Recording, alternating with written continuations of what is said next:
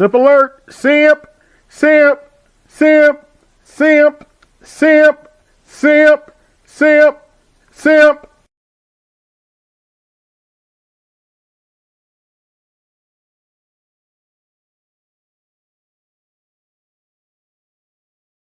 I'm independent!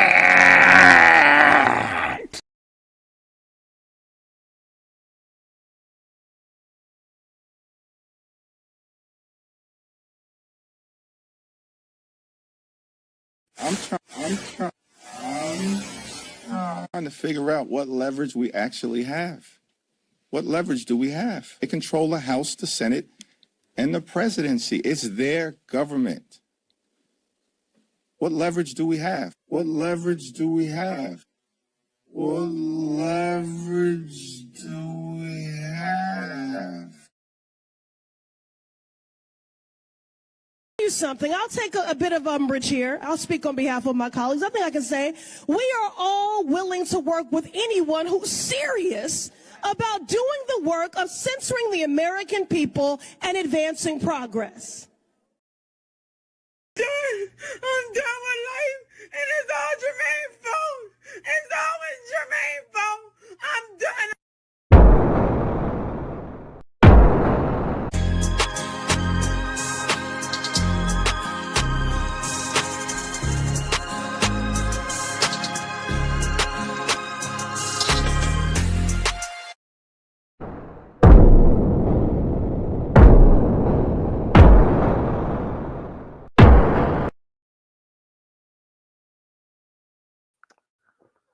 What's good, everybody? AB Media 83 here, and welcome to the Colosseum.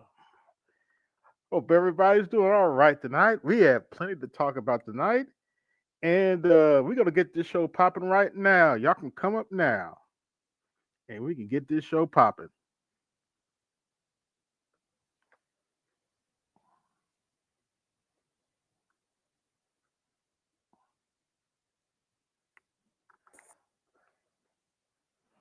But yeah, I hope everybody's doing all right tonight. Got a packed show tonight. Got plenty to show and plenty to talk about. Yeah, we got our and we have our first guest. We have the snowman coming to the building. What's going on, AB? Oh, not much. Having fun with AI stuff like that. See. Actually, that picture was completely in black and white. I just repainted it. And since the new Captain America movie came out, I thought it would be a aptitude time to repaint that.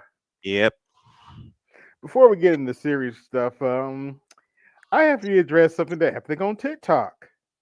A simp tried to come for me and missed pretty badly.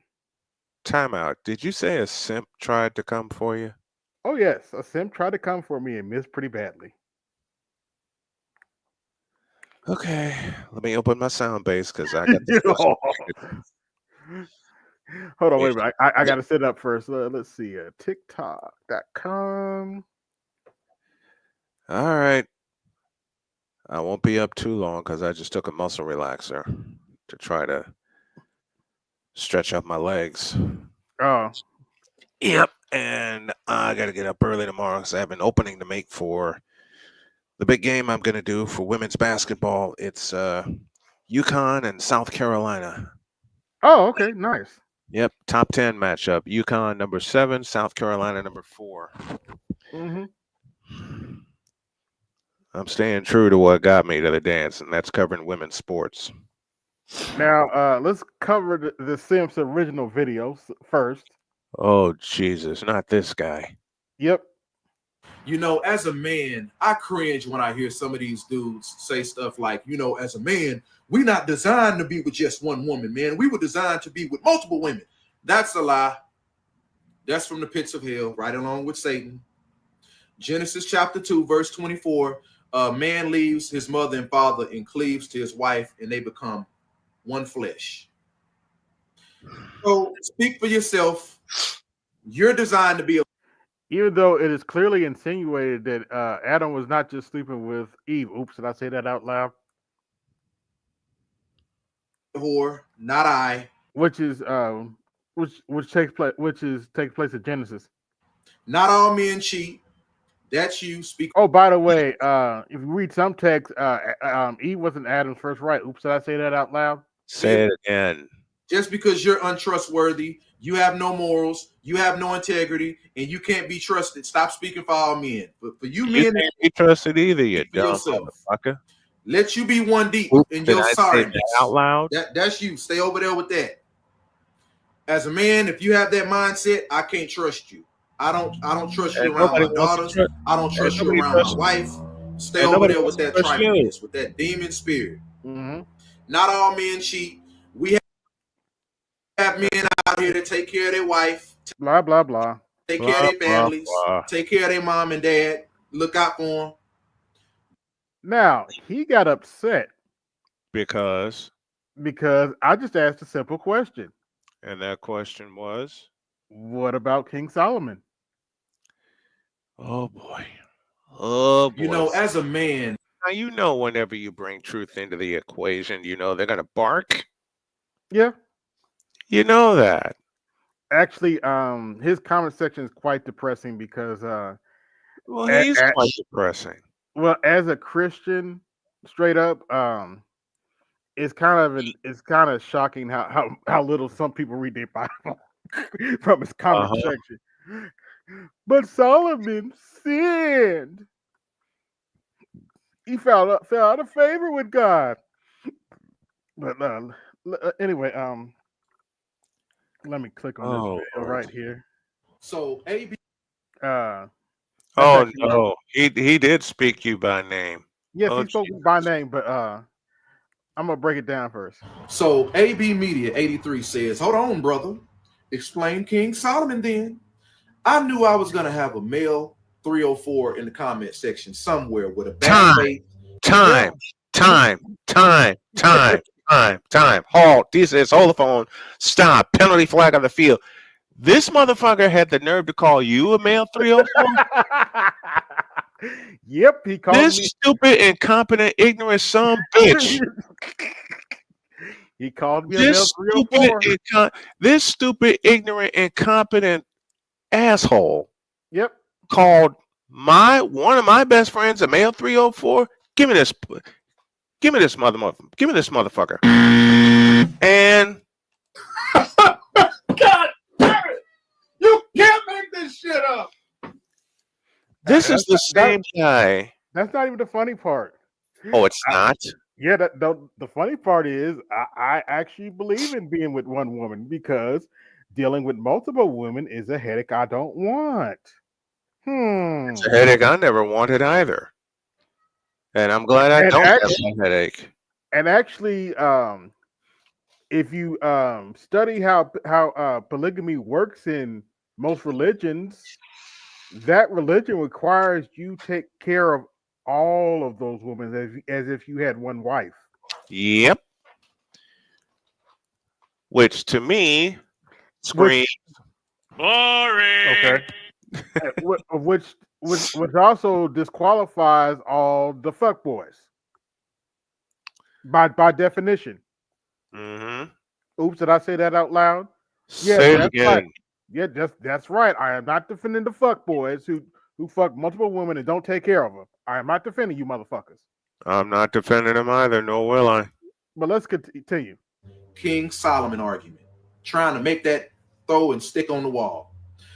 Understand It is this. stick on the wall, Your you school stupid son district of a failed bitch. you tremendously because your reading comprehension skills stinks when it comes to Wait a minute. understanding King. Let me hear this Stop. again. Stop. Because your reading Stop. Hold up. comprehension skills stinks. Yeah. Wait a minute. He's read more than you dumb motherfucker. He's Oh, read more than you blindfolded than you've done with all four of your eyes, assuming you have four eyes, you dumbass. it gets You better. son of a bitch. See, what he doesn't realize is I was raised by a Sunday school teacher, Best thing. which is why a lot of the hardcore ones probably see me coming and usually try to avoid me because once I tell them what I know, they back down. I don't get. You know how some Mhm. Christians are. Yeah, they don't bother I me know. because They it's know not to fuck with you because of who you were raised by. when it comes to understanding King Solomon. You're talking about the same King Solomon that God got angry with because he stopped following God's word, stopped following God's commandments. You're talking about the same King Solomon that allowed himself to start being led by his wives Yes. worshiping their idol God. now, believe it or not. Hold on, wait a minute, wait a minute, Snowman. Sorry. Sorry. Believe it or Sorry. not, everything he's talking about right now is true. It's true. Yep. Is I was. actually true. It's actually true. He did fall out of favor with God. Mm-hmm. But I'm gonna explain that in a minute. I'm gonna let him get done with the soliloquy though. Gods, that King Solomon. You're talking about the same King Solomon that started getting statues and altars built around Jerusalem of idol gods, misleading more and more people. Also true. That True King game. Solomon, Yep. understand this, fellas. Let King Solomon be a reference in manhood that once you lose sight in faithfulness towards God, wages of sin is death. Okay, I'm gonna stop right here. Okay. Now, just about everything he said about King Solomon was true. He did fall Yeah. out of Very. favor with God.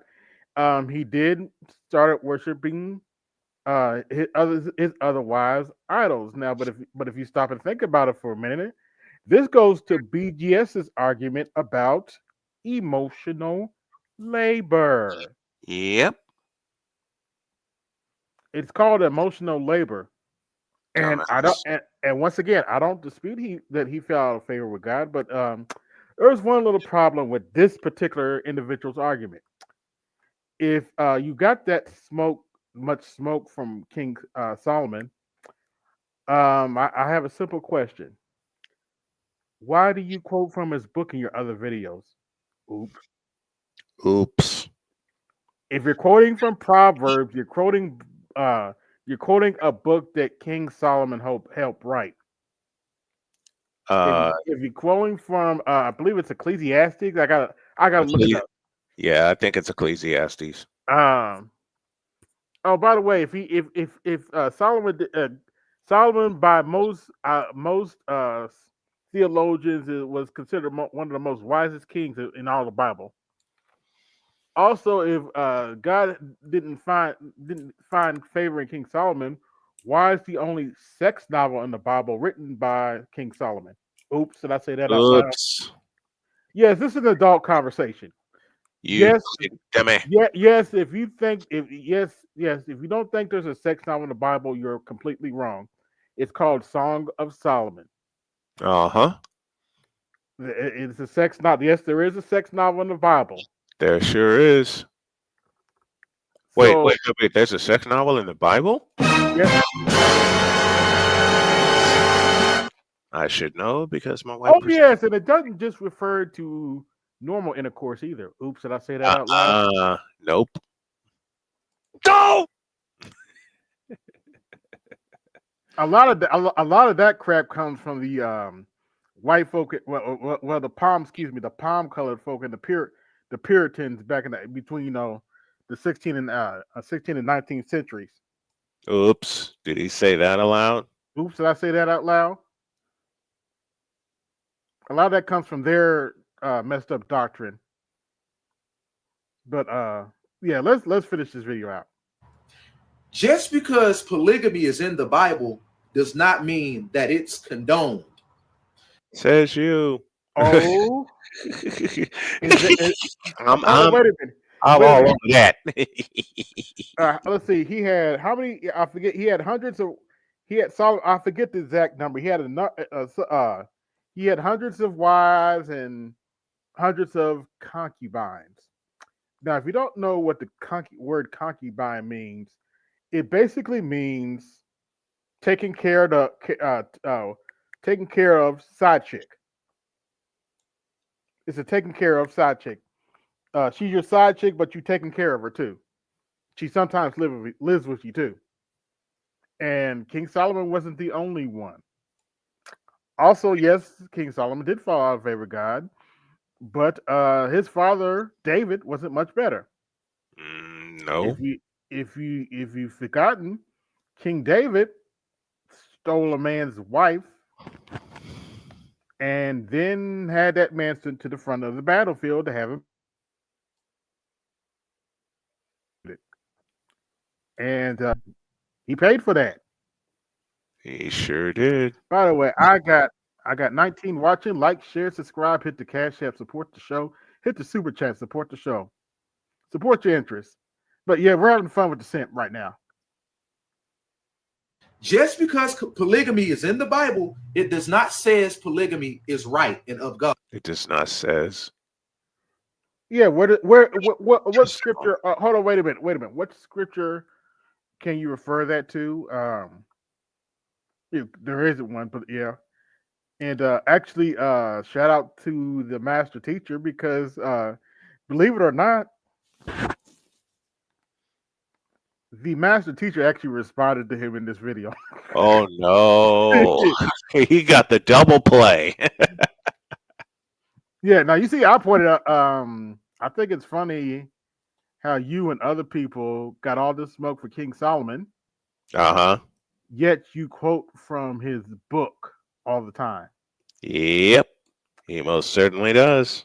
And BGS points out monogamy wasn't even in the Bible until Paul, aka translation. Translation, as he says, monogamy, one man, one wife, wasn't really even promoted until the New Testament. Oops. What you should know already, laughing my ass off. Which he should know already, but he doesn't. Dumb fuck. Yeah, he should know, but when you're simping and you're The incompetency, it's real. using the Bible to simp, and look at some of these comments. King Solomon lost everything at the end for disobeying God. His books are in the Bible, and he probably did lose some things at the end of his life, but he died of old age. And for the record, yes, the kingdom was split afterwards. Did split afterwards. So yeah, that's partially true, but that doesn't mean we ignore the contributions that King Solomon gave to the Bible. I think, and one more thing, by definition, nobody was perfect in the Bible except Jesus Christ. exactly. So to this dumbass, I scream no! As he got a couple of tiger uppercut and got a yoga fire from everybody involved. Yep. Wait a minute, where's my Street Fighter sound bites? Just hold up. I know I got him here somewhere. No. Dadgummit. Where'd I put him? Shit. But let's look at some other fun stuff because we got some serious videos to go over. Okay. In a little bit. Let's see. I want to start with Carter stuff because I want to have a little fun here. What the hell was that face? Let's start with some. Let's start with Brother Carter here and some of his Super Bowl takes. Hey, America, listen. Drake, don't even start. I already know what this is finna be about. Oh, my God, I can't talk to you for a minute. I can't talk to you for a minute. Oh, my God, what do you want? So instead of watching the Super Bowl, how about we watch the Puppy Bowl? Oh, my gosh. How did I know you were going to be on some fuck shit? What if you just watched the game but didn't watch the halftime show? I mean, who even watches that? Bitch, the halftime show is the whole reason I'm watching the game. Okay, can I be real with you right now? I doubt it, but go ahead. I heard that it ain't even going to be that good. And Kendrick isn't even singing Not Like Us. Oh, really? Yeah, I'm just trying to help you out. Don't ever say I never did nothing for you. That face. Hey, Kendrick. That face. I would just like to state for the record, I don't care for Kendrick Lamar or Drake, so their beef doesn't mean anything to me. Doesn't mean anything to me either. Yes, America. Bitch, he was here the whole time. Are you gonna perform Not Like Us? Does a bear shit in the woods? A bear does shit in the woods because it Yeah. has nowhere else to go. Where else is it gonna shit? Drake, I would like to dedicate this performance to you because I could tell you was conflicted. Son of a bitch! Drake, it's not a big deal or anything, but after today, you might want to look at countries that have no extradition treaty with the U.S. Wait a minute, could I have done that? Hell Yes, no. no, you cannot. Oh, man. Don't even trip Oh, about it, Drake. hell You sell no. baby oil and He commissary. did not Bitch, just somebody say gas that. up my plane. Bitch, I'm going to be in New York, Hartford, Connecticut, Naples, Florida, and Dania Beach, Florida. Get your tickets today, bitch! What in the Boy. entire fuck is this shit? Taylor 34 Swift. to nothing with a minute left in the third quarter? I'm about to put my hands on every. Is that right? They didn't even score with like less than a minute in the third quarter. That would be right. Damn. I knew it was bad, but damn. Listen, you saw the stream I did with my wife, Yeah. right? Yeah. She was gone by at the end of halftime, and Yeah. I wasn't too far behind her. I can't. If Jody's listening, I can't talk. I was laying down, almost knocked out by the halftime show. So Look, I stayed with it to the end, and as soon as the game was over, I did like a 10-minute post game, and my ass was in bed. mm-hmm. I may not do the Super Bowl next year unless I'm in Santa Clara. We'll see. But there was something that contributed to how early my wife went to bed. A, she had to go to work in the morning, and B, Mm-hmm. there were a couple glasses of wine exchanged. Makes sense. But let's continue. Everybody. Girl, chill. We still got this. Shut the fuck up, Doja Cat. My name is Ice Spice. It ain't 2023 anymore. No one gives a shit. Yeah, whatever. That's why they booed you. What the fuck did you just say? Look, guys, we need to regroup. Where is the ref? Honey, come on. Don't do this. Shut your mouth when you're talking to me. Yes, ma'am. Look, bitch, I don't know what your name is, and I don't care. You need to get it together. I'm not sure what you mean by that, man, but I'm just doing my job. Oh, this is too funny. God, Oh my God, yeah. Damn, everyone does. But we're gonna go out there and start making Keep plays the Trevor. decide the results of this game. Oh damn, that ain't never happened before. Shut the fuck up, little Kim. Come on, man. What are we gonna do? I'll tell you what we're gonna do, bitch. No, Taylor. I was. Oh my He God. said, "Shut the fuck up, little Kim." We're gonna go out there and we're gonna play some damn football. That's what we're gonna do. We're dying, but we're not dead yet. Now let's get out there. Kelsey, what the hell are you doing standing around? Get your old ass out on that field. Yes, coach. Babe, honey, stick to singing. Let me do this. Okay? Now, that's what I'm talking about, motherfucker. Oh, it's too funny. What in the entire fuck is this shit? 34 to nothing with a minute left. Okay.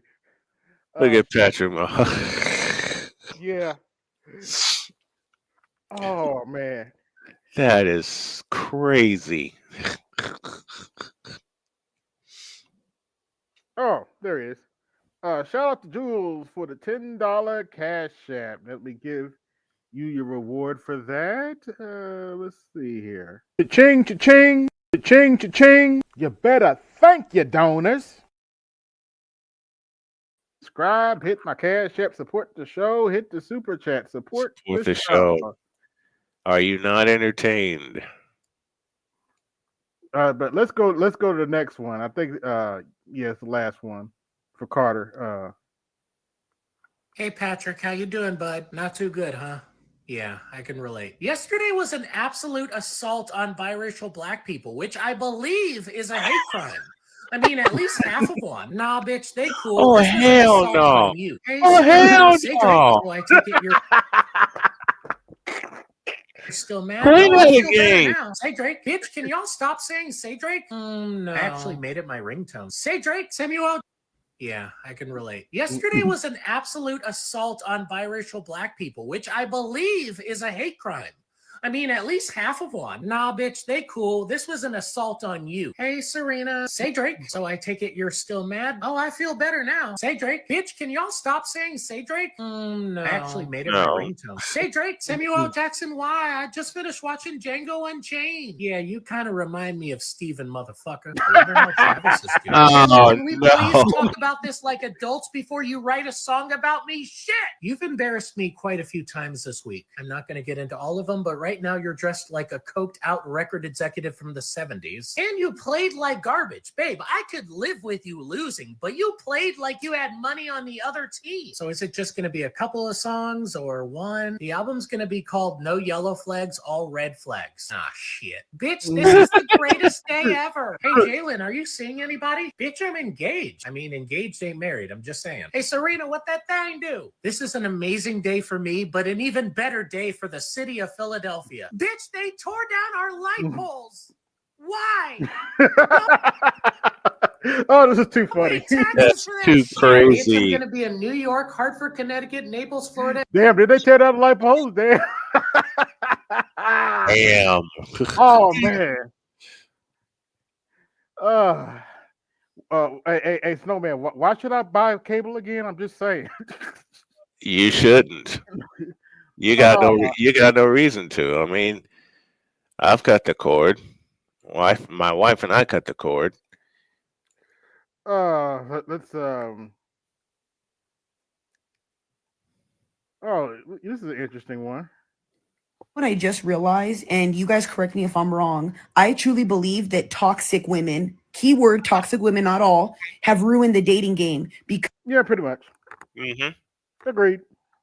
because you guys bitch so much about fancy dates. Men aren't going to even take you on little things. Example, when you guys are talking to a guy for 2 weeks and he hasn't asked you out, it's probably because if he takes you to a picnic date, you're going to bitch. If he takes you to a coffee date, you're going to bitch. If he says, hey, you want to tag along? I'm just going to go on a hike. You're going to bitch because it's not extravagant. So when you're wondering why these men aren't courting you and they're not doing the things that they want to, it's because you guys complain about everything they do. Do I believe a guy should talk to you for weeks at a time without planning anything? Hell no. But me personally, this is the reason why I make the content that I do and I speak the way that I do, so that men understand not all women are like that. Some of us want to be courted. Some of us want, coffee dates. I don't give a damn what kind of date it is. As long as I'm with you, we're having a good time. We're laughing. It's a good time. What's wrong with it? Stop. That's kind of me and Jody for the past 7 years. Yeah, there's nothing wrong there. I mean, listen, I'm over the moon when Jody and I just go on a picnic, man. Especially when we go on a picnic post surgery, which we did a few years ago, and I showed the fuck off. Yeah, now let's look at some good old fashioned black female fuckery for a little bit. Here we go. Bring it on, man. I got my sounds ready. Bring it on. Oh, this one's hilarious. I don't want to be your Valentine if it's gonna require me giving up some. Do that again. Do that again. First of all, don't nobody say yeah. I can't do it the way you do it. But hold on. I don't want Valentine if it's gonna require me giving up some. I've been celibate. Matter of fact, I'm finna go charge my road. You always think you're supposed to just give up your plan for them. How about you pay a bill or 3? Nah. And I'ma think about it. I don't want to be your Valentine if it's gonna require me giving up some. Oh boy.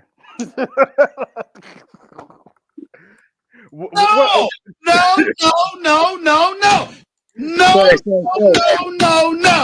Stay off the weed.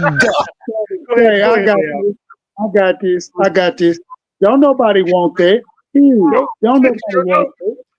So you can keep all that bullshit that's coming at your mouth. You stressing, man. We don't want it. We don't want it. We don't need it. Nope. I've been celibate. Matter of fact, I'm finna. You ain't been celibate, you lying ass. Go charge my road. You always think you're supposed to just give up your plan for them. How about you pay a bill or 3? Nah. And I'ma think about it. Whenever I hear a chick talking about how about you pay a bill, you know what that translates to me now? I'm What's like, that? okay. Full-blown prostitution. No, it translates to full blown prostitution. Hold on, wait a minute. Not just that. It translates to me is you're already sleeping with a bum, so why should we listen to you? Mm-hmm. No, full blown. She would have asked me what does that translate to me. I would say, man, you translating full blown prostitution. Can you please get out my face? Thank you. Yep, that too. Raise And your that, hand if you would like to be married to your baby's father. No One. hand went up. The rest of you who don't plan to get married, why don't you plan to get married? I'd like to know that. You are Keep in mind. Look at the title. Look at the title. 1986. yeah, Translation. this is in '86. I was just entering junior high. This I was was almost 40 years ago. Yep. 1986. already have your child to think 1986. about, and then a The whole year I family graduated. to care The for. year You I know, graduated it's grammar a school. lot of responsibility, and then you don't want the commitments. I wouldn't want no man holding me down because Now, doesn't this sound familiar? Very. I think I can make it as a single parent. But don't you think you might need help in raising that baby? No, you didn't. Not really. I didn't have a father. My father wasn't in the home, so it really male figures are not substantially important in the family. Boy, now I never, when BTS first said history doesn't repeat itself, but it does rhyme. Boy, does this shit rhyme right now? Good lord. Yeah, it does. 40 Raise your years hand if later. you would like to be married to your baby's father. Almost 40 One. years later. The rest of you who don't plan to get married, why don't you plan to get married? I'd like to know that. You already have your child to think about, and then a whole family to care for. You know, it's a lot of responsibility, and then you don't want the commitments. I wouldn't want no man holding me down. Next. And the same niggas Next. that are complaining about child support are the same type of niggas that What let the they hell is this? parking lot and have their child be exposed to hypothermia and end up losing a goddamn child because they don't have a common Get sense. the fuck out of here with your gaslighting, you ugly witch. You the ugly witch. Thank you, AL. The good Lord gave.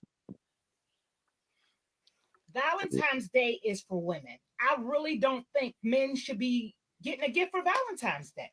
Well, I did. Wait.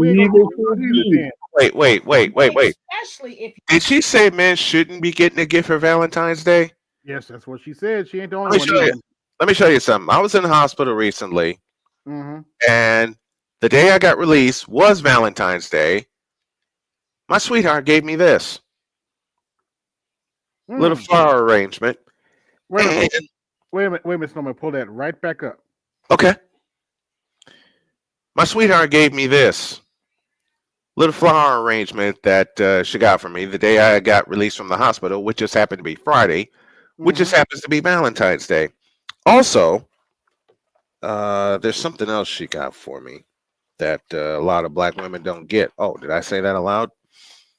She also got me, if it'll come out here, a card. And the card was on my desk when I came in the house. It reads, well, let me just show y'all. Mm-hmm. Can y'all see? Oh, I can see it now.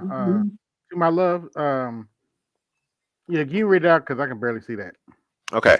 It reads, to my love, sometimes it's heart, H-A-R-T, to find the words to tell you, but never forget, you are my best friend, my soulmate, my one and only, my everything, my dream come true the day I met you.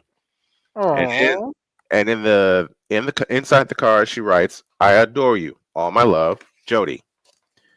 So to this stupid, incompetent bitch that says men don't deserve gifts on Valentine's Day, take that. Yep. Because I get and give gifts all the time.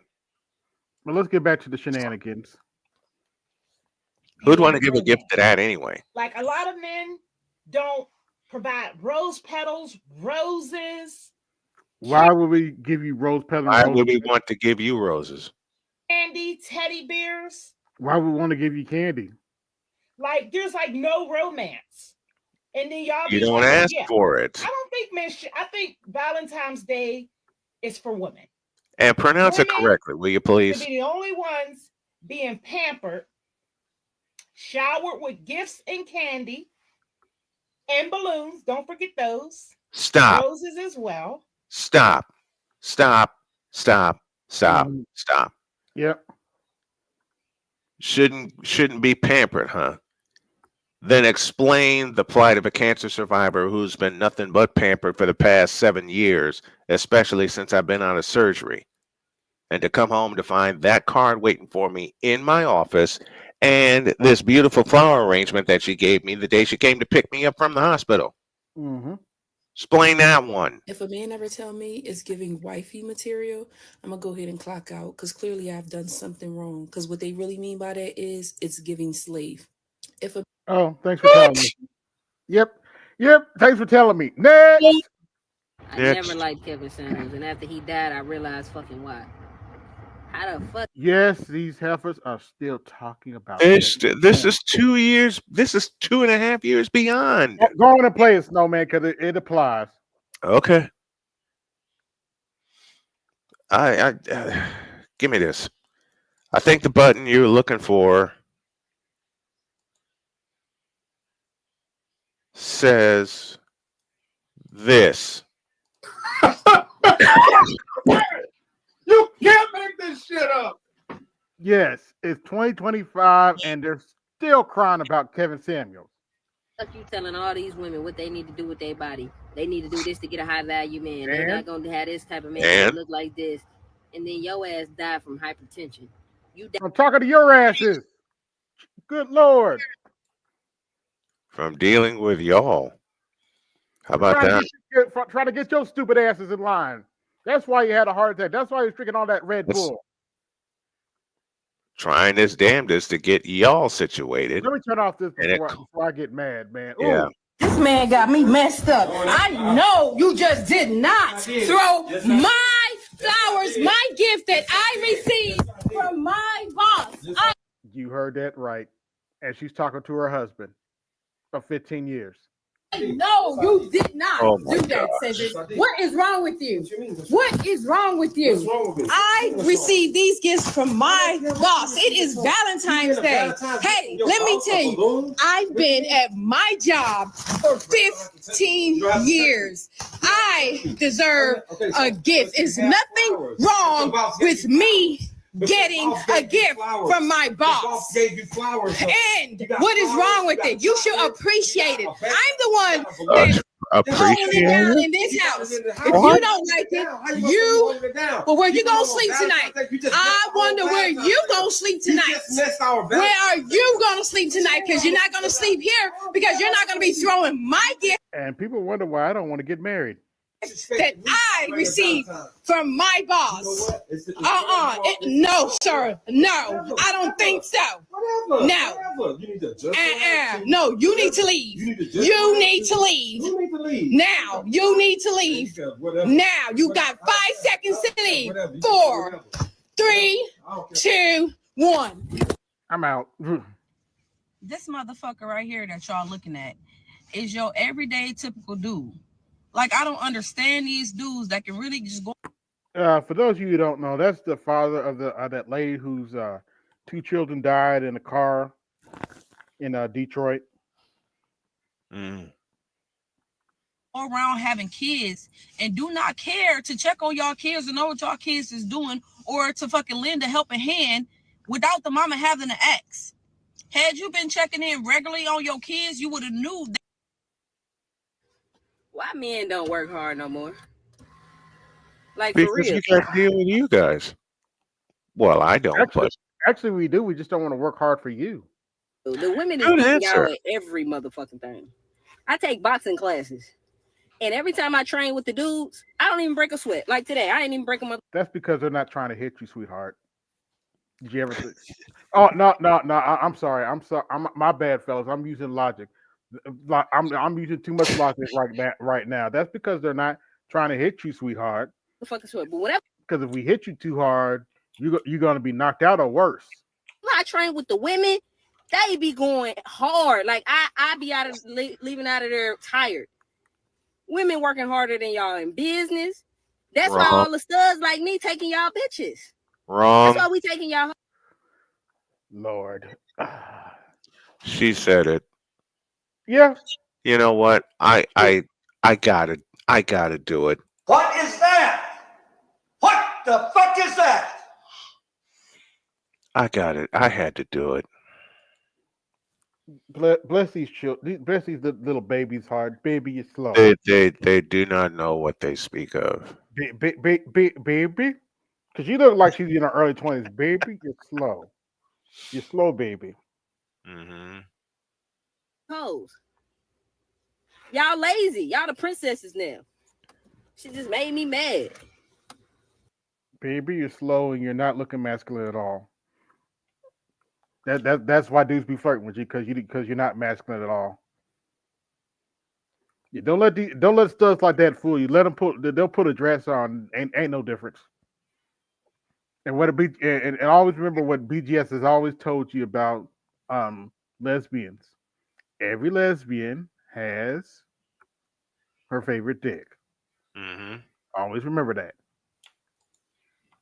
But anyway, let's go to before we get to the serious topic, let's go to salty libs for a minute. Oh no.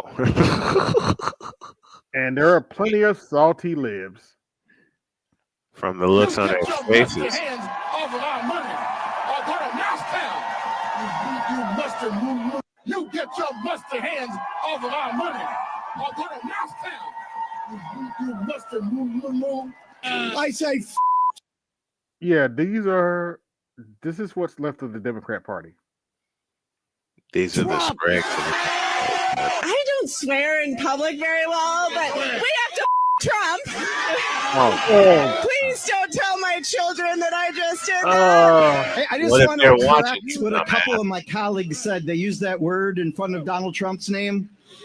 What they meant to say, Donald Trump and Elon Musk. Oh, that's so cringe. Help me out here. According to No. data from the University of Florida Election Lab, approximately 245 million Americans were eligible to vote in the 2024 general election. And 77,302,580 people voted for Donald Trump, which means that approximately 168 million people did not. So why is anyone saying that half the country supports Donald Trump? Because Help me out here. Because Kamala didn't get that many votes and the others just sat on the couch, and given how you butthurt blues operate, you were going to accuse them of voting for Trump anyway, so that's half the country. Bye. Hey, quick reminder, Elon Musk makes $8 million from our tax money every day. Every fucking day. Based on what facts? Oh, wait, that's right. I'm using logic. Yeah, thank you. At some point, y'all have to stop blaming the Democrats. At some point, y'all have to stop blaming the Democrats. And I know this is something that a lot of people, especially people on my side of the aisle, don't want to fucking hear. But at some point, y'all have got to stop blaming the Democrats. I see everybody from the Majority Report to your average tiny lefty channel on this platform to sitting here making content where they poke the Democrats and say, do something, do something, do something, do something, do something. And while at the same time, in the past election saying there's no point in voting for Democrats or the Democrats aren't going to do anything. At what point are y'all going to put your money where your mouth is? Which I agree, like the Democrats aren't doing anything or aren't doing enough, right? When are we going to put our money where our mouth is? In other countries, like Capitol buildings are no more. Oh, gosh. Really? Yeah. Yeah, really. By the way, I'm about to play the Democrat so-called minority leader in the House, the Democrat leader, Hakeem Jeffries. See for yourself. This is how on what? No, I'm sorry. Hakeem, Bad joke. Bad joke. Actually, you need to apologize. Don't hit the AL. Bad joke. Bad joke. Actually, you need to apologize to Hakeem because I do. I apologize to the. trying to figure out what leverage we actually have. What leverage do we have? They control the House, the Senate, and the presidency. It's their government. What leverage do we have? What leverage do we have? What leverage You have me. do we have? You're out of that.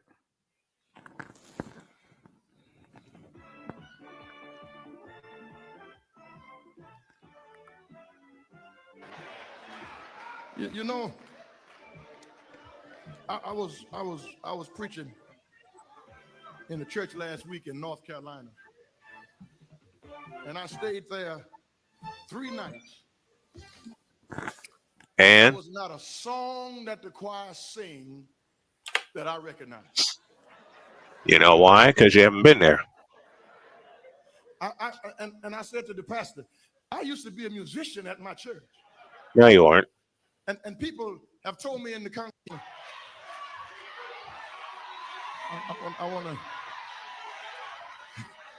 I want to get in verse 3. Tell him, is there anybody here know there's power? Okay, that may be something else. I didn't mean to put Please that in. stop trying to gaslight Black women. We are not coming. And we keep saying it. And I know that you see that we're not showing up. And y'all are like doubling down.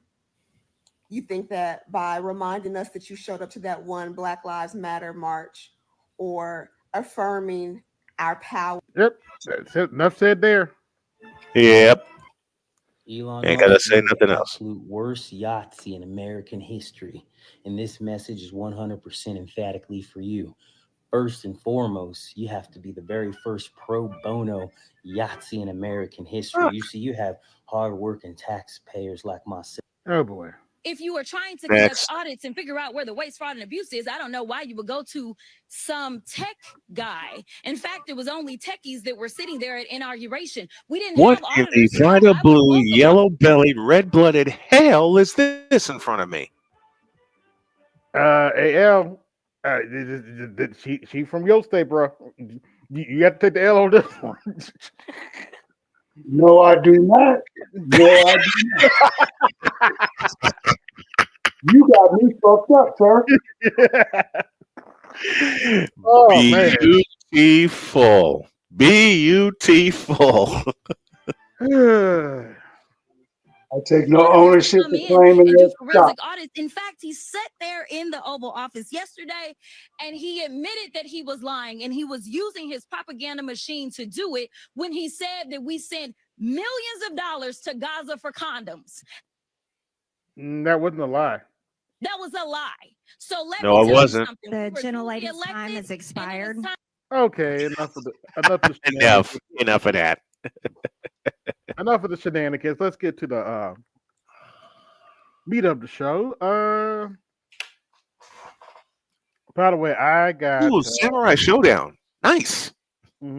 I got 39 watching. Y'all like, share, subscribe, hit my Cash App, pin to the top, support the show, hit the super chat and support the show, support your interests.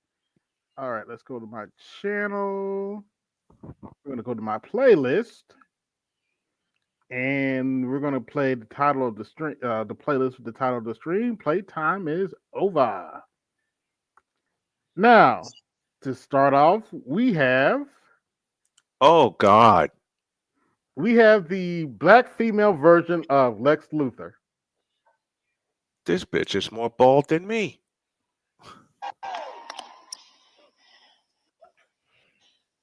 Last week, I saw a sign in the crowd that said Doge stands for dangerous oligarchs grab at everything. Boring. Okay. And I said it then and I'll say it again, that Elon Musk needs to keep his grubby hands, his greedy, grubby hands off of our government. You know, I don't know about all of you, but I'm having a hard time sleeping at night. He did what? My daughter is 16 years old and looking at colleges, and I'm so worried about the world that she's living in now and the world that she will inherit. No, I'm not mine. going to torture. I'm not going to torture you with the whole speech, but there is one part I want y'all to hear. Justice for scammed elders? Look, let me tell you something. I'll take a bit of umbrage here. I'll speak on behalf of my colleagues. I think I can say. Wait for it. Wait for it. This is a doozy. We are all willing to work with anyone who's serious about doing the work of censoring the American people and advancing progress. Pause. 30-second break.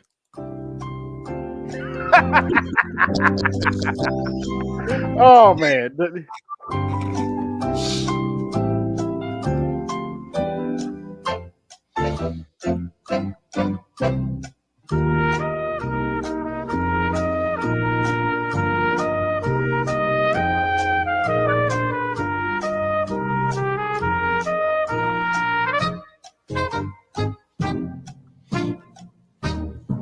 Boom.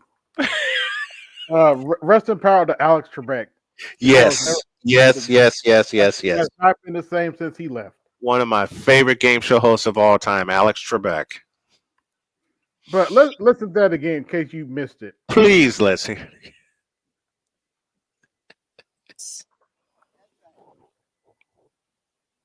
All willing to work with anyone who's serious about doing the work of censoring the American people and advancing progress. Pause.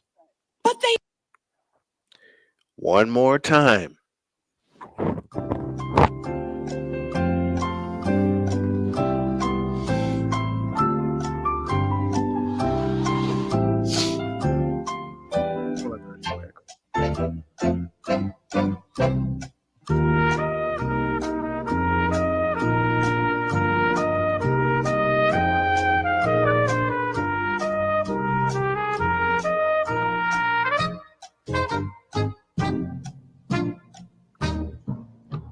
Vince McMahon, take it away.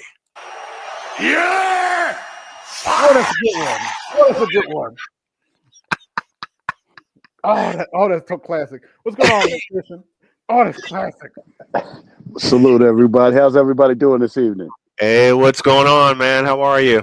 Oh man, I'm hanging in there. I had to come up with over here with the Kojak Black Kojak version over here. I had to come up on this one. But you heard it takes the female version of Kojak to bring. Oh, I'm kidding. Oh man, man. But electrician, I totally understand because I'm working on a project here, getting ready for my game tomorrow. I turn around and I see that. Yeah. And isn't it funny? It is. I mean, and she just told everybody that she was all about the censorship and everything. And I'm like, oh, that was a slip on the tongue. Okay, but which is fine because this is what this party represented, and they are butthurt. And it's what they continue to represent. Yeah, exactly. Your ears with them singing that song. Which side are you on? I am not. I don't want to listen to that crap. Not on my stream. You look that crap up. Unacceptable! No!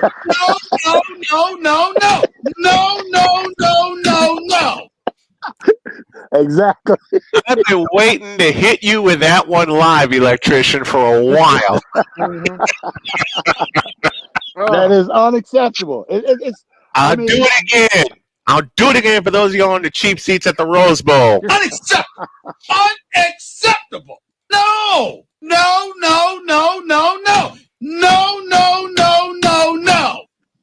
That's it. You're not serious. Anyone who's serious. Neither are you. My colleagues, I think I can say we are all willing to work with anyone who's serious about doing the work of censoring the American people and advancing progress. You heard her. She's serious. Advancing progress. About censoring the American people and advancing progress. Yeah. Vince, do it again. Yeah! That's it. I'm letting it look. Before I go to bed, I'm gonna let it all out tonight. That's it. Because You can't tell me that she is looking in the. Oh God, she looked in the camera and broke the lens. I'm sorry. I retract what I retract what I was gonna say. I completely retract what I was gonna say. You know, the thing about it is that they have taken on the ideology of communism without really understanding the repercussions of it. Mm-hmm. I mean, if they really truly knew about communism and how violent it is and how, the major corruption, and speaking on corruption, the reason why a lot of these, in my personal humble opinion, the reason why a lot of these politicians, particularly on probably the Democrats, and probably some Republicans as well, Mm-hmm. they have their hands in the cookie jars via with some of these offices, for example, the Department of Education, Yeah. USAID. Oh, they getting back channel some money some kind of way, and I think they're in an uproar about that. And oh, Yeah. it's all coming out. It's all coming They've out. always had their hands in the cookie jar, elbow Yeah. deep. Oh yeah. Hold on, Jules.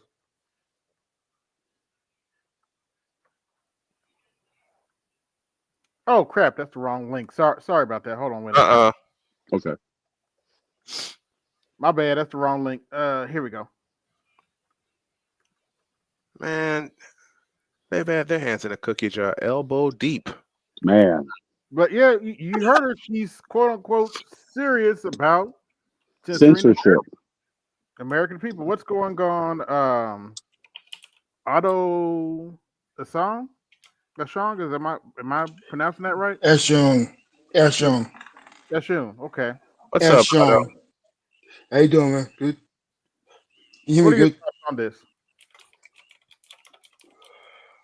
Hello? There's Yeah. a lag on radio. Yeah. There's What a are bit your of a thoughts? lag, I think. Yeah. What are your thoughts on this? The Democrats to me have always been a complete joke. They've been a joke for a very long time. And I think Pretty that much.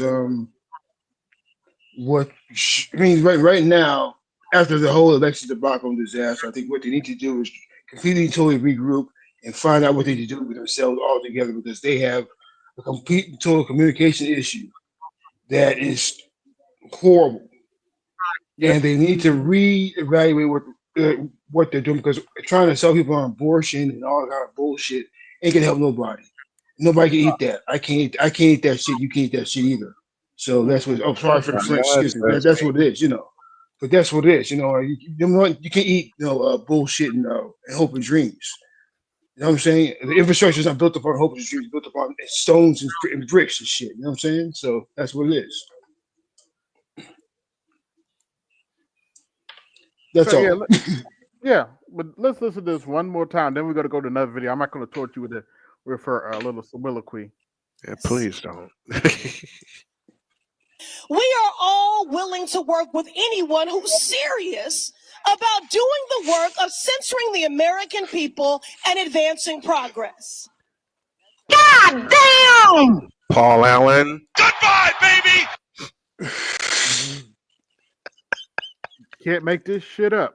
Wait.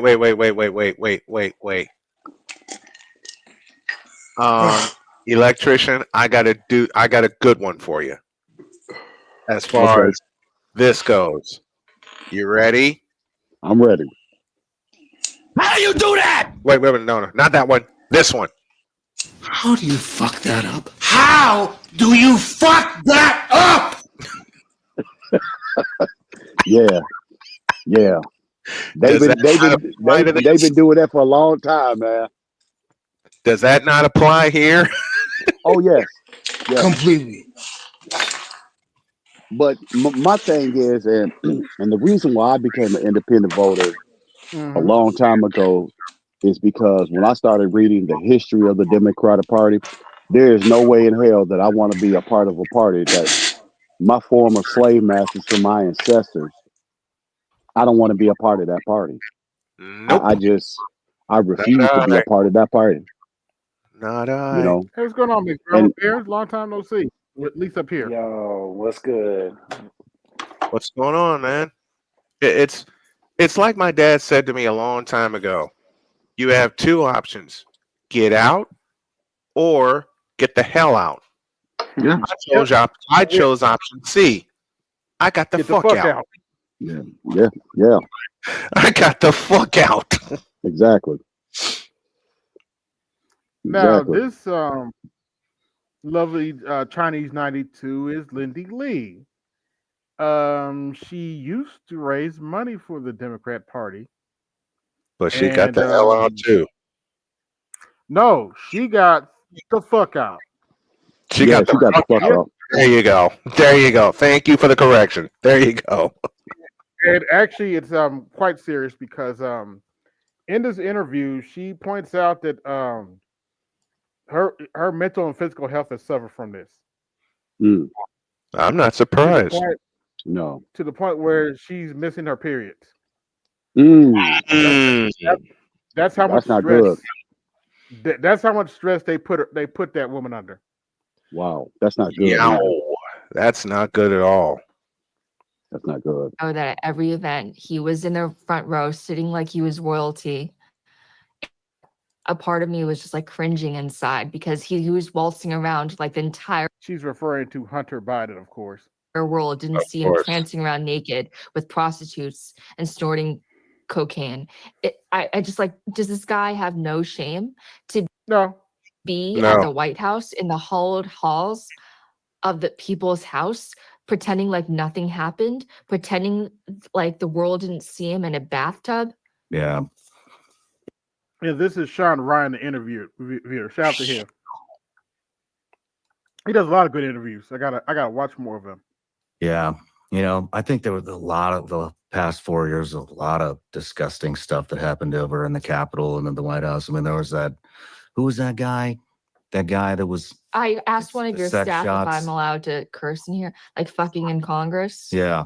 Disgusting. Absolutely disgusting. It's like it embodies everything that's wrong with the Democratic Party. Yeah, that, and then And then the topless man, let's just say a man on the And yes, for those of you going to ask, yes, those are red bottoms. She is a 92. south lawn of the White House. Yeah, that was An absolute disgrace. that was crazy, man. Disgusting. That was crazy. I was actually in DC when that happened. Not at that party though. Not my type. I would have questions if you were that party. But and then I'm usually invited to stuff. I wasn't invited to that party.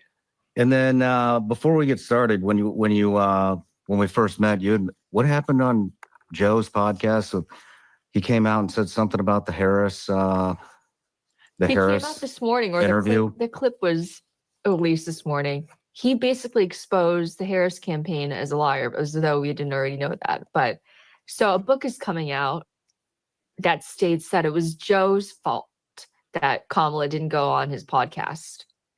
Joe basically came out referring to, of course, Joe Rogan. And what's the treatment? Basically, Kamala Harris was trying to pull on Joe Rogan. I'm done with life, and it's all Jermaine's fault. It's always Jermaine's fault. I'm done. Yikes. and put the lie to that. The Harris campaign wanted to blame him for it not working out Why? Why do they want to? because they realized it was the biggest fuck up to not do the podcast. She should have been on your Oh yes, this is a millennial. She's from my generation. show. She should have been on Joe's podcast. She should have been everywhere instead of building $100,000 fake set for Call Her Daddy. Yeah.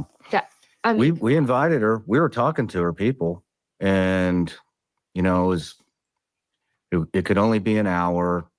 Then we had to discuss the topics first, and it just got to the point where I was like, look, why don't you just give me the outline By the way, this guy did do an interview with Donald Trump too. So and I'll do that interview, because I don't care what you give me. I'll make it work. And then you know what I think it was? I think it was the Brett Baer interview, which honestly, to be honest with you, I didn't even think it was that bad. I mean, there's a couple parts, but I thought she handled it. by the way, this interview right here has over 2 million million views. Okay. And but after it was like after that, it was dead silence. We had Newsweek put something out. We had the Washington Post put something out, and it just turned into crickets. But I don't understand why it's so hard for her to answer simple questions. I don't understand why she has to do these endless word salads. Like, why is it so hard for Do you you to have to ask that answer question? the question? You don't have to talk in endless circles. I just don't get it. And I know her. Like, when I talk to her, she's fine. But when she does these interviews, she becomes like a android. You know what I mean? It's like Sean, you're talking to me like a real full-blooded person. Why can't she just be that? You have to understand, this lady flew on what's the airplane called for the president? First Air Force One. Air Force One. She was this close to the Biden. She was that close to the Biden administration.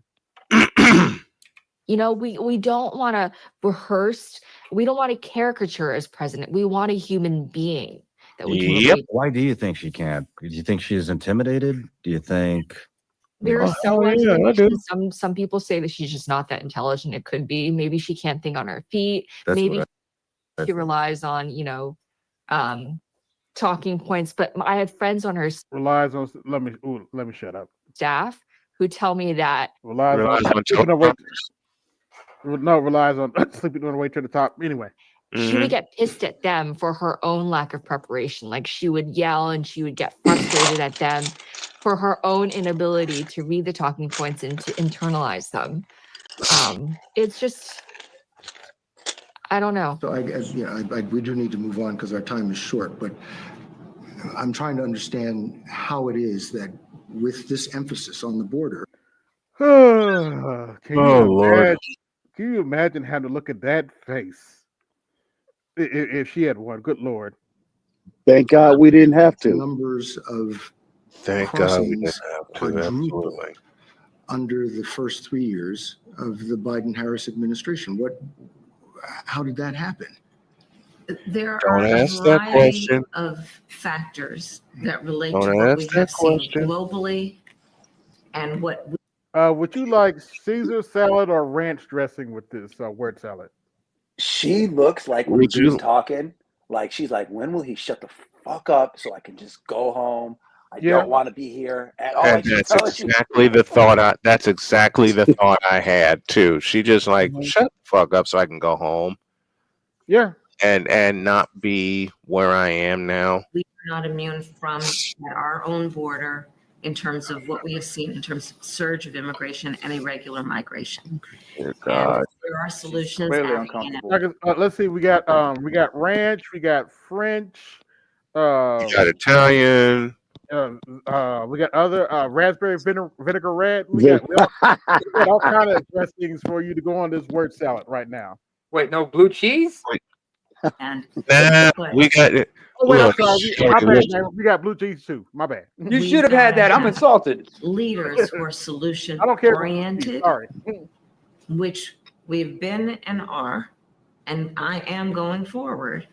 No, you're not. Instead of leaders who want to make it a problem they can run on. She definitely didn't seem quick on their feet, but I would still love to interview her. And I'm glad Joe, was able to set the record straight. Yeah, and I'm here. I will give you as many names as you need in order to make the interview happen. Because I know her staff, and she will see your request. It's just a matter of her willingness, because she's so afraid to fuck up. Yeah. What's she doing now? She's deciding whether to run for governor in 2026 or try again for 2028. And I had someone, I kid you not, call me at 3:30 a.m. this morning. Run for governor in California? Yeah. Oh, Yes, unfortunately, that's true. well, she didn't call me, but I have a mega donor. She's a co-founder of two-factor authorization. She called me at 3:30 a.m. this morning saying the Democratic Party is in shambles. Yes, we already knew that, but coming from the horse's mouth, it was very important. And This is a donor saying this. People that give him money. She was saying how nobody, there's not a single person of importance in the Democratic Party thinks that Kamala Harris should run again. But Kamala Harris is in her cloud of delusion. She still might run again in 2028 for president. So right now the choice is whether to run for California governor in 2026 or president in 2028. And let me tell you something that the press doesn't know about. In order to run for governor in 2026, she would have to betray one of her closest friends, because the current lieutenant governor is a woman named Eleni. She's a long Greek last name. Please don't make me say it. But she's the current lieutenant governor of California under Gavin Newsom. She is running for governor now. She's the current front runner. She's very close with Kamala. In fact, her cousin, Kristen Bertolina Faust, was Kamala Harris's finance chair. So for Kamala Harris to run for governor, she would have to stab her friend in the back. And I know this is important because it's a question of integrity versus ambition. Is she going to put her friend first, or she's going to put her ambition first? If I were to, I know Kamala, and I would say that she would probably put her ambition first. Friendship is collateral damage for her. Man, well, she'd probably be a shoo-in out in California. I don't know. I think honestly, after the fires, I think the fires were a game changer and Agreed. Showed even Agreed. Democrats that Yep, the entire they party don't. is just a party of fuck. Like even liberals understand that now. There's been a complete mood shift across Hollywood, and I have donors across Hollywood, across finance. They are fed up. Wow. Yep. All right. Does Well, this let's mean- move in. We've got a couple things to cover first. So I have a Patreon Yeah, account yeah, for our little. top subscribers. Could you pause for a minute, AB? Bated breath. Quickly, Namer. Does this mean that a lot of these people are going to be switched to donating to the Republican Party afterwards, after this fiasco? We don't know yet. Okay. We don't know. For him to finish the sentence because he couldn't finish it. Like matters of basic American policy and how, for example, he would shit on our allies at private events. Like he called our ally Japan xenophobic. Japan is a critical ally. Mm-hmm. FYI, like in case you didn't know, this is an American president vilifying our ally just offhandedly because he forgot or whatever that you weren't supposed to do that. These are just like basic things you shouldn't be doing. Like, right? It's just he just didn't have it together. And Were you part of the prep team? no, I'm not. I'm proudly not. By the way, I got 70 watching. I don't have any super chats and only had one Cash App. Y'all like, share, subscribe, hit the Cash App, support the show.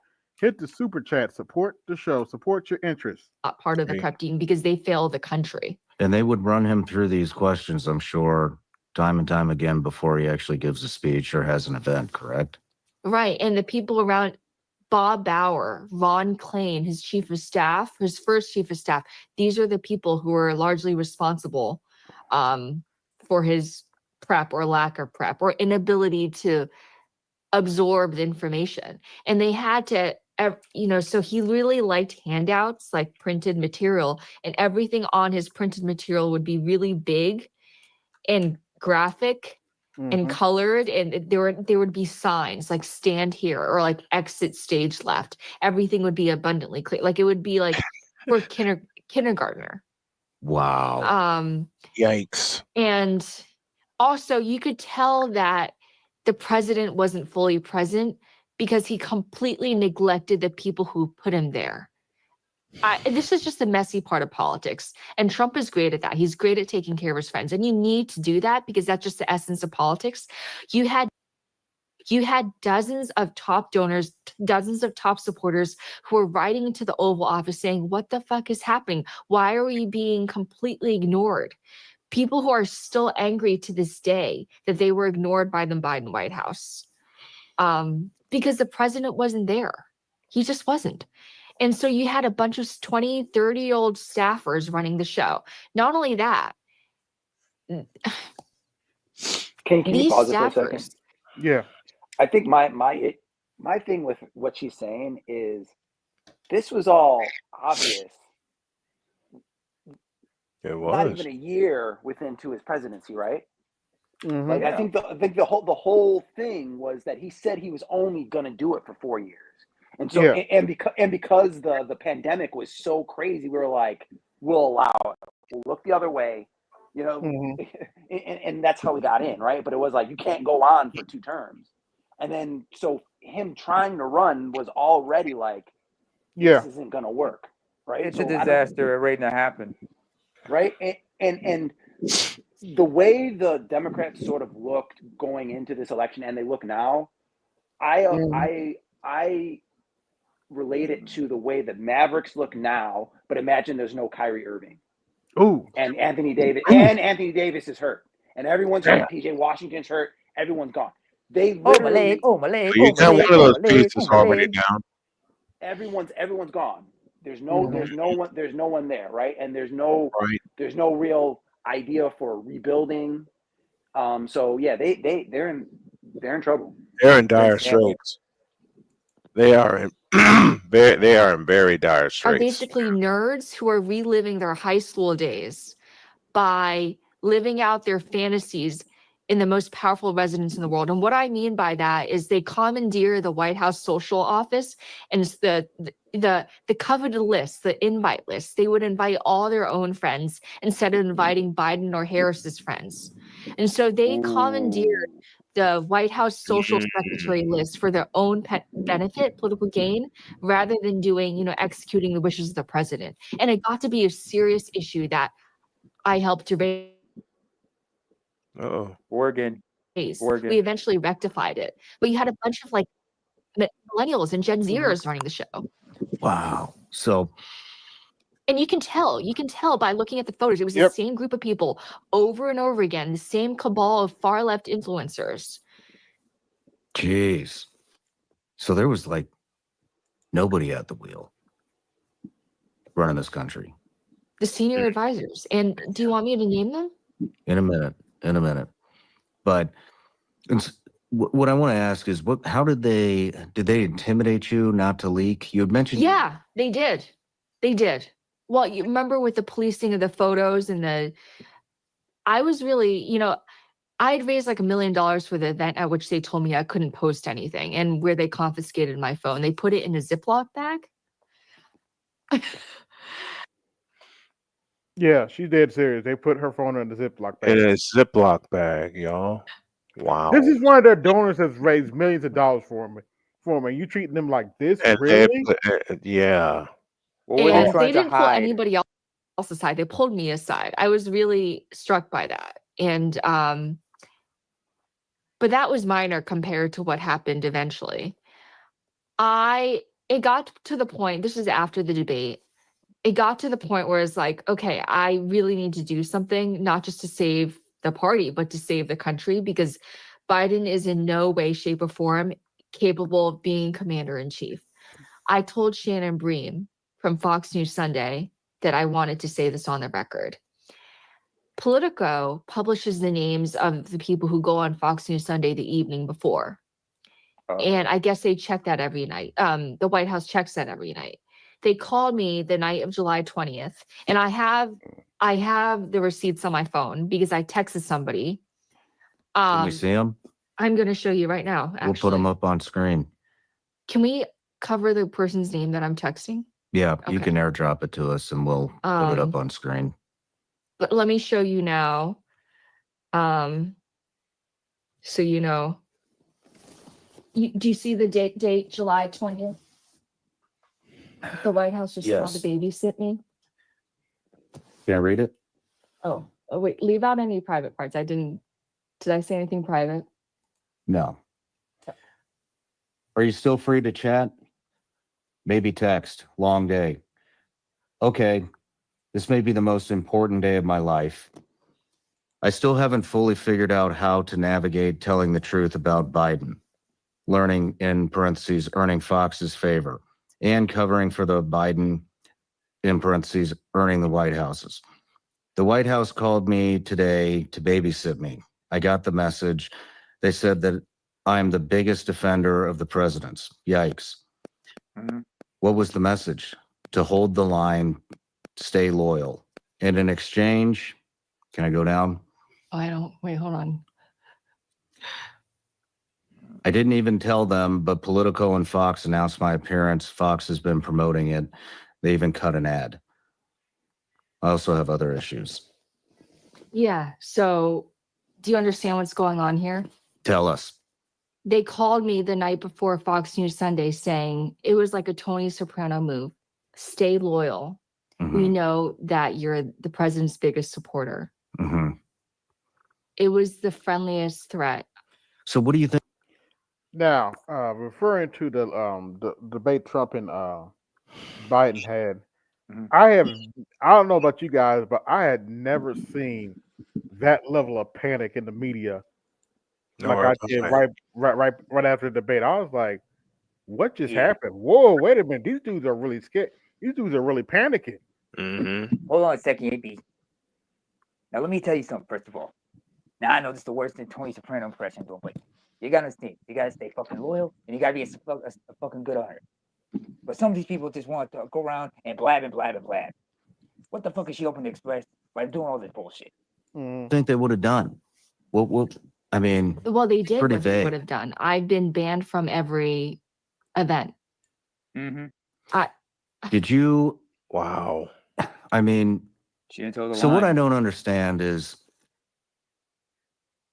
in essence, I think most Americans, country comes first, not party, correct?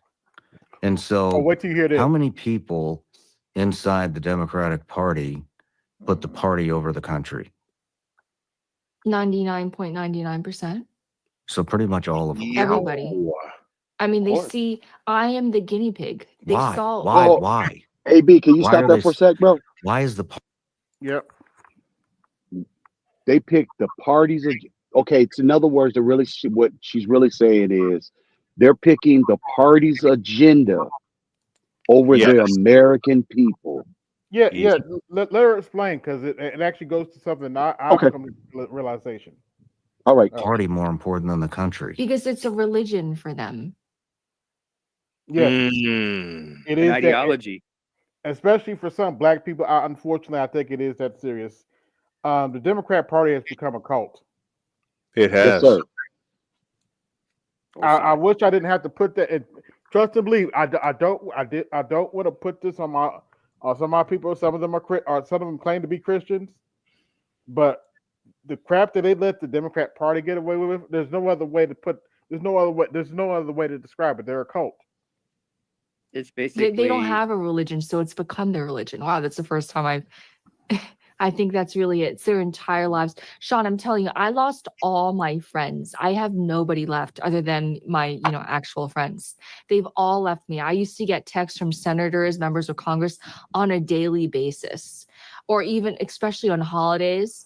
I would get gifts in the mail. I got nothing this year. I got banned by the White House holiday party. I used to go to the VIP Naval Observatory party. I got banned by all of that. I got banned from calls. And what did I do? Like I was treated worse than a low-life criminal. And I'm someone who's I don't even drink alcohol. Like I've never done anything. I live the Pause, most please. straight edge life. And they treat me like I'm some This like important part is coming crack up. Hammer. dealer. And what year was that? July 22, July 22nd, what year? 2024. 2024. Yeah. How long did you want to come out before that? I already did. I told you that I was leaking to the press. Like you can tell you can read my quotes if you just Google Holly Otterbean's political articles. I'm on background numerous times saying that Biden is too old to run. And there are members of Congress and senators who would tell me that Biden is too old to run, but they didn't have the guts to say so. Jeez. And one of them who told me that Biden was too old to run ended up being the chair of his campaign. Jeez. So they have Yeah, it's that dark and that deep. Yeah. no courage.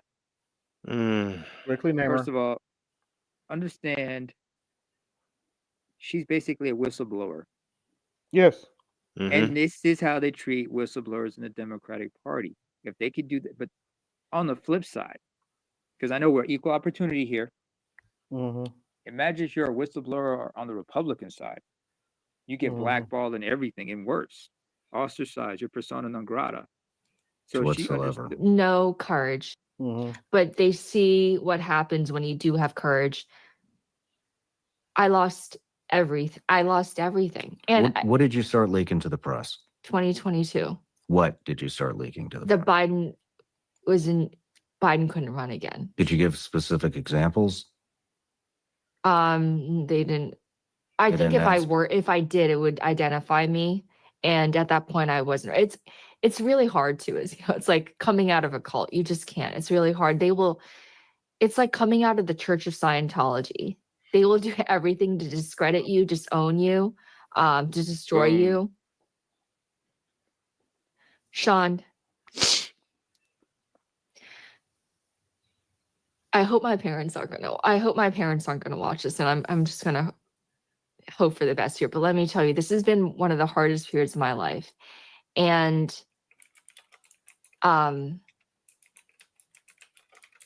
it's been so stressful for me. I no longer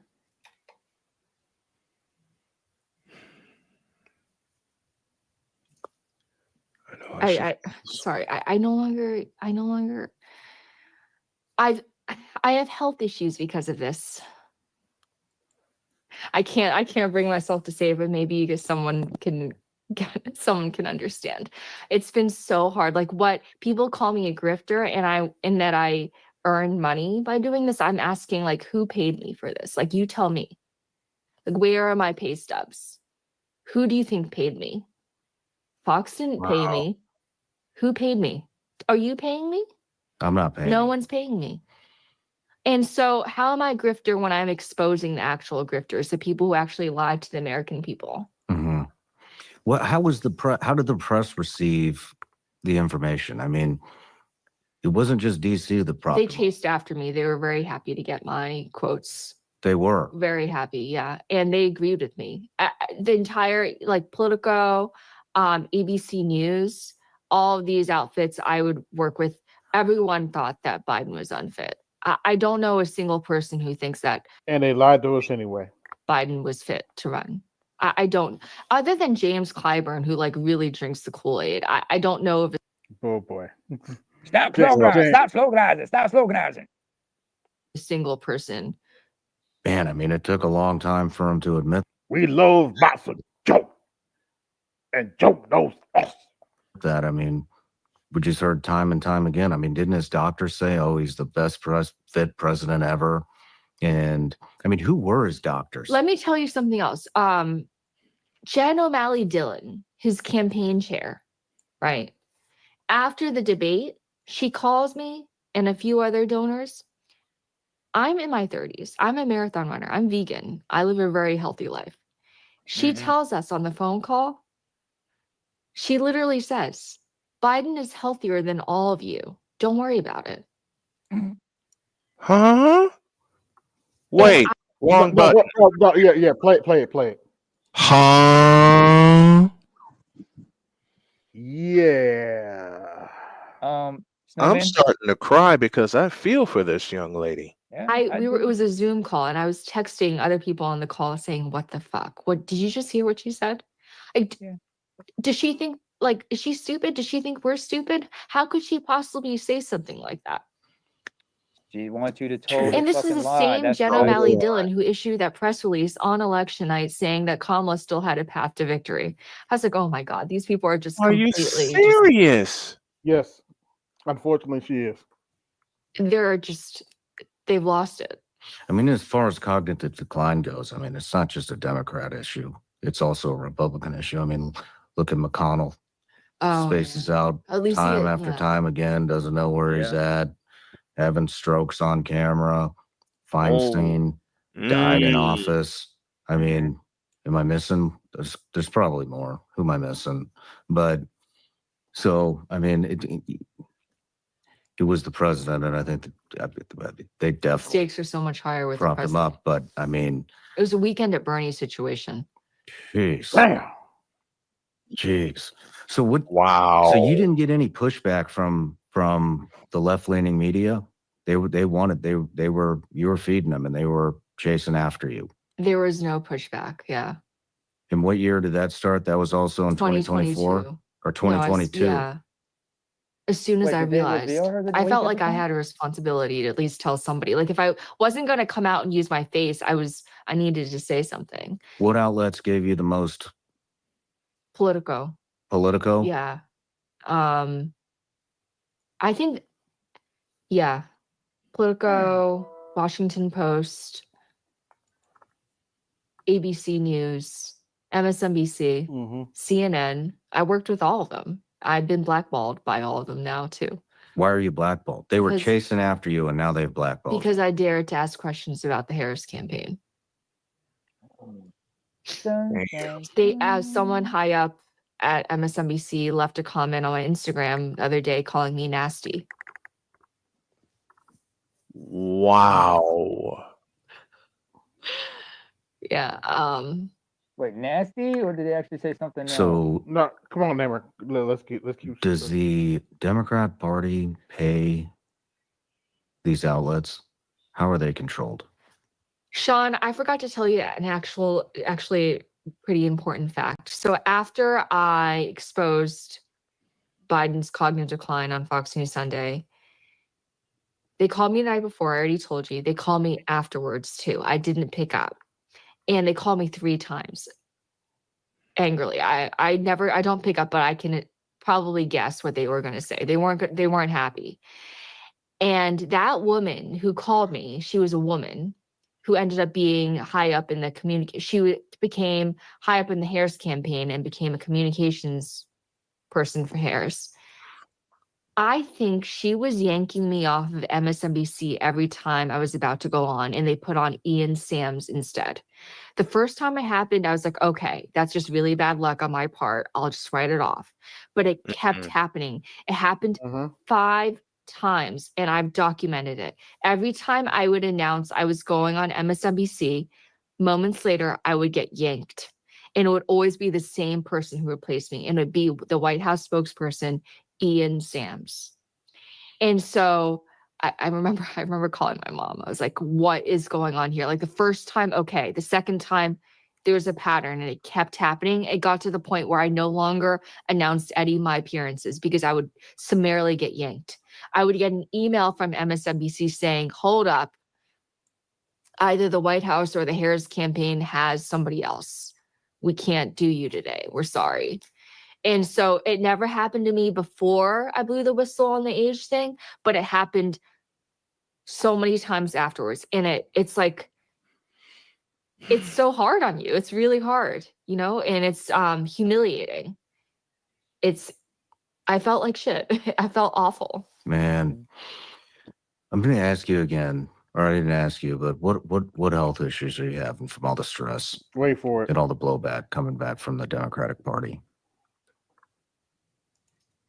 I really hope my parents aren't watching these. They're strict Asians. I don't get my period. Wow. It's like a psychosomatic thing, so you can't be in a survival mode. Yeah. I'm sorry to hear that. Well, hopefully I'll get it back. Sorry, that's too much TMI. Well, let's take a quick break. And then when we come back, I want to talk about who is actually running the White House. If y'all want to watch the interview, I'll link it for you. Give me a Please second. do. That's wild. She didn't. Yeah. What she's saying about getting stressed out like that, you don't get your period. Yeah, stress will do that to you. Stress it fucks you. It messes with your fertility, both men and women. Hell, men, you can't get an erection, and sometimes you end up becoming sterile if you've been like prolonged to long exposures of it. Mm-hmm. And I take it she was been subject to online harassments and everything, possibly some phone calls. Paranoid. Felt like somebody's following her. Wait, was this woman a donor or a fundraiser? Was she motivated for raising funds or what? Fundraiser. I believe she was fundraiser, if I'm not mistaken. Okay. Hey, what's up, electrician? Drama Bear? What's going on there? That's good. Because you got donors. This is the person who connects, donors with politicians and whatnot, especially in certain parties. But she had to toe the fucking line. She knew, when she decided to descend, she understood this is the price you got to pay when you descend. 100%. I agree with that. And understand both sides. Because remember, both sides are, Republicans, Democrats, two wings of the same vulture. So if you think this only happens on the Democratic side, trust and believe what would happen on the Republican side. That's why they're all more in line. They're more in step, surprisingly. You know. So I'm Yeah, I just like, mean that's a natural part of groups, right? You can't have a group where people can come in and out and tell the secrets or trick on you without having some type of repercussions, right? Like Yep. you have to have, every group has some type of version of that. Like we have business and you can't tell the business, and if you tell the business, there's some type of repercussion. It's some kind of insider payback. trading, for example, you get reprimanded somewhere. Hell, it's just like in The Godfather. What happened to Fredo? What did Mike? What did Mike do to what did Michael do? Michael Corleone do to his big brother Fredo after he found out he betrayed him? But yeah, some of that interview is hard to watch because you really do kind of feel for her. Yeah, you do. I do. Yeah. I mean, I think the thing about it is like, I mean, you guys were talking about the Bible. I mean, we can go like, even just looking at it, like going against evil, going against Satan, Jesus isn't a passive character. Like we have this idea of like, No, he wasn't. He talked moral shit to the Pharisees. Exactly. Being moral, being ethical, doing the right thing is basically being a wimp all the time and being a nice person. Right. And that can be the furthest thing, right? Sometimes you have to be a warrior, and sometimes warriors have to kill or do things that are out of the pale of women and children or people who aren't willing to be a warrior. Right. Yeah. And another thing is a warrior isn't a hero. I think our culture has this thing with hero worship. Like we worship Superman, we worship these heroes, and hero's good. The hero's journey is a good thing. But that's honestly a very that's a childlike idea of what it is to be an adult.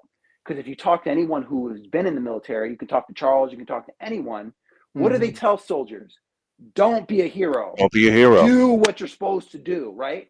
If you end up saving everyone and being a hero, it's not because you were trying to be a hero, it's because you were being a good soldier, right? You did the right thing for the right reasons. Being a good warrior, right? Exactly. Being a good soldier. And sometimes being a good warrior, sometimes meaning you're gonna have to die or take it hit. So they got to tell these people when they go into this, like, this is politics. Like, this isn't for little babies. No. No. In fact, first of all, to piggyback what you just said, to quote Lex Luthor in the game Injustice, Gods Among Us, he says, "Nothing good comes out of hero worship. Nothing good comes out of hero worship." No. Secondly, Patrice O'Neill talked about this when he was talking about the issue that Tracy Morgan found himself in. How when you are affiliated with certain people, they expect you to conduct yourself a certain way. And when you cross the line, you set yourself up to owe big. Because now you're going to owe a favor. And now, and this young lady, trust and believe, if she wants back in, they're going to say, listen, you want back in, this is what you're going to do. Because you're going to pay for what you did. But she's so far ostracized, they're going to make sure she's going to be destroyed. If she she's willing not to pay destroyed the price? already. If she's not destroyed already. Unfortunately, I think she's probably already partially destroyed, and I'm not trying to make fun of that fact or anything. I think you can tell by the way she's talking. Her career is finished. She's got nothing to do. If she puts out a book and everything. Actually, believe it or not, she is working for the Trump campaign right now. Nice. See? She got her payback. If you think about it. Hey, think about it this way, because how many people switch camps after they got done dirty like that? I mean, by the way, speaking of which, for those of you who have been living under a rock, Tulsi Gabbard and RFK Jr. got confirmed for their positions in the Trump administration. What took them so long? The political theater and everything. Yeah, Tulsi Gabbard is your new head of intelligence for the country. She's been in intelligence for quite some time. She was more than qualified. And RFK is your new health secretary. So hopefully he can make America healthy again. My question is, so does that make he's the health secretary? That's separate from the Surgeon General, correct? I believe so. I have to look that up. Because that's why I was asked the question about who's the Surgeon General. What's that got to do with the Department of Health? Yeah, what's going on, Jesse? Jesse? You there? Yeah, he's there. Give him a minute. What's up? What's up, Jesse? Oh, good. Jesse. Now, we're about to well, before I play this next clip, let me do a couple things before I play this next clip. This episode of Colosseum Night has been brought to you by the New Faces of Jim Crow 2025. There's no need for blackface anymore. Massa has us now. Like, Damn! like, share, subscribe, hit the Cash App, support the show, hit the Super Chat, support the show. If you didn't notice by the picture. Let me finish. Okay. Now, it should be noted that since we are part of the Black Manosphere, that we hate black women, yeah. All we do is talk about black women, yeah. We have nothing nice to say about black women, blah, blah, blah, blah, blah. We hate their guts, we wish all bad for them, blah, blah, blah. So, my response to that is, we're about to watch an interview done by a black woman. Oops. Oops. Dun, dun, dun. If you don't mind, so man, I wouldn't mind. One more time, please.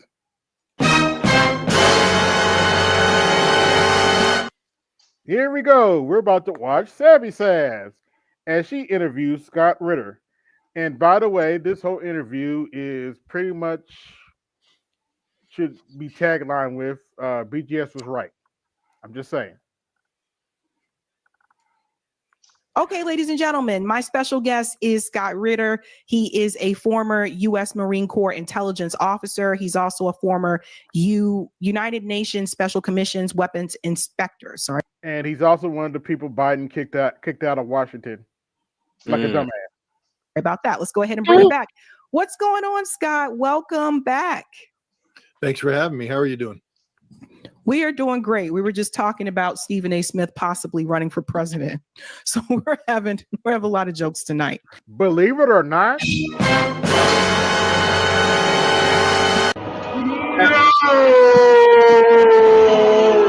What in the all types of blue hell? Believe it or not, they're gonna have to run somebody like Stephen A. Smith if they want any chance of winning. Because Stephen, no, hold on, let me finish. Sorry. I don't agree with everything Stephen A. Smith says, but he's far more reasonable than the average Democrat. I have to give him that. He's far more reasonable than the average Democrat. And so Scott Ritter house was raided last year. What? Yep. By the FBI. Yep. For suspicion of election interference probe. Or for suspicion of election interference. Can't make this shit up. Let me try again. Well, at least You can't make this shit up. say the only thing I say about that, at least he didn't end up like Coach Red Pill. Yeah. Yeah, and to Scott Ritter's credit, he just pretty much confirmed this whole interview that BGS was right. Yep. But we have quite a bit to discuss, Scott. I want to start with the recent announcement from Donald Trump. Because right now, for those who are not aware, Donald Trump apparently has spoken with Vladimir Putin about ending the war in Ukraine. Yes. Donald Trump has spoke with the president of Russia. Deal with it, butthurt blue. And it sounds like it's on the pathway to happening. I want to play this clip here. It was something that Trump said earlier today about NATO and Ukraine. Everybody check this out. Yesterday were pretty accurate. I don't see any way that a country in Russia's position could allow them, just in their position, could allow them to join NATO.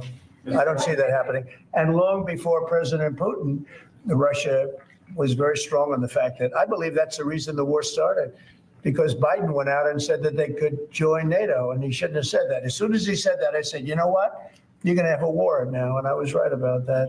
This is a war that would have never happened if I were president. You don't think it's President Biden's fault, not President Putin? I mean, he's the one. I think Biden is incompetent, and I think when he said that they could join NATO, I thought that was a very stupid thing to say.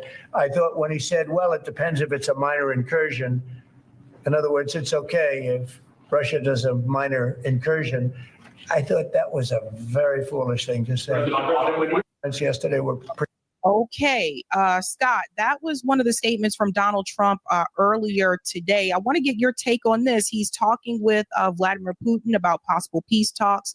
And apparently, from what I understand, Zelensky may not get anything, I guess, that he wants, if I'm understanding correctly. But the press they are describing this as though they said Donald Trump is surrendering to Vladimir Putin. I want to get your take on this. I don't understand how Donald Trump's surrendering to Vladimir Putin.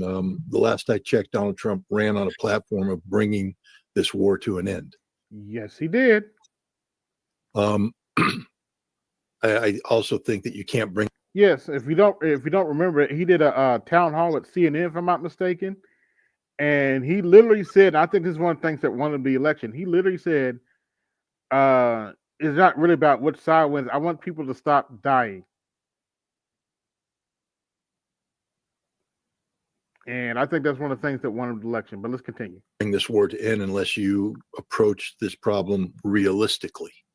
For those who think he surrendered, what do you propose? I mean, I'm always curious for the people that are critical of Donald Trump.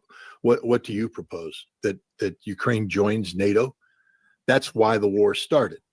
Oh no, they proposed that we continue to let an 80-year-old old man who's a dementia patient still run the country, or have the country ran by incompetent AKA. I mean, that's what they're proposing.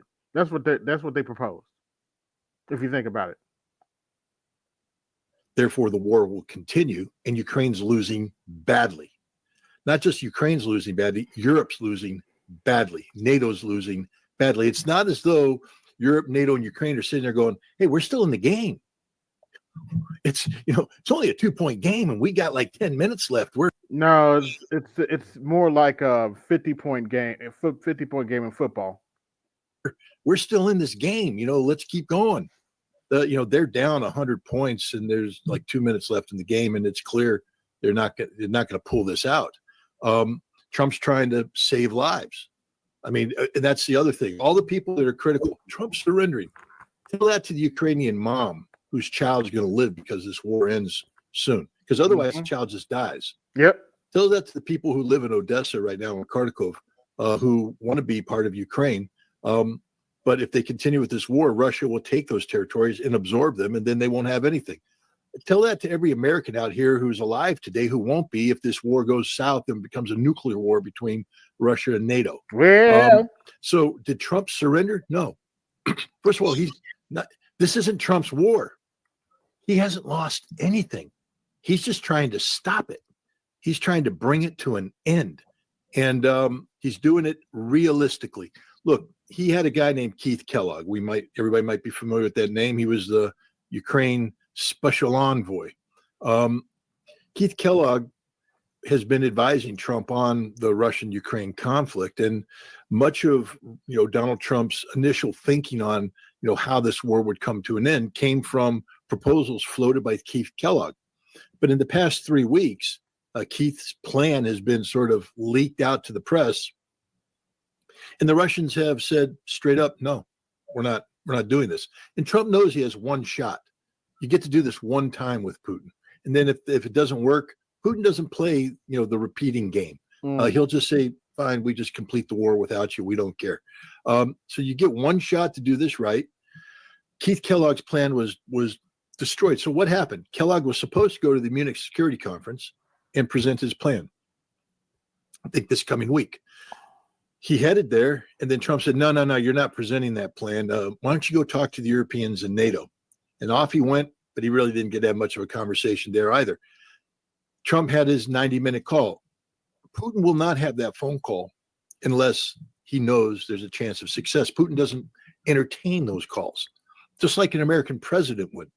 You don't pick up a call from somebody desperate. You pick up a call after your staff has worked it out, what's going to be said, what you're going to talk about. And, so they had 90 minutes where they laid out the basics. Ukraine will never, ever, ever, ever, ever, ever, ever be a member of NATO. It's just it. That's not surrendering. That's a Russian demand. And since Russia won the war, Russia gets to make that demand. Trump made it clear that United States troops will not be going into Ukraine. Zelensky is saying there has to be peacekeepers, European, but it won't work unless there's American troops, a significant number. And Trump went, no. And he said, and if Europe wants to do this, understand, we won't allow Article 5 protection. It won't be a NATO peacekeeping force. It'll be a European peacekeeping force. No European nation is going to put troops on the ground in Ukraine without Article 5 protection. So what he's saying is there won't be peacekeepers. And that's what the Russians have always said. There won't be peacekeepers. We can go on. Military aid.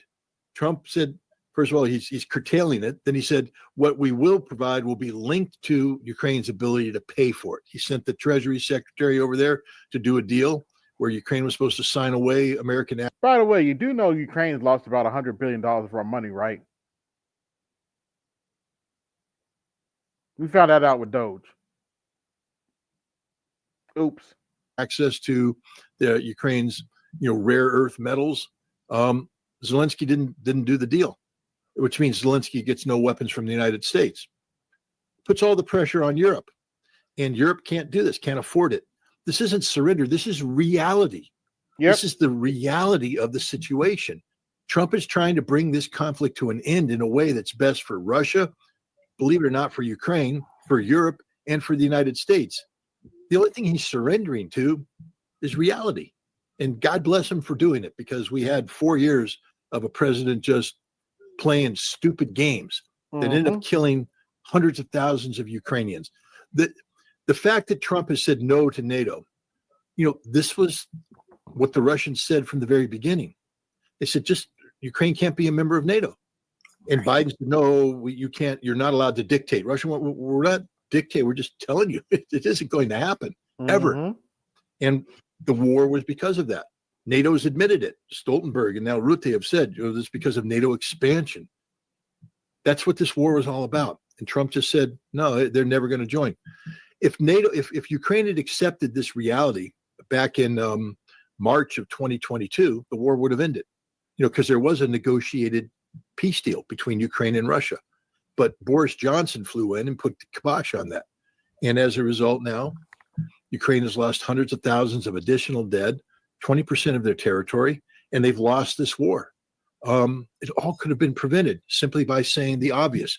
Ukraine will never, ever, ever, ever be a member of NATO. And this was agreed upon after the fall of the Berlin Wall, that NATO was not supposed to expand, at least further to Russia, towards Russia.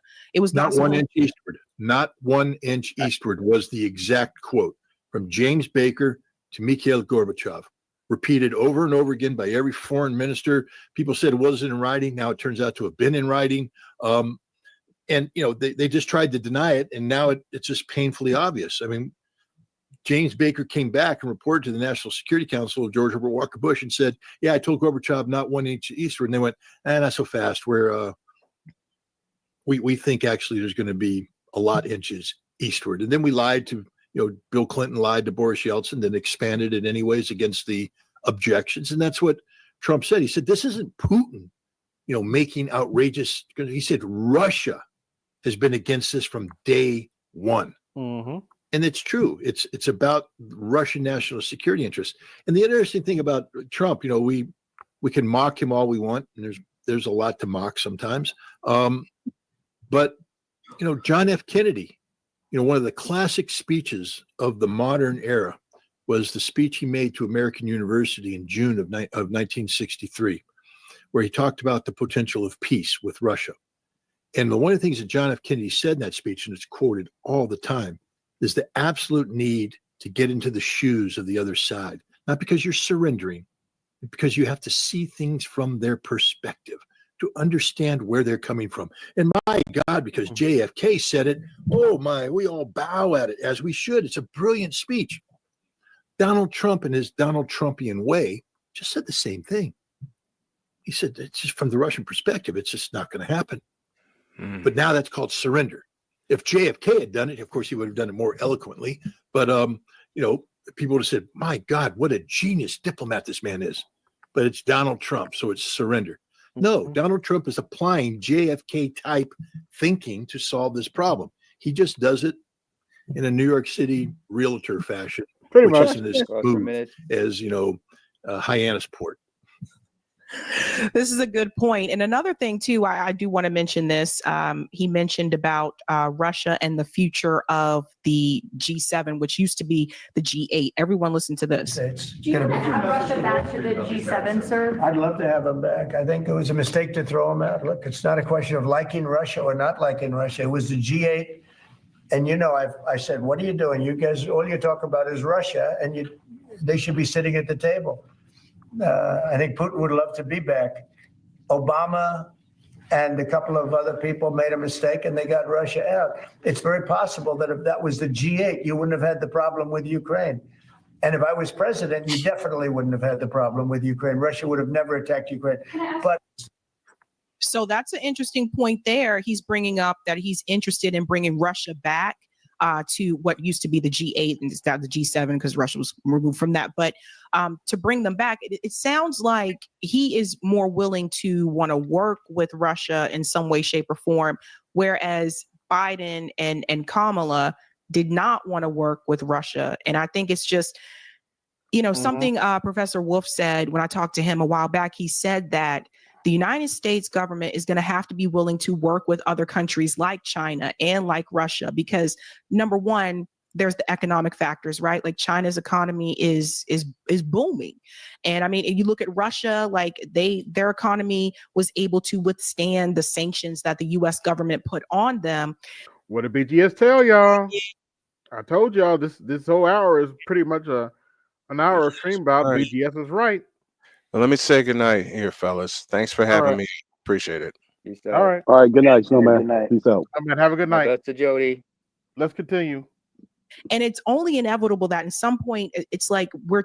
By the way, I got 66 watching. Like, share, subscribe, hit my Cash App, support the show, hit the super chat to support the show. Speaking of which, did you see the video with the new Zealand today? No, I have not, but let me give you your reward. Cha-ching, cha-ching, cha-ching, cha-ching. You better thank your donors. Continue. I'll look it up though. We're trying to smother these countries when instead we should be trying to find a way to work with them. The Biden administration, if you go back and look at their national security strategy document, which was promulgated early on in the Biden administration, first they did a draft presidential guidance, and then they later on, but it made it clear the defining characteristic of America's, national security needs were the rules-based international order. They straight up said it. And this is the system of organizations and, agreements that were put out there, the world, the International Monetary Fund, the World Bank, NATO, everything that has nothing to do with the United Nations in the rule of law, but everything to do with America writing the rules and creating institutions to ensure American hegemony over the world. Initially to contain Russia as part of the Cold War strategy of containment, but then once contain the Soviet Union, once the Soviet Union collapsed, to fill that vacuum and control the world, literally about American hegemony. And the Biden administration set that down, said that's what defines us. That's the role. In order for that to happen, you have to have an adversary. I want to remind people that the rules-based international order was created during the Cold War in order to justify America's absolute control over everything. You needed an adversary that could justify that. When the Soviet Union went away and collapsed, we had to create a new adversary. And what we did is we recreated Russia as the enemy. Russia's not the enemy of anybody. I'm just here to tell you guys, I've been studying Russia my entire life. And while they're not perfect, and while there's things that we could always seek to do better, they are not our enemy. They're not trying to invade us. They're not trying to dominate the world. There is no Russian equivalent of the rules-based international order out there. We have manufactured an enemy, and we use Russophobia, the irrational fear of Russia, to dumb people down. Rachel Maddow, anybody? We don't let Americans, we don't like Americans to travel to Russia. If you do, the FBI comes and visits you because they don't want you to know the truth about Russia. If Tucker Carlson goes there and comes back and tells you about the Moscow subway and how clean Russia is, it's Russian propaganda. You can't believe any of that. We just make things up about Russia. What we're finding out is that the United States government has actually paid independent journalists around the world to spread lies about Russia. Why? Because we need an enemy to justify continuing the rules-based international order. And that's what's happened here. Obama, tried the reset. I mean, it was the biggest joke in the world, conceived by Michael McFaul, who sells himself as a Russia expert, but what he's an expert in is the exploitation of the defeated Russia. He's a guy that went in there in the 90s. He was one of the people that, backed Boris Yeltsin. And everybody's like, well, what's wrong with backing Boris Yeltsin? Wasn't he sort of the Democratic leader? No, Boris Yeltsin was a brutal dictator. Democratic leaders don't put tanks in the street to fire on the parliament because the parliament disagrees with their policies. In October of 1993, Boris Yeltsin put tanks in the streets. Oh, yes. The United States has a long history, unfortunately, of supporting dictators, sadly. Assaulted the parliament, slaughtered parliamentarians because he's a believer in democracy? No, because he's a brutal dictator. Go ahead. All I was saying was, yes, Boris Yeltsin did do that in '93. He put the tanks on the streets, for real. And we have another cash app. Shout out to Electrician. Support black male media. And let me give you your reward for that. Here we go. Cha-ching, cha-ching, cha-ching, cha-ching. You better thank your donors. Dictator. And the United States backed him. Don't believe me. The deputy, the charge d'affaires at the embassy in Moscow, American charge d'affaires, wrote a memorandum. It's called the Second Long Memorandum, sort of a takeoff of George Kennan's original 1946 long memorandum, which created the conditions for containment. But this one talks about how America actually destroyed Russia's ability to create legitimate democratic institutions by backing Yeltsin. We bought a president. We bought a Russian president. We paid for an election, 1996. We got him reelected. We orchestrated this thing. We destroyed all potential for legitimate democratic institutions. And this was what Michael McFaul did. And so now Michael McFaul is in the business of destroying and suppressing Russian democracy. And he's Obama's #1 advisor on Russia. And he says, let's have a reset. But the reset, I just want to remind people, because this is important. The reset was never about creating the conditions for American-Russian friendship. The reset was about keeping Vladimir Putin out of the presidency. You remember there was a time when he swapped with Dmitry Medvedev, and Putin became prime minister and Medvedev became the president. The reset was supposed to empower Medvedev to stay in the presidency and keep Putin out of politics. Joe Biden actually went to Moscow in 2011, I believe, and held a meeting with the Russian opposition saying it would be a bad thing for Russia and Putin if he ran again. Could you imagine a Russian leader coming to America and saying it would be a bad thing? Meeting with the Republicans, it would be a bad thing if Kamala Harris ran for president. I mean, as a Republican, you're like, well, we think it's a bad thing, but it's none of your business. This is America. This is our election. How dare you come in? But Biden went in there and did this, trying to keep Putin out. The reset was all about manipulating Russian politics, interfering with Russia. Russia kicked USAID out of Russia in 2012. And at the time, we're like, oh my God, look, they are destroying legitimate people trying to build democracy. Well, we now know the truth of USAID. It's a regime change operation. It was a regime change operation in 2012. That's why the Russians kicked it out. And now we're seeing the truth about it. We have been setting Russia up to be this boogeyman from the very beginning because we don't want Russia to stand on its own 2 feet. We don't want a Russian leader who says, we're not going to bend the knee to the United States of America like Boris Yeltsin did. And for that reason, we have to get rid of them. We have to oppose them. And so we create the conditions for this conflict. Donald Trump's coming in and saying, I'm not playing that game anymore. That's correct. Scott, this goes all the way back to, are you familiar with the Wolfowitz doctrine? Oh, yeah. Me and Paul go way back. So for those who are not aware, the Wolfowitz doctrine is a doctrine that basically said that no other global power could be, I guess, larger than the United States. That the United States, that no global power or collection of powers. Right. We couldn't even allow. We can't allow an alliance. We have to be more powerful than any single nation or collection of nations. We have to be the dominant power in the world.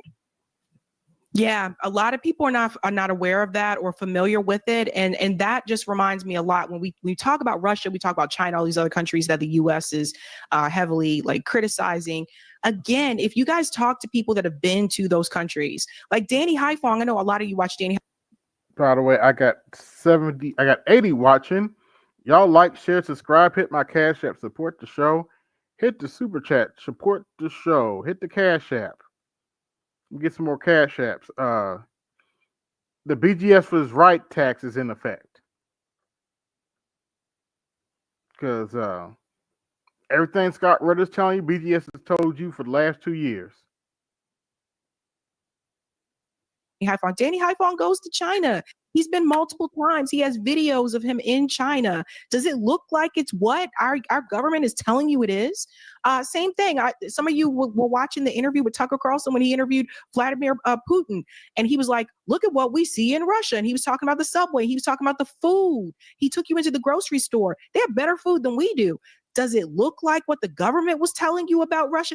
This is why I feel like it's like their goal is to brainwash you for you to think negatively about those countries. Yes. So you never even. Sadly, a lot of people are brainwashed about Russia. Then, and think about visiting those countries. Oh God, no, I would never want to go there. They're horrible. They're this, they're that. And so it reminds me of the Wolfowitz doctrine because again, like these countries, they are powerful countries. Like we got to understand, I said this before, that the US government, like we are in decline. We went up, and I feel like we hit our peak and that we are in a decline phase. Now, what do they say? Every empire eventually falls.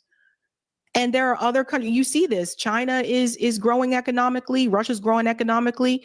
And it's like our government has been trying to find ways to stop these other countries from doing well economically. Well, again, we don't know how to operate in a world where we are just another major power, because that's the reality of the United States. And look, we're a powerful nation. There's no doubt about that. We may even be at this point in time the most powerful nation in the world. But as you pointed out, the numbers are conspiring against us. Most very powerful, healthy economies don't have a $36 trillion debt that's going to balloon to 54 before you know it. Most countries that have a healthy relationship with the world don't have to rely upon $1 trillion defense budget to prop it up around the world. I mean, if we got along with the world, we wouldn't have to have, the ability to kick the world's butt. This is just the facts. We are a nation that is very much on a downward trajectory. I'd like to believe that we can find, our rightful place and level out, and that we can be, one of the major players in the world today, where you sit around the table and we're at that table. And when we speak, it's like E.F. Hutton, people listen. But see, we're used to, we could talk about King Arthur in a round table, but we have to be King Arthur. You see, we have to be in charge. We won't tolerate anything other than that. Whereas, we can't accept the fact that we just might be Lancelot, powerful, cool guy, but we ain't King Arthur anymore. And maybe there isn't a King Arthur. Maybe there's just a bunch of Knights of the Round Table that get together in the big three, sit there that we could be the big three, but we're not King Arthur anymore. And that's a reality that most Americans can't handle. I mean, most Americans are so, chest thumping, USA, USA, USA, but they do it out of ignorance. They don't even know what makes. Well, as BGS told you over the last 2 years, America's on the decline, unfortunately. Is great, what makes us powerful, what makes us influential anymore. We need to adjust, and I think what you're seeing with Trump is this adjustment. I mean, look at what he's doing with Europe, because this isn't just about a surrender to Russia, what they call it. This is recognizing Russia's rightful place in the world. Russia's not seeking to invade Europe. They can't invade Europe. Just so people understand that, they don't have the military capacity to invade Europe. They've got 900,000 men fighting a winning effort against Ukraine. But now if you want to go on into NATO, you're fighting a front that goes from Finland all the way down to Romania and everything in between. You're going to need, 2.7, 3.2 million men to fight that war. And it seems Russia like doesn't have that. Yeah, it seems like I want to show people this, because this is another thing. A lot of things were said today. So guys, please brace yourselves. This is another thing that Donald Trump said about holding a summit with Xi Jinping and Vladimir Putin. Like, I swear to God, this is like a totally different government right now with foreign policy. Listen to this, guys. See one giant summit with you, Xi Jinping, and Vladimir Putin. Yeah, I could see that. Let things calm down a little bit. When I left, we had no Middle East problem. We had no Russia going into Ukraine. They never would have done it. Putin never would have done it. And I came back and we got like the whole world is blowing up. So when we straighten it all out, then I want to have one of the first meetings I want to have is with President Xi of China, President Putin of Russia. And I want to say, let's cut our military budget in half. And we can do that. And I think you heard that correctly. We spend about $1 trillion now on our military every year, and Donald Trump wants to cut it in half to about $500 billion. And I think we'll be able to do it. See one giant. So that sent shockwaves around the internet, by the way. I want to get your take about that, because again, like, I'm a lefty. Of course, I don't agree with a lot of like Trump's policies. Yeah, I get it. But I 100% agree with Savvy, be careful. Your followers are going to say, you've drank the Kool-Aid. You've bought into Trump. Yeah, but her boo could be like that. MAGA's got you. MAGA owns you now. Savvy, no, Trump's saying the smartest damn thing a president said in a long time. You morons out there, you Trump haters, get the hell out of my life. This man's talking about doing things that should have been done a long time ago, creating the condition to cut $1 trillion defense budget in half. That means instead of spending $1 trillion building weapons that will destroy the world, we're only spending $500 billion. That's still a lot of money, guys. That's, we need to cut even further. And no to nuclear war. You get, again, Savvy, I don't mean to be overly dramatic here, but all the morons who are out there criticizing you and me and everybody else who go, well, that's innovative thinking. We all almost died this fall. Mm-hmm. The history will be written someday about how close Joe Biden brought us to a nuclear war with Russia. In November, Joe Biden willfully violated the red line set by the Russians in their nuclear doctrine that would have allowed them to use nuclear weapons. We did it willfully. And when this was briefed to Congress, what scared the congressman that I talked to who received the briefing was not just that the finding out that the Russians weren't bluffing, because there's a lot of people saying, well, the Russians are just bluffing. The CIA came and said, no, they're not bluffing. They're really going to go to nuclear war over this. They said that's not what bothered them. What bothered them was the Biden administration saying, we're ready. Don't you remember the briefing that was given by the plan? By the way, the Biden administration said we were ready, even though we're out of ammunition. Oops. Because we gave it all to Ukraine. commanding officer of strategic command to a think tank in Washington, D.C. at that same time, where you said, no, we're ready for a nuclear exchange with Russia. A nuclear exchange, guys, that means cities will be blown off the map. That means tens of millions, if not more, people will die. And we were this freaking close. We were closer to a nuclear war at any time since the Cuban Missile Crisis. And so, for all you Trump haters out there, if the only thing Donald Trump did is say, I want to stop a nuclear war, I'm all on board, because a nuclear war is what can kill us all. Everything else is problematic. Look, I'm not going to sit here and pretend that he isn't a friend of Israel. I know that's a problem for a lot of people, although we can get into that, because I think he just pulled a big one on Israel. But again, all you Trump haters will never give him credit for that. Well, yeah, they're going to get into that in a minute. Well, let's get to that in just a second. I wanted to ask you one more thing about Russia first before we move over to Israel, because I 100% agree. And I think most lefties would agree with cutting the military budget. I think a lot of us have been calling for that for quite some time. So I 100% agree with that. What do you say, Scott, to people who say that, but Russia was still wrong to invade, to go in? Now listen to this one. What he's about to say right now is just pure gold. Into Ukraine. I'd say you don't know what the hell you're talking about. You're ignorant as dirt. You don't know anything about Russia. You don't know anything about Ukraine. Because to say that proves you know nothing. Because I will ask you about Stepan Bandera. You'll say, well, that's in the 1940s. Then I'll ask you about the CIA operation that kept the Banderas relevant up until 1990, when we paid the Banderas to disrupt Russia from 1948 to 1990. Did you know that? No, you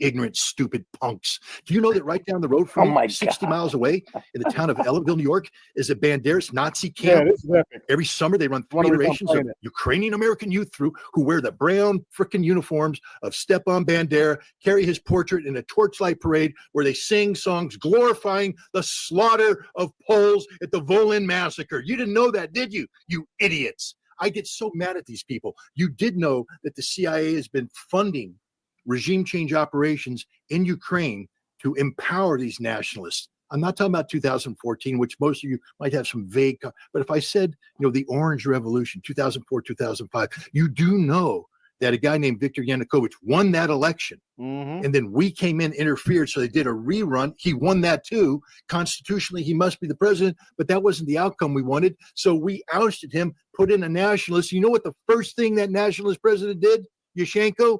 He made Stepan Bandera a national hero of Ukraine. That's like saying Adolf Hitler is the national hero of Germany. Yep. That's how bad it is, you morons, you idiots. God, I despise you, because you sit there and pretend that Ukraine is the innocent party here. They are not the innocent party. They have been, the United States has been manipulating Ukraine to be a thorn in the side of the Soviet Union and now Russia. And then what happened, though, is in 2010, Viktor Yanukovych, who was supposed to be pushed aside, came back and he won an election. Oh my God, the pro-Russian guy won an election. And we couldn't stand that. So then 2014 comes along, Maidan, CIA, Victoria Nuland, cookies, violence. We now know. Yep, you heard that name before, Victoria Nuland. That it was the Banderas funded by us who went up and shot the cops and shot the protesters and tried to blame it on the police who weren't shooting the protesters. It was the Banderas who murdered them to create a perception to overthrow Viktor Yanukovych, but they couldn't handle that because they got rid of Viktor Yanukovych once before. Now they had to finish the job, which meant to get rid of all the Russians in Ukraine. You guys don't know that, do you? You don't know what they did. You don't know what they did in Odessa, where they burned 48 Russians to death. You got this stupid Ukrainian parliamentarian running around and everybody, he's his little darling. He kicked the bodies of the Russians who jumped out of the burning building to make sure they were dead. He's a Banderas scum.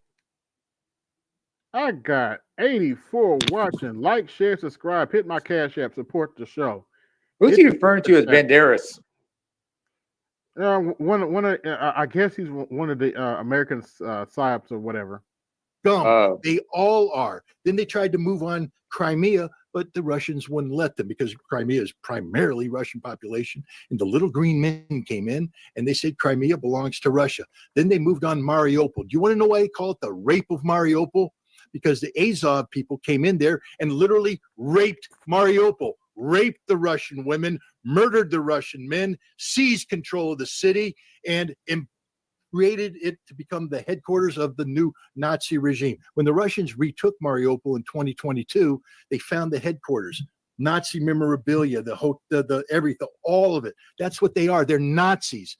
And Zelensky, Mr. Peace-loving Zelensky, ran on a platform of peace. He had just become president when he held a war council. Once people There's start a video saying Nazi, where I he's telling tune his out. cabinet members, I am going to war against Russia. Why not? It's too easy. You're basically you're trying to force me to see things the way you are. Because hey, don't we all hate Nazis? Okay, sure, but I mean the Nazis are a specific occurrence in history. Everyone isn't a Nazi. You have to analyze each situation specifically because just saying it's a cheap trick. Like I get what he's trying to say. I understand it conversationally, but yeah, when people start saying he's a Nazi, I start getting suspicious because it's like you're trying to force me emotionally to listen and believe what you're saying instead of just laying out the facts in an unemotional way and allowing me to make my own judgment. Do you know what I mean? You're basically trying to sell me.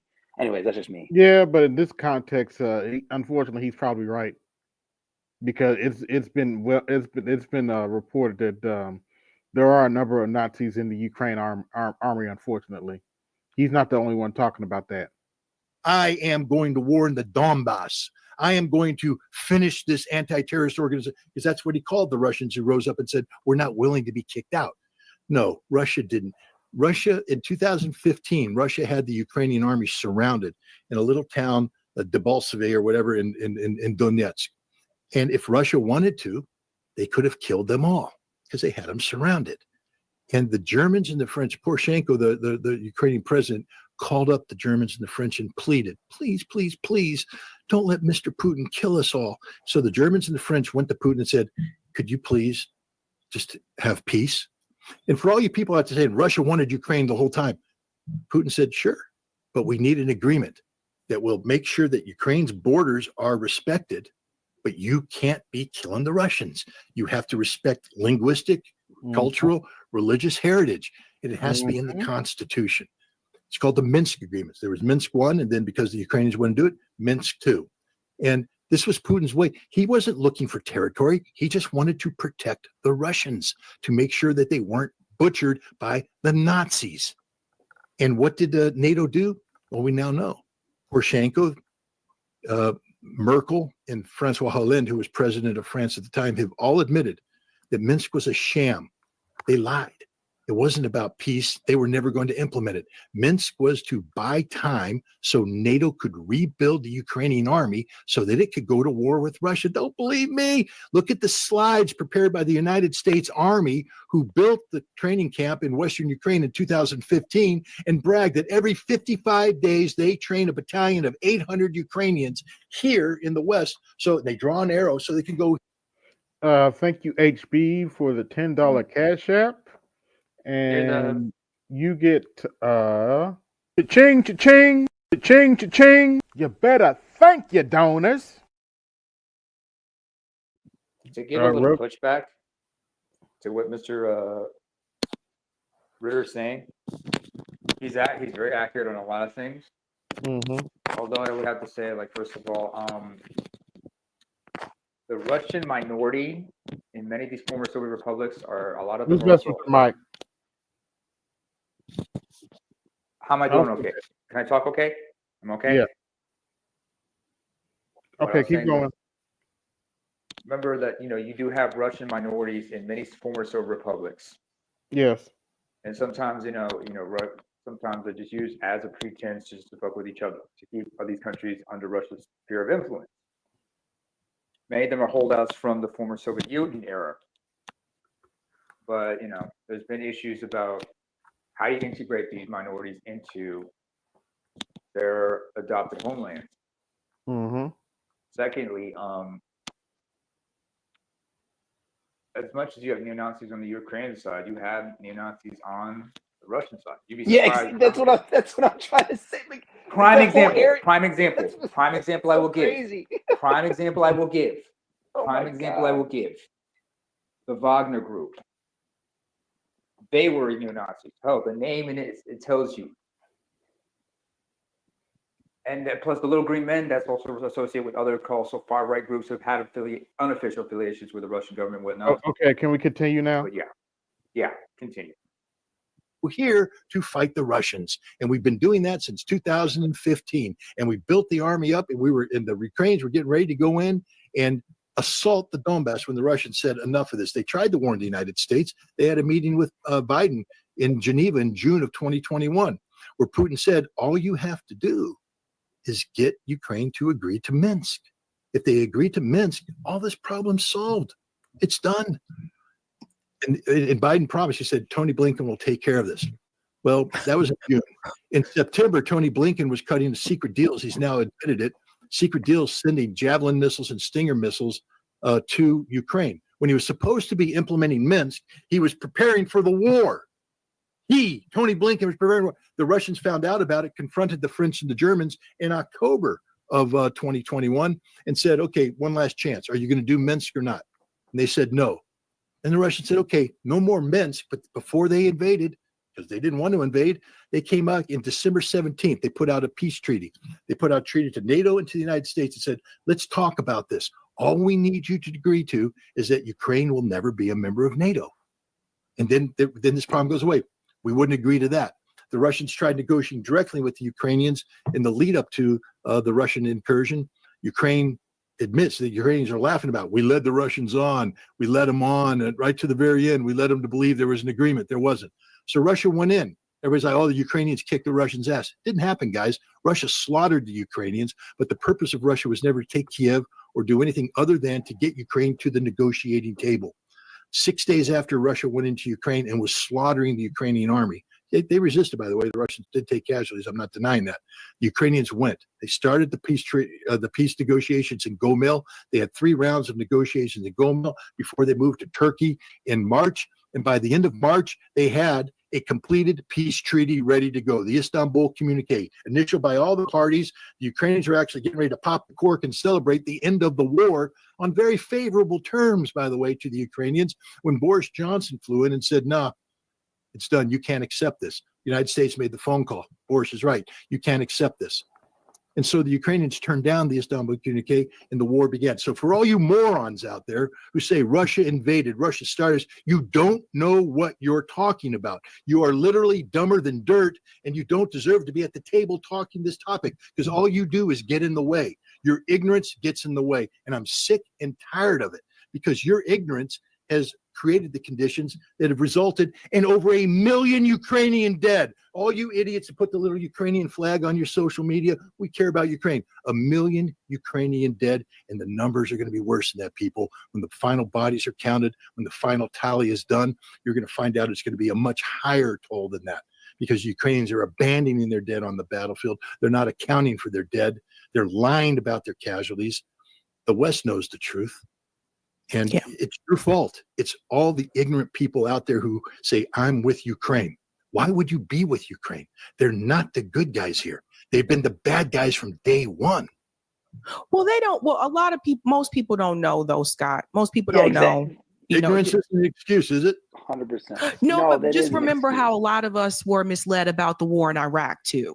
Just remember how a lot of us were misled about that. So, I always try to keep that in mind. That, like, right. I do that. Except, you remember where I was on that? I was out. You can't expect, like, everyday Americans with an average, below average education. I mean, you're expecting people to go to the mills and keep the GDP running, but then you're naming all this intricate history and detail about Nazis and he killed who and who raped who, about this whole history of about one just little country. And there's all these countries.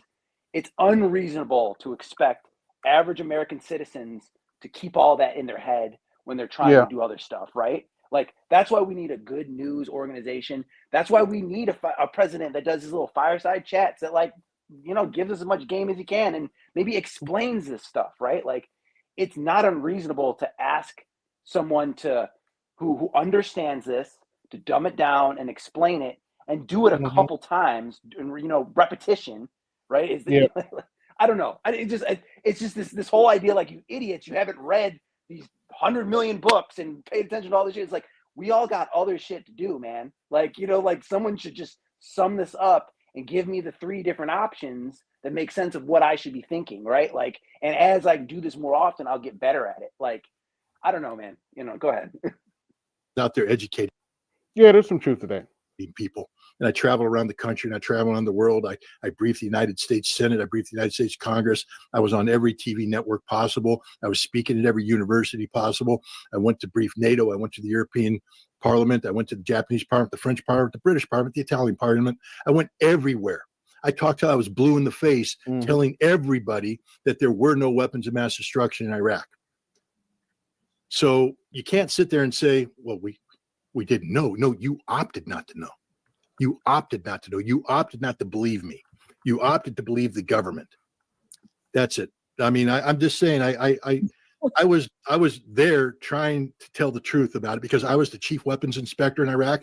If there was one person in the world who knew that Iraq had been disarmed, it's the guy who did it and had the receipts.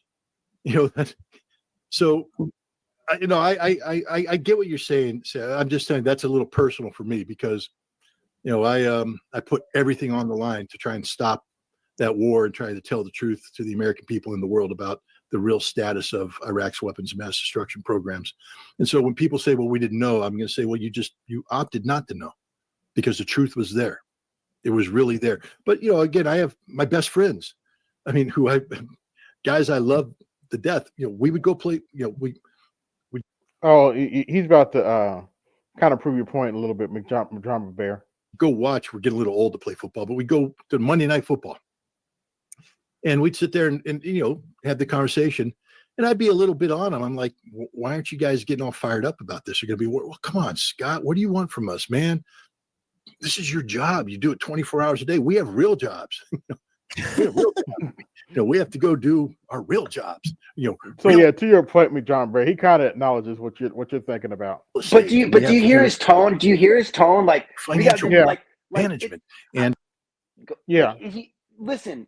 I understand that his geopolitics is like really important and stuff. It's just like, and maybe being a trucker or a plumber or a carpenter or working at McDonald's or whatever isn't as important, right? But at the end of the day, we need our GDP. Like, until we come up with a new economic system, every one of these ants in the system need to work as hard as possible, right? And so this just keep the whole wage slave talk like on the low. You need to keep the wage slaves working, right? And this whole thing of like, I'm better than you because I know all this stuff. It's like, dude, just go do your job and be awesome at it, right? And if you can, explain it to people. If you think people need to do some research, fine, point them in the direction, right? Like, or point them towards some resources or whatever. But like, we're all good at different things. You know what I'm saying? I can stump a bunch of people on computer stuff and music and rap and hip hop and rock and all types of random shit. I don't expect everyone to know all this stuff.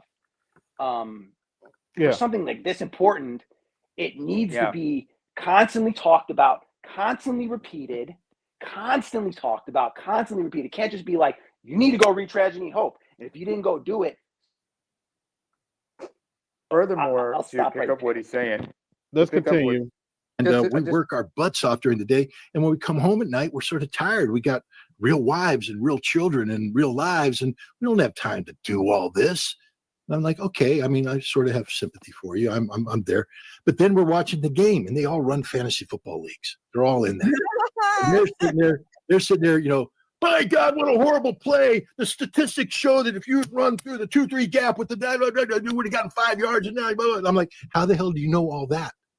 Oh, well, we buy these books and all this stuff. So you have time to learn about football, but you don't have time to learn about the thing that's going to get us into a war that's going to change the entire. It's all a matter of priorities, Sabby. It's all about. And most Americans, to be honest, don't set peace as their priority. They give lip service to it, but they don't set it as their priority. They do other things. That sounds like something my parents would have said, like when I was in high school. They would say, "So you're telling me you had time?" Yeah, that's exactly right. So what you, I ran out of time. Really? So that brings me to Israel. And we got to bring in this piece here. There's been a lot of talk about Donald Trump's statement here. We're going to start it with this. In the meantime, I would own this. Think of it as a real estate development for the future. It would be a beautiful piece of land. Would the Palestinians no have the big right to money return? spent. No, they wouldn't. Keep listening, fellas. I'll be right back. Because they're going to have much better housing. President Donald Trump, not only in and of course, obviously, Anna's mad about that. But the part there about that right to return, a lot of us are really, really upset about that. We think, obviously, the Palestinian people should not be displaced from their land and their home. What is Donald Trump doing here? No, he's done it. It's not doing. I call, just so you know, the first big interview I gave, I think it was with George Galloway on the mother of all talk shows. After this, I said what I'm going to say now. If you think for 1 second that what Donald Trump put out there is a real plan, that he's going to displace people, none of that was ever going to happen. None of that was. What he was doing was twofold. One, what name did he mention when he first gave that presentation with Bibi Netanyahu white gripping the podium and staring at him like he's crazy? You remember that? Bibi sitting there going, what the hell's going on? Because took him by surprise. Never once did he say Israel has a role in Gaza's future. What he said is, I am in charge. America will own it.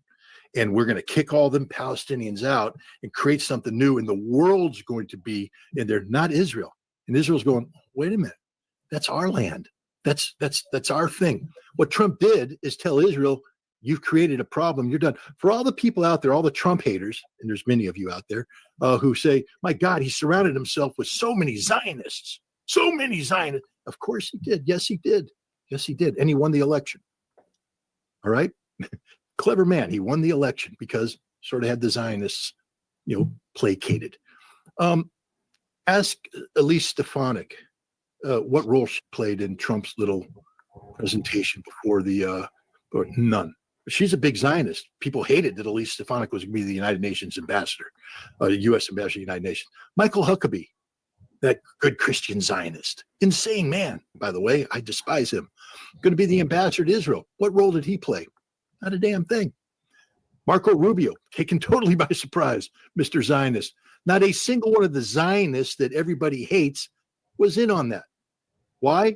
Because Trump doesn't care about them. I said this from the beginning. Donald Trump will do what Donald Trump wants to do when Donald Trump wants to do it. And the first thing Donald Trump said is, I want peace in the Middle East. You can't have peace in the Middle East if you continue the failed practices of the past. Yep. If you went back and said, okay, the first thing we're going to do is get UNRWA back up and running and start pouring billions of dollars of aid into the United Nations that will then continue the permanent concentration camp status of the people of Gaza. If that's your plan, you have no plan. Because that just brings you back to square one. Because then Israel says, well, we have to bring in Kogat. All you haters out there know what Kogat is, right? You've done your research. That's that Israeli occupation force that oversees all the aid and runs everything, even though Gaza is supposed to be free and independent. The Israelis run everything through Kogat. Kogat's not there right now. And they're not coming back because Donald Trump reset the paradigm. Now, he put forward ridiculous things. Why did he do this, you'll say? To get Sabby mad? Well, it worked.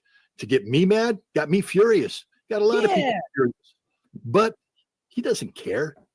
The people he was worked on were President Sisi of Egypt and King Abdullah of Jordan. You see, those two neighbors of Palestine who don't give a damn about the Palestinians, backed up by the Saudi Arabians who don't give a damn about the Palestinians, who have forever spoken about how they care, but they don't care. They've abandoned them. They've never committed to them. They won't commit to them. They're scared to death of them. And did you see the press conference with King Abdullah? Yes, awful. But he agreed. But he said he agreed to take in 2,000 kids.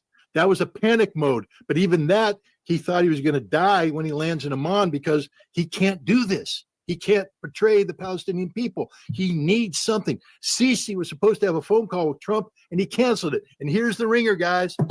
This is the great thing. Sisi immediately did what Donald Trump was trying to get from those Arabs, a counter proposal. Sisi came in and said, no. You don't displace the Palestinians. He did what no Egyptian leader has done. Egypt is going to come in and rebuild Gaza. Saudi Arabia is going to pay for it, and the Palestinian people get to stay there. We have a plan, a phased-in plan. That never would have happened, all you Trump haters, had Trump not come in with this most ridiculous plan in the world. And Marco Rubio just today came out and certified everything I'm saying is fact. He said Donald Trump was waiting for the Arabs to come up with a counter proposal, and they did. And now it's on the table, and the negotiations begin, and I think we have something here. What we have here is a totally different way of viewing how to solve the Gaza problem. Is it going to work? I don't know. Is it perfect? I don't know. But what I do know is if you're sitting there saying you support the Palestinians and you believe in a free and independent Palestine, but you were willing to go back and reset the same failed system that failed them time and time again over 50 years, then you don't care about the Palestinian people. Maybe the only person who does care about the Palestinian people is the guy who said that he was going to forcefully displace them, knowing that that wasn't going to happen, and compelling the Egyptians to commit to the rebuilding of Gaza in a way that Egypt has never done before. Donald Trump just plays a different game, guys. It's not about me smoking Donald Trump's weed and getting my mind polluted. He's playing a completely different game, one that maybe most of you just don't understand. Well, it just happened. He put out a proposal that was so ridiculous, so absurd, impossible to implement. I told people that. He's going to forcefully displace the Palestinians with what? American troops. Really?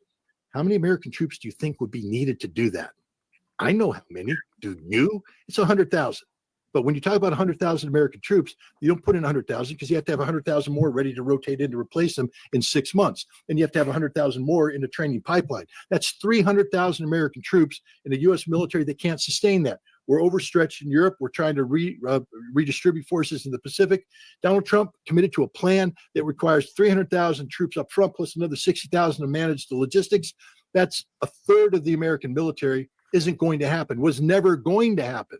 But he used that to squeeze the Egyptians and squeeze the Jordanians and squeeze the Saudis, and it worked because now there's a counter proposal there. And Marco Rubio's talking about it, saying that's the plan. That's what's going to happen. So you're saying this basically pushed or forced the other Arab nations to stand up and act? Of course it did. Because he was telling the Egyptians, we're cutting off all aid unless you accept the Palestinians. But Scott, I looked at the recent data, and even conservatives aren't happy about this. Happy about what? They're not happy about this plan that Donald Trump has with Gaza. There is no plan. I just told you there is no plan. It's never going to be implemented. He just are they happy about the Egyptians saying they're going to come in, take Saudi money to rebuild it? Or do they not talk about that? Are they only focused on Donald Trump using American troops to forcefully relocate the Palestinians? Because that was never a plan. Never a plan. It was Donald Trump saying something to provoke the Arabs into putting a counter proposal on the table. And we now have a counter proposal on the table. And if you're unhappy with that, then I say you don't care about the Palestinians. Because now we have Arabs saying that they're going to rebuild Gaza and the Palestinians aren't going to be relocated. And it's going to be done in a way that the Israelis no longer have their footprint on Gaza. I mean, it's changing the paradigm, guys. I mean, it hasn't solved all the problems, but what it's done is not get us trapped into the failed practices of the past. Mm-hmm. I get what you're saying. I just don't see Israel allowing that to happen. They have no choice. This is what people don't understand. Donald Trump sent his Middle East envoy to Israel about a ceasefire that Netanyahu said, I'm never going to accept. And the envoy said, sit down and shut up. People not understand who's the boss here. I know you're all out there thinking that Benjamin Netanyahu's the boss. He's not. Israel will not exist without the United States. It doesn't work the other way around. Israel will not exist without us. They need us. Mm-hmm. And Donald Trump is a president who's willing to pull those levers. And he told Netanyahu to sit down and shut up and accept a ceasefire that caused his government to almost collapse. Ben Gvir withdrew in protest, almost brought the whole thing down. Still, laboring to try and keep it together. And now you had a situation where Israel is threatening to pull out on Saturday. That ain't happening because Donald Trump's not going to let it happen. There is one boss in the Middle East right now, and his name is Donald Trump. And Israel knows that. Benjamin Netanyahu sat there white gripping a podium as Trump humiliated him in front of the world by saying, you don't have a say in anything we do in Gaza. And if you think for a second Netanyahu is going to go against Trump, you don't know Donald Trump. Well, this reminds. Okay, that's enough of that. Y'all thoughts on what you heard? My question is this. I did not hear them mention, because it's not just what they say, but what they're not saying. My question is, where does Hamas fit in all this? Because one, Jordan as well as Egypt do not support. We don't know. We'll have to see. Okay. And this counter proposal, it sounds right. But the complex history of the Palestinians in other countries, people need to look it up. We'll just have to see. Namer. Let's not overthink this. I'm not overthinking. I'm just want to put things in there to clear out the story, to clear out the view, and get a clearer picture. Excuse me. But yeah. What are your thoughts, Jesse?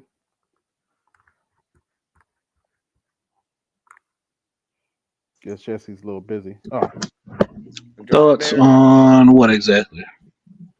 The Israel situation. Or were you paying attention?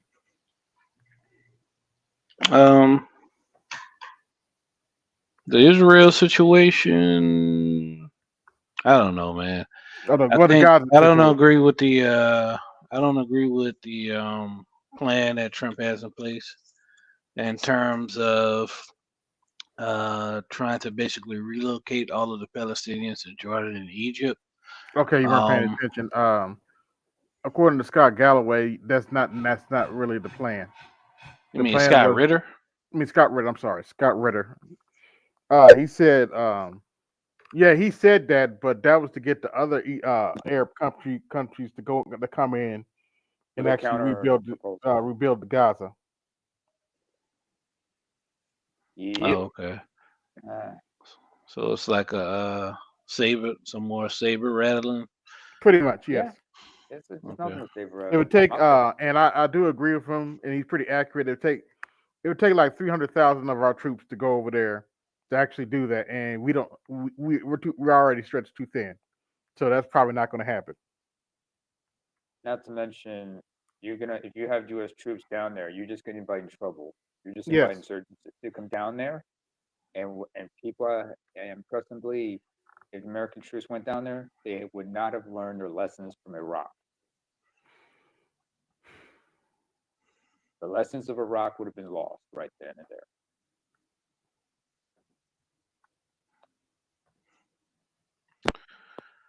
there. Yeah. Pretty much.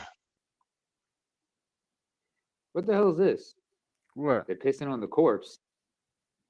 What? No, what's this motherfucker talk about? They're pissing on the corpse. I already know just about. I'm about tired of hearing about this. All right, never rap mind. battle. What? You talking about between Kendrick Lamar and them or whatever? Yeah, I saw the headline. I was wondering what's he talking about. About tired of hearing about Kendrick and Drake. Hey, thank you. I don't care for either of them, so that's why I haven't really talked about it. All right, good. I don't want to talk about it either. Okay. So let's have a little fun here. Just remember, it's all Jermaine's fault. This is all a scam. I mean, we got people that's getting ready to retire that's going to try to live off $2,000 to $3,000. Impossible. It's impossible. Because what happens, it comes up here, we spend it. We're $35 trillion in debt. We don't have any money. We're dead broke. And then taxpayers have $2 trillion in credit card debt. Mm-hmm. Sadly. Did you know that 95% of the most dangerous jobs in the world are still performed by men. The wage gap does not exist. Shut the fuck up. They're better, they're faster, they're stronger, they're more reliable than you. Went to my husband's work one day, right? I'm talking to my dad, my father-in-law. He's my dad. I'm sorry, honey. I said, hey, Dad, you've been here for like 30 years, right? He goes, yeah, why? Y'all ever had a female mechanic? Mind you, this is not one shop, not two, not three, but four. He's been in multiple different cities. In 30 fucking years. Not one bitch has been in any of those shops to pick up a fucking wrench. You know why? It's not because you're not good enough. It's not because we don't like you. It's not because they don't like feminism. It's because you physically can't do the fucking job. I have walked into my husband hanging out from the chute like banging shit. My father-in-law fully under a truck covered in grease, lifting and moving shit I couldn't pick up even if adrenaline was coursing through my fucking body. Stop fucking whining. Stop expecting him to come home and do the dishes. Stop expecting these men to spend their checks on you when you don't offer shit besides a used pussy, a fucking shitty attitude, and a fuck's given about his actual feelings. Did you know that 95% of and his well-being, because remember how many of these women stress their could you pause? And his well-being, because how many of these women give a fuck about convincing a man to go see the doctor? Because men get scared about that. And on top of I don't want to be your Valentine. If it's gonna require me giving up some, I've been celibate. I don't want to be your Valentine if it's gonna require me giving up some. I've been celibate. Matter of fact, I'm finna No, she hasn't. go charge my road. You always think you're supposed to just give up your part for them. How about you pay a bill of 3? And I'ma think about it. Man, that horn is annoying as hell. No. I'm glad I would, if I wasn't such a black-hearted motherfucker, I wouldn't feel bad for her. You know, maybe it's my age showing. I'm starting to think that chicks like this are be the ones to be sleeping with the bums. I'm just saying. What's going on? What's going on, Louis? Hey, what's up, man? I just got home from work. How you doing, man? All right. Yo, what's good? How the family doing? What's going on? Tired as hell. Right now's a good time to come in and decompress, you know. Yeah, Raise your spirits, have a good life. Valentine's was yesterday, and National Side Chick Day was today. Told a lot of flowers. Nigga, you ain't shit. You ain't shit. You high yellow mouth Jersey motherfucker. You ain't shit for Raise your that. hand if you would like to be married to your baby's father. 1. The rest of you who don't plan to get married, why don't you plan to get married? I'd like to know that. Yeah, let's have a little fun here. Yeah. I had to school. So AB. Yes, we had to talk about this. Damn, he called you out. Yes, he called you out. Yes. So AB Media 83 says, "Hold on, brother.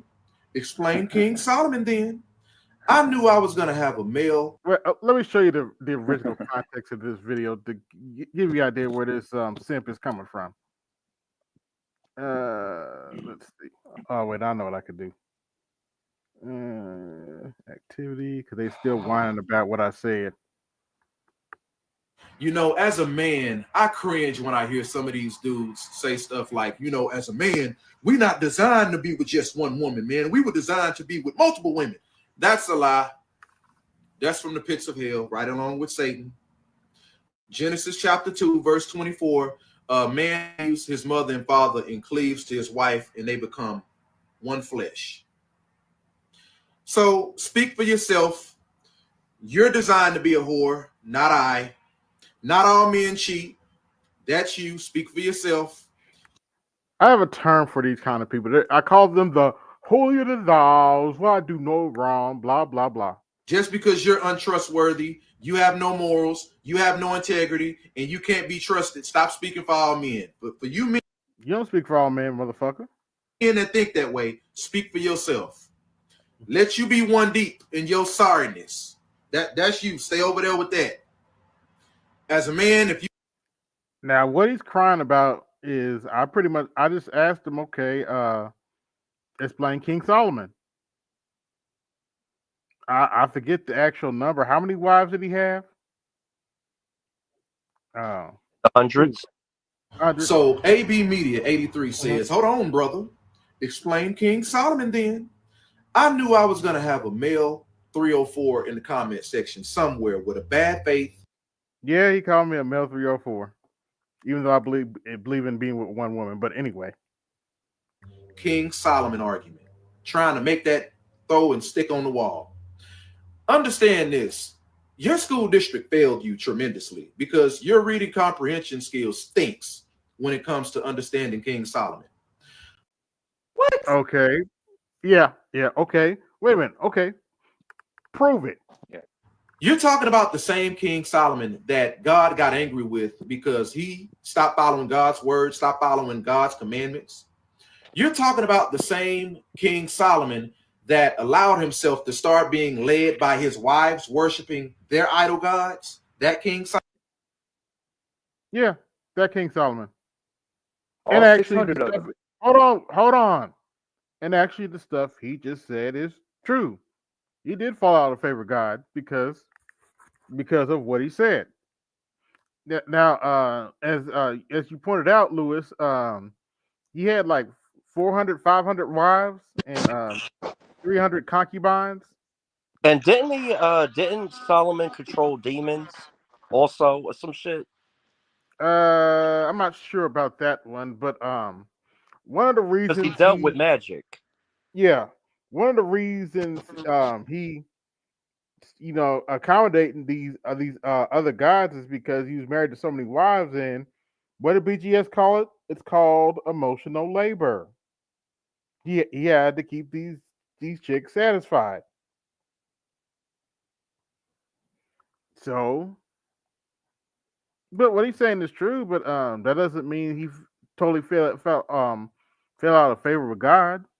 But Solomon, you're talking about the same King Solomon that started getting statues and altars built around Jerusalem of idol gods, misleading more and more people. That King Solomon.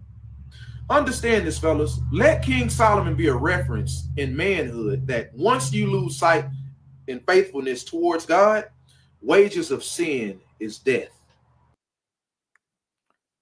Now, yes, that's who you think it is. The master teacher says monogamy wasn't even in the Bible until Paul, aka Paul wrote most of the New Testament, aka the New Testament, which you should know already. Left my ass off. And even Paul wasn't even married. Nope. In the Bible, it talked about virtue of being celibate and alone. Yeah, and not only that, but it should be pointed out, he got all the smoke for King Solomon, as I point out right here. But you want to quote from Proverbs, a book written by King Solomon. In your other videos, you quote. You want to quote from Proverbs and that's not the only book King Solomon wrote. I think it was Ecclesiastics and the infamous one, Song of Solomon. And people don't even understand. One of my favorite books. I read the Song of Solomon. Oh, so you like a sex novel, huh? Hey, yeah, that's right. I have read it. Try reading the Song of Solomon and not get a hard on. Yeah. Good luck. Uh-huh. Go ahead, Lewis. The marriage in a modern society, anyway.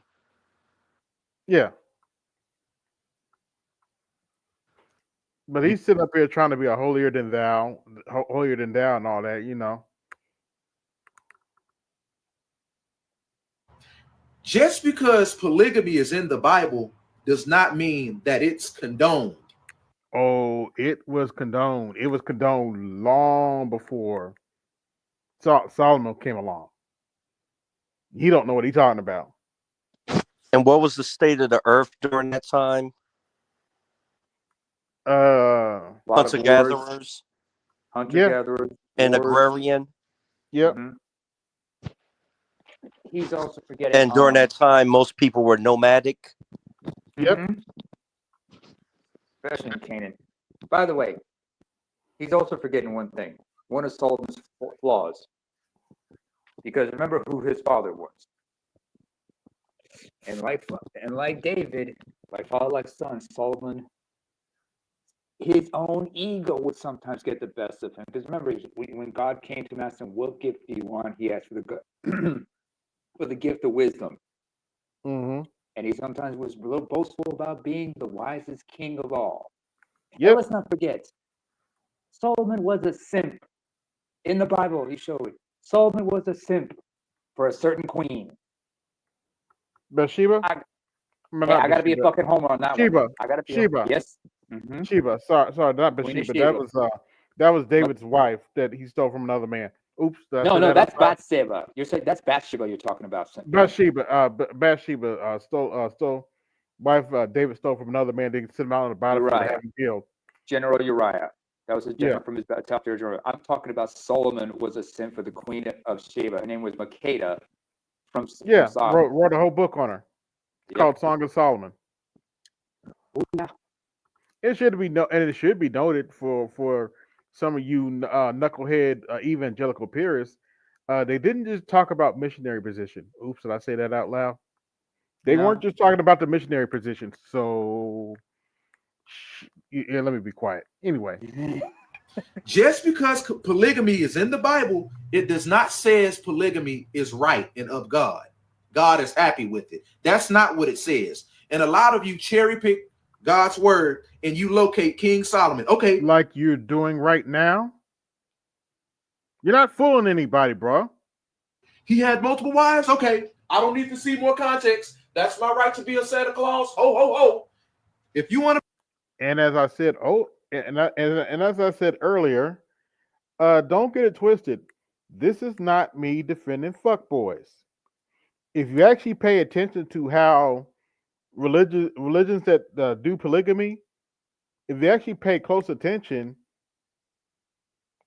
most religions that accept polygamy require you to take care of all the women you're dealing with, as if they were equally, exactly, Prime as his example. wife.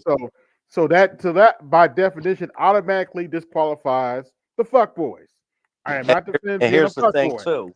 Mm-hmm. And like in Islam, you can have 4 wives, but you must be able to provide for them equally. Yes. And if you cannot, you only have 1 wife. Yep. Yes. Having multiple wives are for those who can financially and able to maintain them. Yes. Emotionally as well, because that's a lot of emotional labor. That's Yeah, also too a lot much of emotional financial labor, if you ask me. undertaking. But And guess what? And like in some of those instances, it's not just for sex or whatever. It's for protection. So let's say it's an elder woman that's in a tribe that was widowed. You will marry her to provide and protect her, not to be intimate. You know what, Louis? It's Let like me a piggyback duty. on that. Let me piggyback on that, please, if I may, Louis. Go ahead. Go ahead. After they captured Mecca, you realized there was going to be widows and children. The Prophet Muhammad convinced many of his companions and many of his soldiers to take these women as their wives and to raise these children as their own, especially the boys. You wanted to make sure those boys had father figures who would raise them to be upright and righteous people, not just, but also good Muslims, but also righteous people, because fatherless boys can be the detriment to society. Like the old saying goes, a child who grows up not knowing the warmth of the village shall grow up and will burn it down in order to experience that warmth. Namer. Stop talking about the black community like that. Well, shout out to the Gen Xers for being stepdads. To be a ho ho ho. Hey, be on that side of the fence. Chill out, because I'm a stepdad. Yeah. Understand this: wages of sin. I've never been against stepdads. It depends on the situation. Is death, man? Hell, I thought about being it for one time in my life, so it is AB, what it is. AB, Yeah. as far as the Bible goes, we have to give it up to the ultimate stepdad, Joseph, the husband of Mary. Yeah. Because remember, if there was somebody who had to straighten Jesus out growing up, it was that man and that man himself. Yeah. A lot of black women wish we would be Joseph, but probably not going to happen. But the kids are not Jesus, though. That's true. More often than not, those kids are barbarous, excuse me. Very true. Let's look at some more salty libs.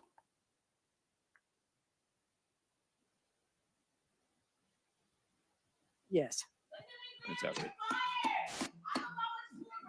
We'll Part of the Linda McMahon, debacle.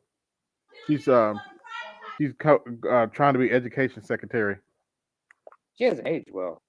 damn. Well, with all the bullshit with Vince, what do you expect? All that stress, everything. Sure, Well, they've been we like living separately. deliver Yeah. for our education. The committee will come to order.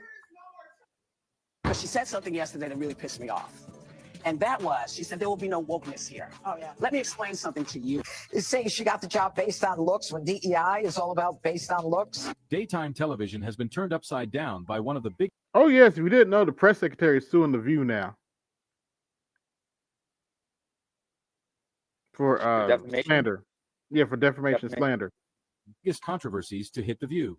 In a shocking and unprecedented turn of events, Joy Behar, the veteran co-host and one of the show's most recognizable faces, Joy Behar is the textbook definition of a limousine liberal, as BGS calls him. has officially been removed from her seat on the panel. This dramatic exit comes in the wake of a massive defamation lawsuit filed by Caroline Leavitt, the youngest ever White House press secretary, who took a stand against what she described as malicious and baseless personal attacks. The controversy erupted during a recent episode of The View when Behar made a series of inflammatory comments about Leavitt. During a discussion about Leavitt's new appointment under the Trump administration, Behar dismissively claimed that Leavitt had only secured the role due to her appearance, insinuating that Donald Trump's preference for attractive women was the sole reason behind her appointment. The remark immediately drew audible gasps from the audience, with even some of Behar's fellow co-hosts visibly taken aback. Leavitt, at just 27 years old, is the youngest person to ever hold the position of White House press secretary. While critics have attempted to undermine her qualifications, I need the city to protect me because the federal government won't. And if you think you're afraid of Trump, you should see how afraid of Trump I am. Can you wrap up, please? I'm shaking right now. I don't want to be here. I'm sorry, am I taking too long pleading for my life? Can you look at me and tell me how many of my friends need to die before you do anything? Please wrap Look up. at me. It's my day off. I do not want to be in your DMs. I do not want to be in your email inboxes. We don't care. What episode of The View was this? No, I think this is a bunch of legitimates testifying before Congress. Or City Hall. I do not want my creativity writing diss tracks like Kendrick. I don't want to spend an hour applying glitter on my face so that you will hear and see me. Oh, dear. Today, I'm deeply honored to reintroduce H.R. 40, historic legislation to establish a federal commission to examine the last. Yes, they're trying to reintroduce H.R. 40, the bill to study reparations. At this point, my response to this is go fuck yourselves. You've had 40 years to do this shit. We know you're not serious about doing this. You're only bringing it back up because, you need black votes. Before you restart the video, yeah, pay close attention to the smirks on all of these women faces during this video. As to say, these stupid Negroes. lasting legacy of slavery to develop reparations proposals for descendants of enslaved Africans. It is an honor. Yeah, I can see it in their face. To inherit the privilege of carrying. And they're trying to hold off that smirk. Yeah. Look, yeah. You can see it. They're like these stupid ass niggas, especially that heifer in the back. She's like these stupid ass niggas. they're really gonna bring this shit back up again. No, what it From is Congresswoman Sheila Jackson Lee. AB. Go ahead. It's the joy of like, I can't wait to cash this big check they gave me to deceive pretty the much. public. Our last correspondence with her, she said, "Keep working on our priorities and never She's give trying up." so hard not to laugh. Deeply honored to reintroduce. I thought it was a video was And gonna be longer one because I out watched there. I Name watched the one whole thing video in Donald Trump. like 2x speed, and the bald head one, you can see her in the background laughing. It was when somebody else speaking. Well, not Yeah. laughing, but trying to hold back laughter. Has done since he got into office that's actually helping everyday Americans. Please, if you can, just leave a message for me. Just leave it right there in the comments. Just write down what it is and This is a demon possessed butthurt blue. How it's helping us. You got these Trump supporters out here right now, and I don't know what to make of it, talking about they all of a sudden regret their vote. I don't buy it. The suffering. I don't regret my vote. Never forgive you motherfuckers for letting that big back orange bitch into our fucking office again.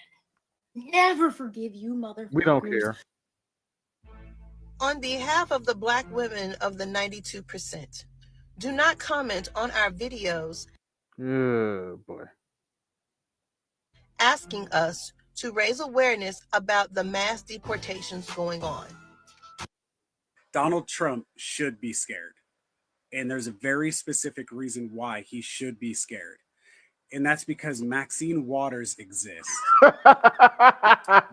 That's about it. Oh, boy. I don't know if you guys heard, but she said the quiet part out loud. She said that the reason why she doesn't like Doge going through all the finances is because literally they don't know what they have on them. They can't monitor. No, they don't. And we don't know Here you go. what all they have on us. We don't know what all they have on us. Gotcha, bitch. And Oh boy, that's funny. we are all willing to work with anyone who's serious about doing the work of censoring the American people and advancing progress. Yeah, she actually said that dumb shit.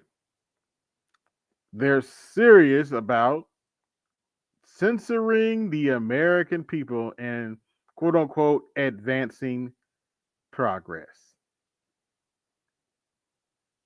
Anybody want to vote for Democrats now? I'm just saying. Anybody want to raise their hand and vote for Democrats? Boy, keep your hand down. Nobody. Yes, Rael. Then they brought back up reparations. At this point, I literally want to pick up I literally just want to pick up a. Now let me shut up. Because I don't want them to come after me either. I want to pick up something heavy and throw it at them. I'm just saying. Because they've been trying to pull that bullshit forever. It's getting old. Yeah. Like the turtle, Mitch McConnell. What do you got against turtles, man? They're cute. Well, except for that old snapping turtle. Not that turtle. Yeah, That old tired turtle ain't cute. He's in a wheelchair now, unfortunately. How? What, you got a second stroke now? How many strokes did you have? I don't know, but they said he fell down a flight of stairs or something. Broke his hip or some shit like that? Yeah. What is it with all these politicians falling? I don't know, old. man. They're old. Getting Yeah, exactly. At this point, when you get old, it's you have balance issues and all that type of stuff. No, like Yeah. Nancy Pelosi. Yeah. This is like the 5th or 6th time that something happened to Mitch. Yeah. Yeah, he pooped in his diapers the first time, then it happened again, and then apparently he fell down. He fell down once, and apparently he fell down a couple weeks ago. Let's not forget the times where he would just freeze up in the middle of a press Yeah. conference. Shout out to Art News Star. He ain't shit for this, but Yeah, he pooped his pants once, then he pooped his pants again. Yeah. He's just kind of he's gone. He's Arch, got to go. if you still listening, you still ain't shit for that. But yeah, but yeah. Man, we got to bring a lot of shit references up here tonight. It's been a But shitty week. I'm with you, Louis. Louis, how many? I'm starting to think it's divine. I think not to get too religious here. I think God's trying to tell him something at this point. Nah, I think they handlers are whooping their ass. Mm-hmm. Oh, you think so? Well, that could be it. That could be it too. Mm-hmm. Your oldest senator is Chuck Grassley. He's 91. What? Wait, what state Yeah, is that he should be for? illegal. Yes. Which state? I forget what state Chuck Grassley's from, but he's a senator, and he's 91. Your everybody's favorite sharecropper, Jen Clyburn's about 83. Maxine Waters, 86. Geriatric And wait, galore, and how old is the Queen Bee? Queen Bee, who's that? Nancy Pelosi. I think 80. Let me look that up. It's 80 geriatrics galore. It's geriatrics galore, Louis. Geriatrics galore. They've been complaining about this for the past 20 years. Pelosi age. She is 84 years old. God damn. Like, I don't know how you can even possibly think that at 84 years old, you can, unless you have strong moral conviction, that you can possibly make good decisions for the coming generations, right? Like, you don't care. Everything you're doing, you out this piece. Well, think about it. All right, for enlisted, they kick your butt out at 55. And if you're a general, like a senior officer, you get out in your 60s. It's mandatory that you get out in your 60s. So, yeah. And us, we get kicked out, out of the workforce at 68, because our mechanics are slow and cognitive abilities slow down. So, how are decision makers in this country able to be in a seat this long? If you're able, it's one thing. If you're sharp and everything, but is there any mandatory cognitive examinations that they gotta go through? Probably not, because you maybe saw they're what lying you anyway. saw what Dianne Feinstein looked at the end of her life. I mean, they were basically willing a corpse in there, to say the least. Yeah. I mean, that's a change. I mean, you just look at the senility. Some people have gone completely senile. Others have gone completely geriatric. Joe Biden. Yeah, exactly. Him and Ronald Reagan. In his second term, yeah, he was showing the telltale signs of Alzheimer's. Margaret Thatcher, after she left the office, she became Alzheimer's. Did you see her at Reagan's funeral when she had to be helped to walk towards his coffin and place her hand on it to say goodbye? She was frail as hell. She was on the edge of death. Hell, who else it looks like they're on the edge of death? Queen Elizabeth. Bill Clinton. Prince Albert. No, Bill Clinton. I don't know. No, Bill Recently. Queen Elizabeth dead. What y'all talking about? Yeah. Yeah, but we're talking about people who showed signs of dementia. She was still sharp in mind. Yeah, you want to see she wasn't somebody? bad. You want to see somebody who was like really fucked up but still kicking? Yeah, but you want to see somebody who was still kicking, despite being kind of incapacitated? Dick Cheney. How many heart surgeries has that motherfucker gone through? But Dick Cheney drinks baby's blood to stay, Yeah, pretty much. That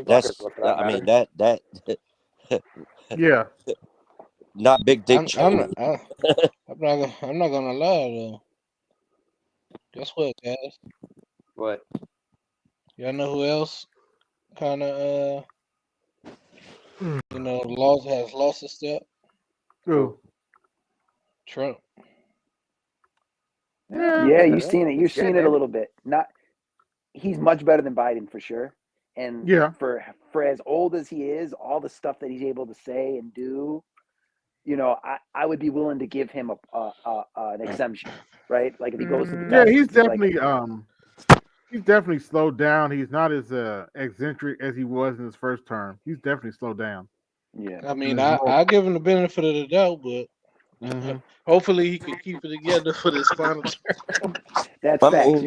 mean, if you had a bullet go through your ear, you would slow down a bit too. Yeah. You would change your approach. Yeah, That's he's why you very. get someone like J.D. Vance to be your attack dog. Yep. Yeah, that makes sense. Because he had what was this? His first VP? Mike Pence. Don't Yeah, remind me. Pence. Hey, he was up there too, and very mild mannered.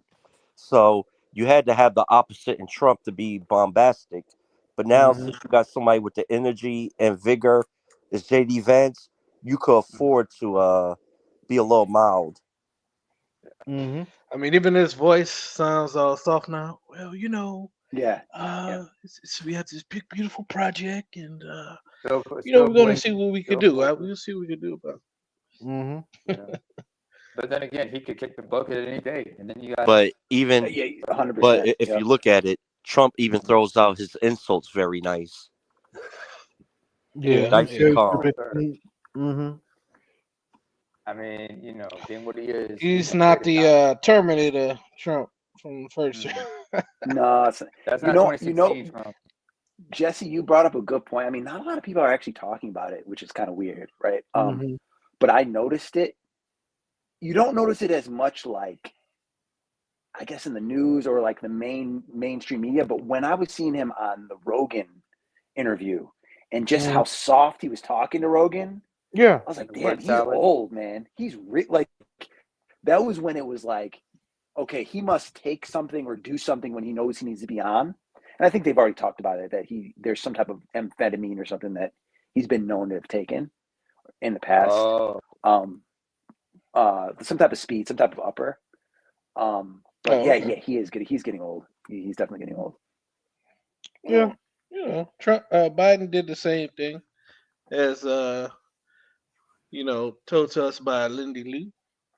Mm-hmm. Lindy Lee. Yeah, I was whatever. playing some of that earlier, Lewis. The Lindy Lee interview. Oh, I saw that. I was listening to some of it while I was at work. But Yeah. you know, he got RFK Jr. now. He could give him some nice, healthy speed to Yeah. keep him moving. You know, make Trump healthy again. His heart rate, you don't know. Yeah. Some side Yeah. effects that could probably be detrimental for him. You know what I'm saying? Yeah. Namer. Mm-hmm. We don't care. Good. Fair enough. Take it, Trump. No, wait, you know what? I think I'm saying take it. No, Jesse. Do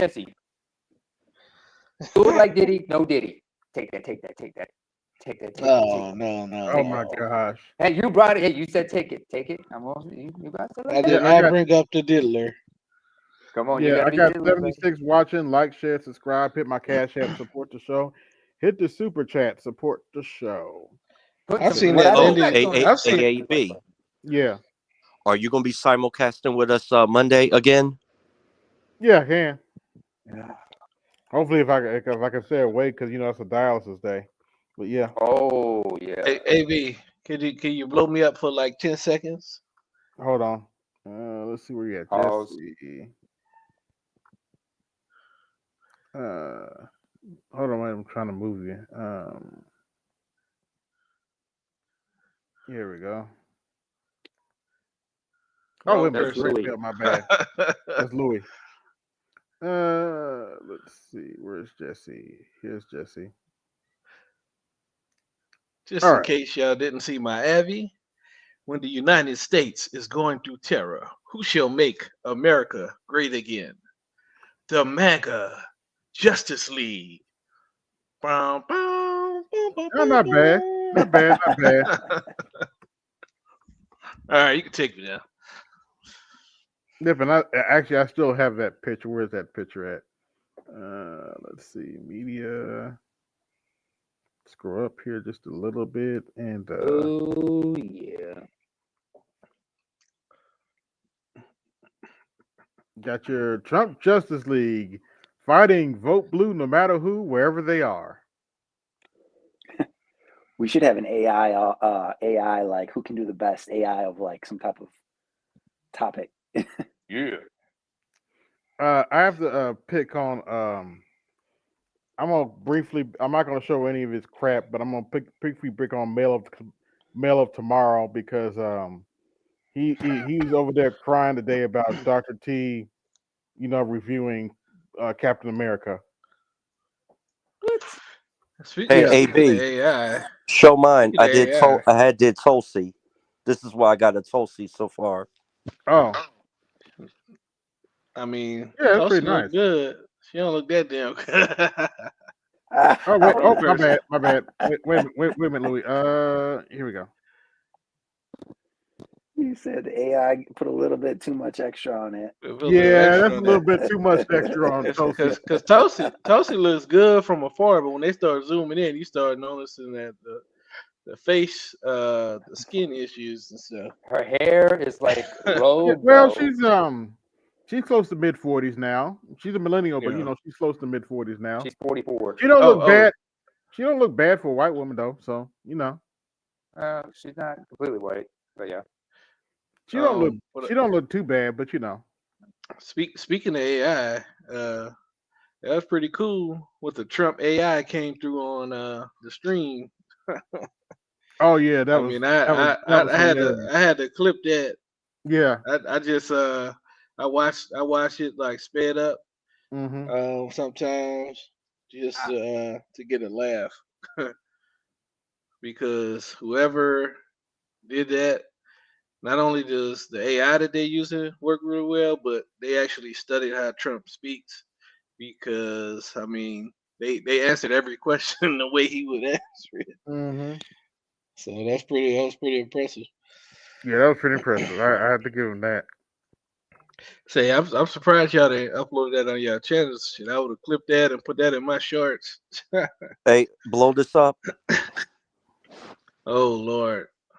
Hold We on. about to, Is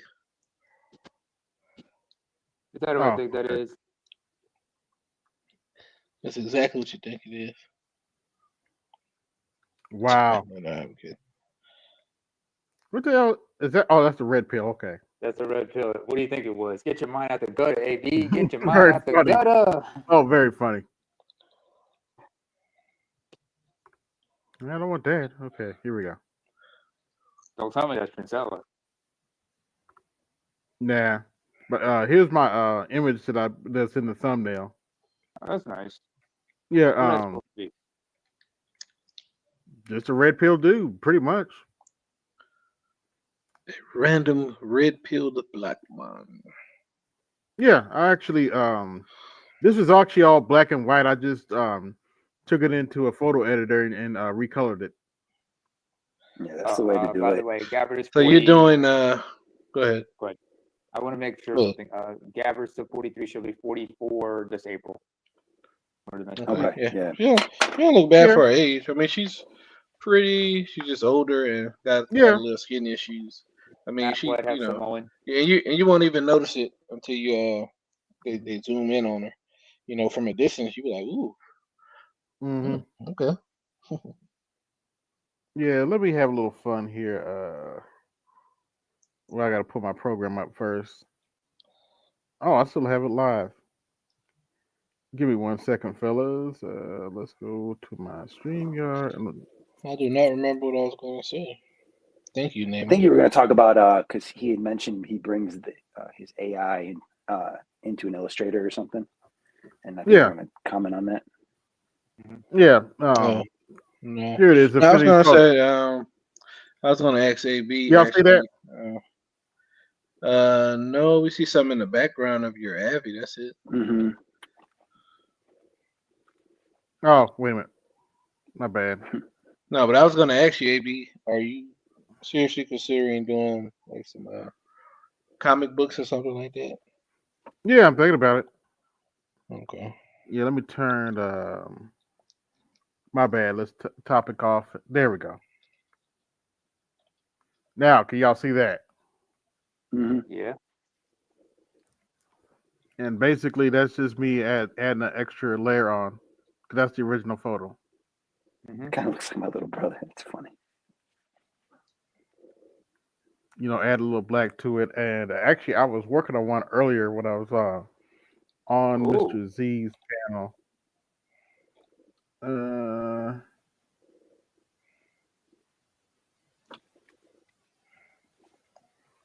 Yeah, I was working on this one. And let's see. Let's add some blue. Get my brush out.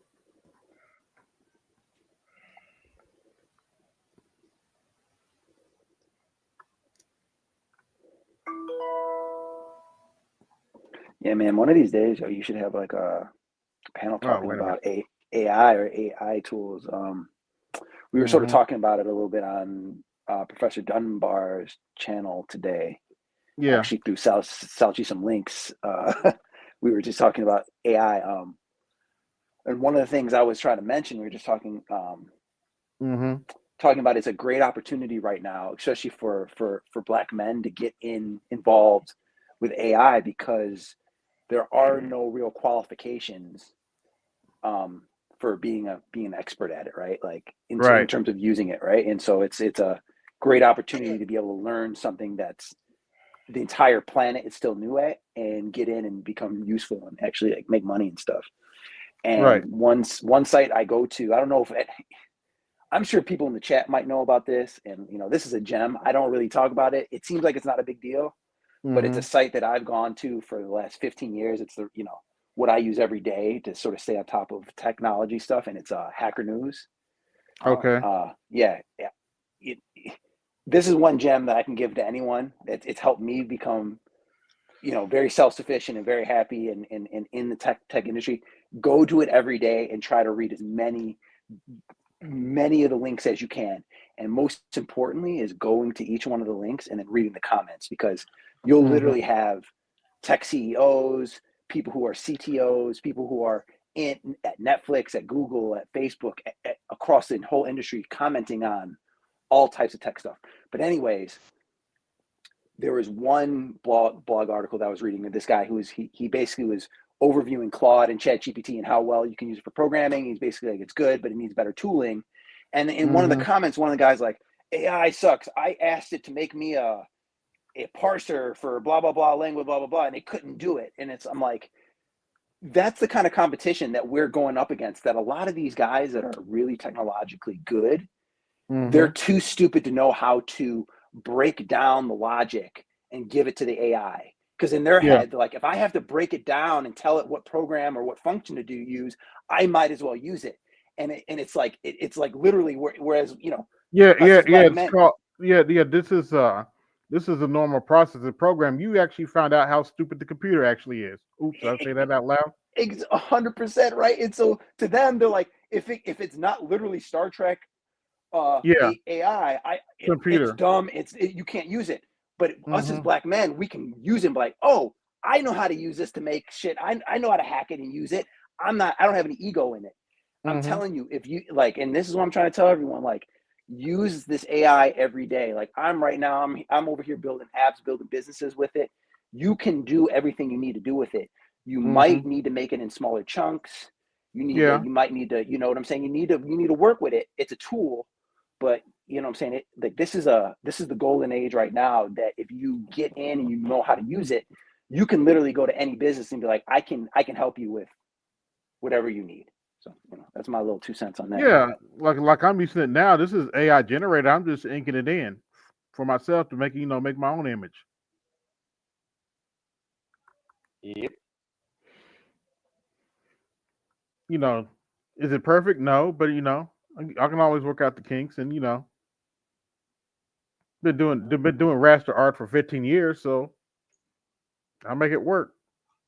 Yeah, it looks good to me. And I don't think people care about, what is perfect anyways? You know what I mean? Yeah. But I have thought about making some comics for real though, because I got the software to do it. I'd say do it, man. Go for it. Plan to. All right.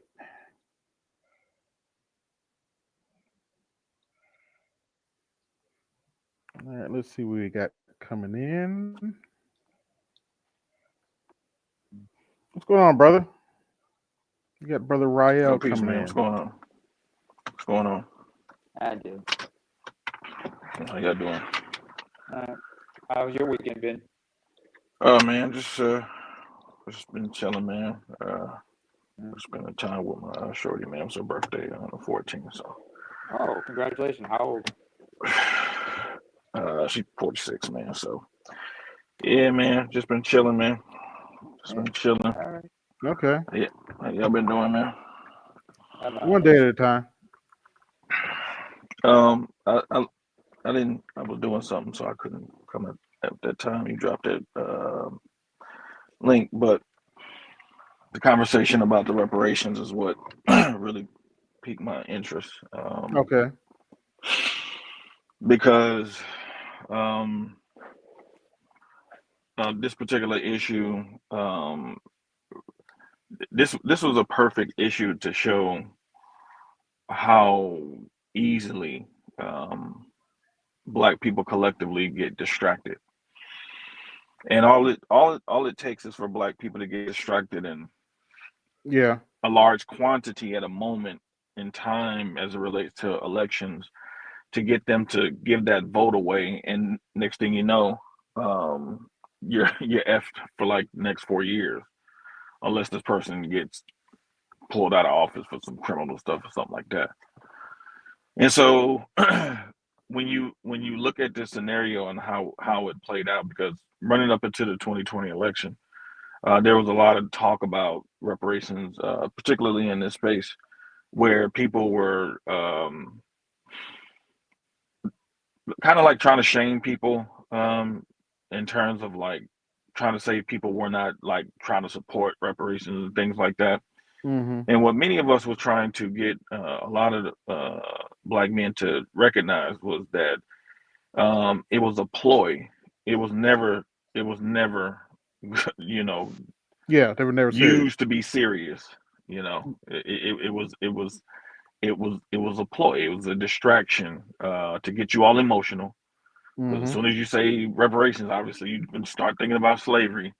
Yep. And then you lose all sense of reasoning to understand like how a particular issue like this plays out.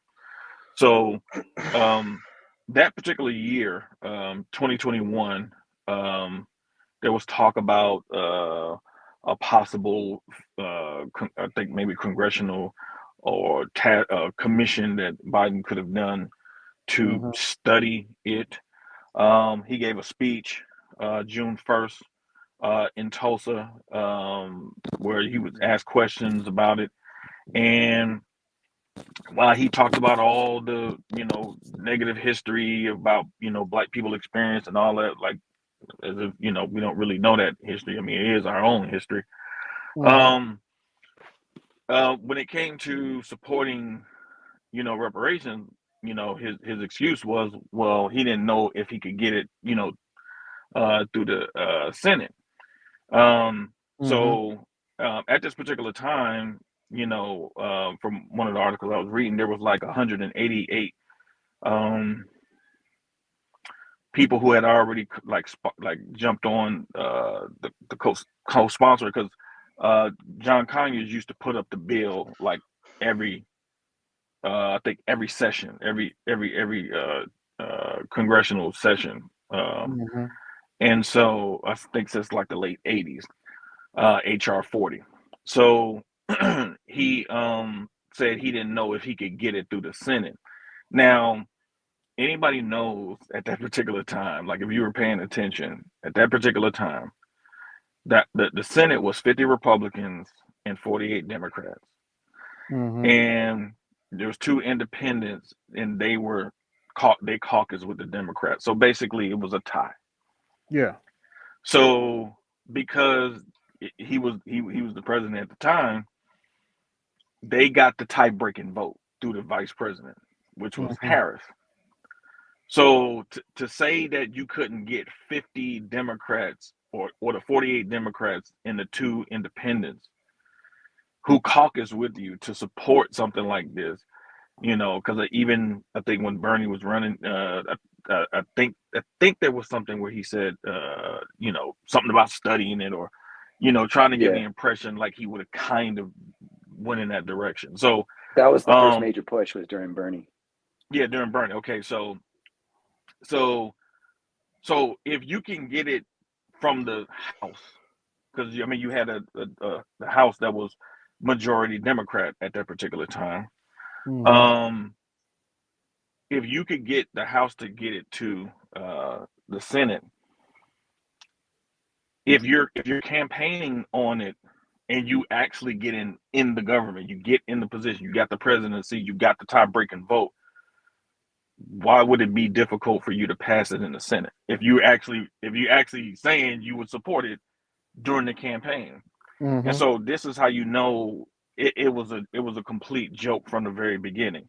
So what you had was California, who came along in 2021. It was the first state to commission a study on the issue. So by 2023, the commission came out and said they owe Black people billions in reparations. Okay. So now you get to 2024. I don't know how many people are familiar with what happened in California with the reparations, but a lot of the grassroots Black people in California pushed for it.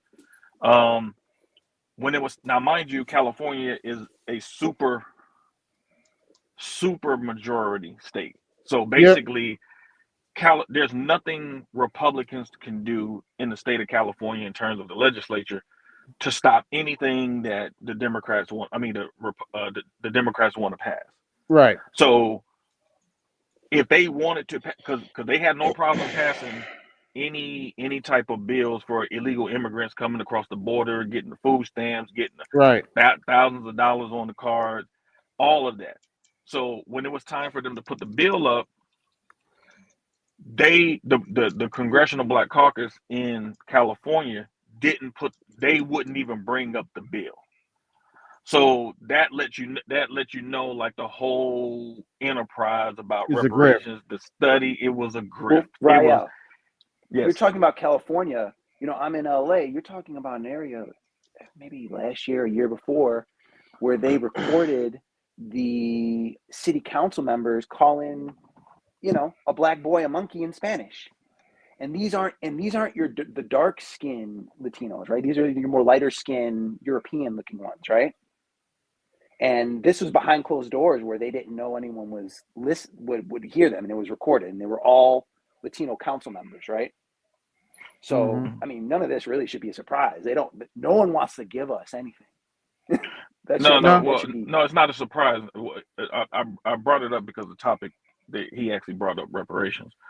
The point is it's the I'm getting tongue tied. Ayanna Presley. Yeah.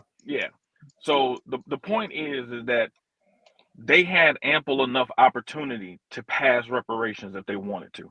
Like they could have passed it. They could have passed it in California. They could have passed it in Congress because they had the votes. It's not like, I mean, we're talking about the Republicans. We're talking about the Democrats who was actually campaigning on this like in 2019 and 2020. You know what I'm saying? Right.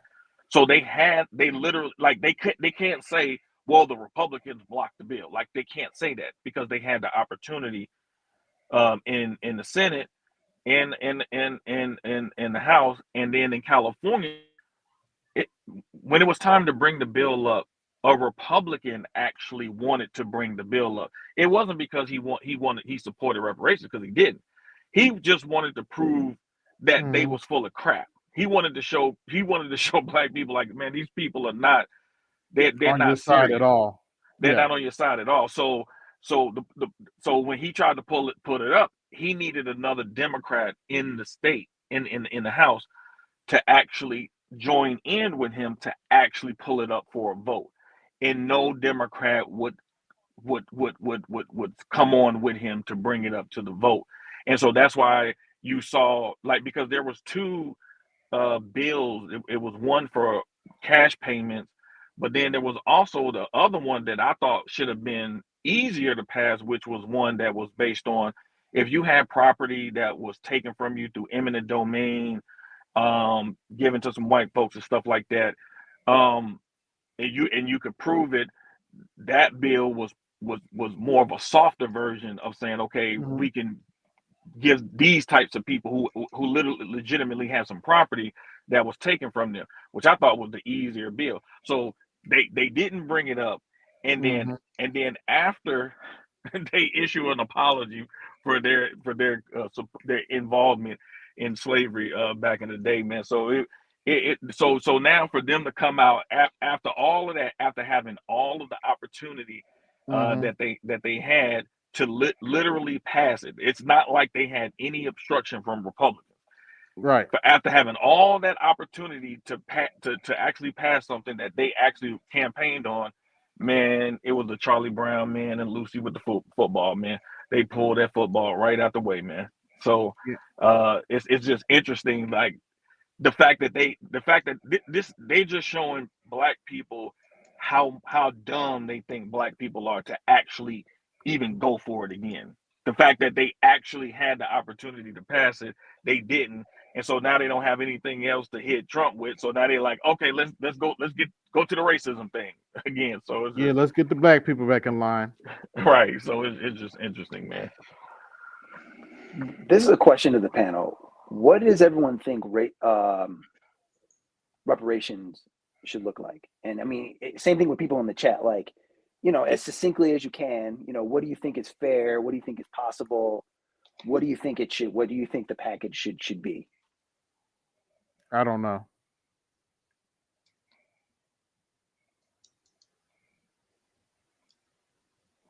Yeah, I mean, it's a tough one. I don't know, and at this point, there's we know they're not going to do anything, so I'm really not Yeah. trying. I'm not even thinking about it right now. Really, to be honest with you. Is it even? I mean, I'm on the outside looking in on all this. I'm like, how should I know? It's like, it seems like a Trojan horse, or It probably know. is. Mhm. It probably is. Brian says money. I get the cut the check argument. Ryo, if you don't mind me asking, I kind of have to ask. I know some brothers used to rock with don't agree with me, but why are they still trying to defend the Democrat Party? And don't get me wrong, you don't have to agree with me, but I don't get it. I mean, I never you can't find one video out here where you see me supporting any of that stuff ever. There's not one. Yeah, I don't. So I don't get the they're clearly on the decline, and something I don't know if another party's gonna show up or anything, but well, I'll say this, man.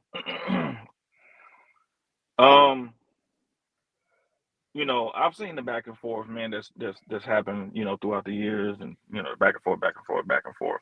Yeah, don't get me wrong. The Republicans are full of shit too. I'm not here Oh trying yeah, to. no, and I'm with you. Like I'm not sitting. Like I don't approach politics from a feeling standpoint. It's like Yeah. Malcolm X said, it's warfare without bloodshed. So that's Yeah, what I it pick is. my poison.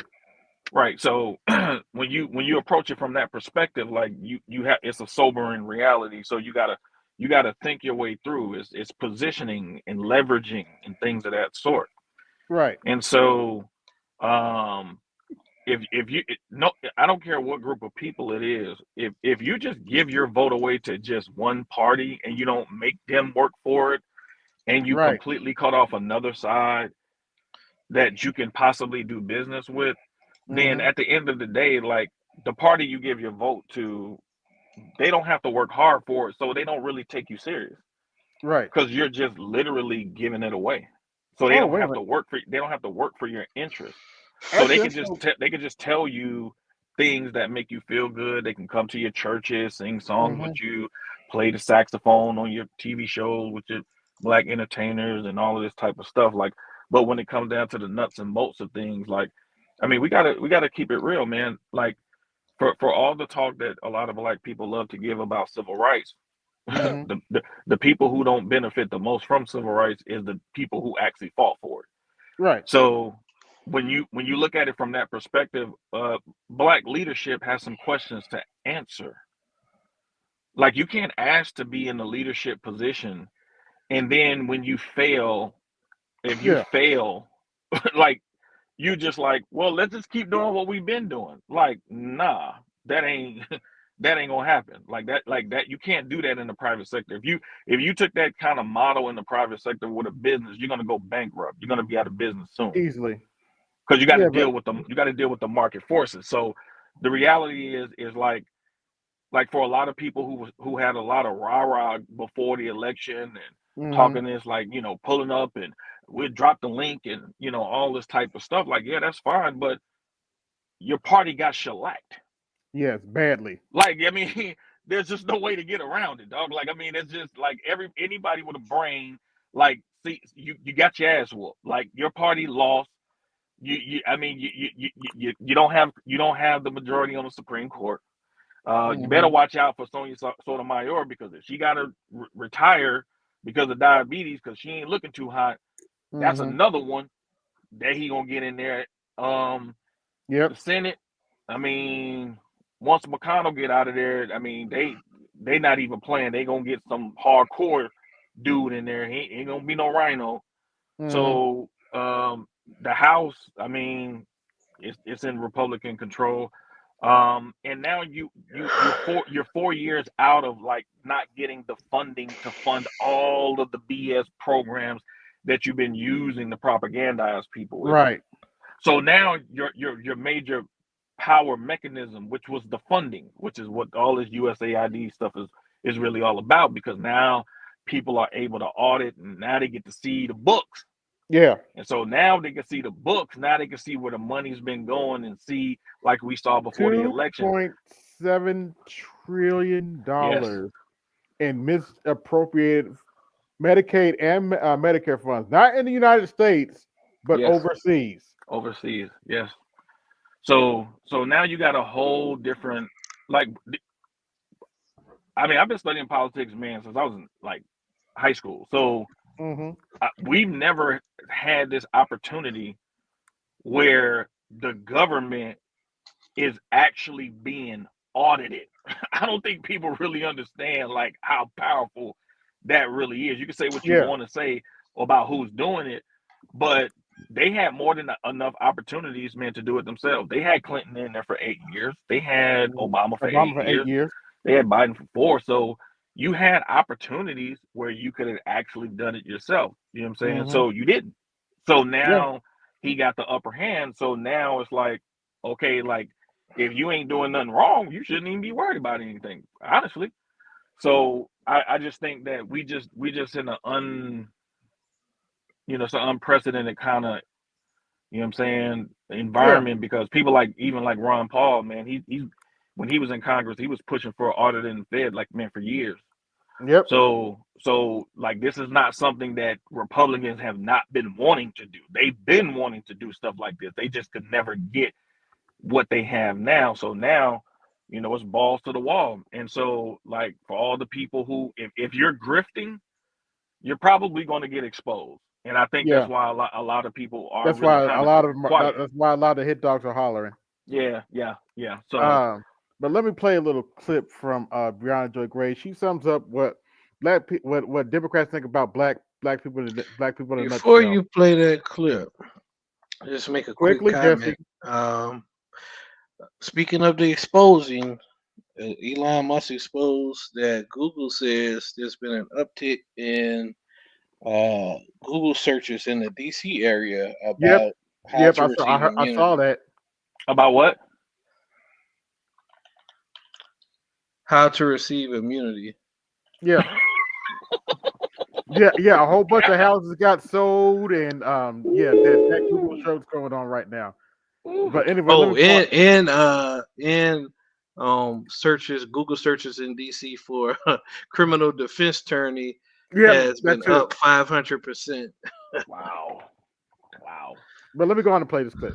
No. your Bernie There's point. something else though. With respect to Amy Klobuchar, I actually don't think Democrats give a shit about Black people and care about those kind of pressure campaigns because Black people specifically are always going to vote for Democrats. So the way that a Black woman asking for something from the Democratic Party means less than the dog crap on the bottom of my sneaker cannot be emphasized enough. Like Black women, there's no planet. If I were running for president, truly the last, apart from like having my own values, the way that the last call that I would answer would have to be a Black women's call, as long as they insist on voting hook, line, and sinker for Democrats no matter what. That's just the way leverage works. And she's so fine. Like I said, anyway, leverage. Yeah. Leverage. What's that chick's name? Brianna Joy Gray. Oh, okay. She was Bernie's She was Bernie's campaign manager. Campaign manager, yeah. I think she's in her the mid-30s. first time. She's in her mid-30s. She's always been hot, but them kind of chicks you kind of have to leave alone. She's a feminist, but I agree with her sometimes.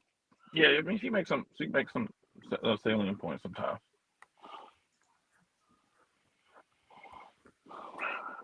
But yeah, man, like I was just saying, man, it's the leverage, man. I keep saying this over and over again. I notice the culture war stuff has a lot of people distracted, but your vote is supposed to translate into money. Yes. Whether it's you saving money, you get money saved, money increased, or money not taken from you. Like votes are supposed to translate to money, not your feelings, man. Like you ain't voting for like to be feeling good, like this is high school and you had a pet rally. Like no, like it's supposed to translate to money.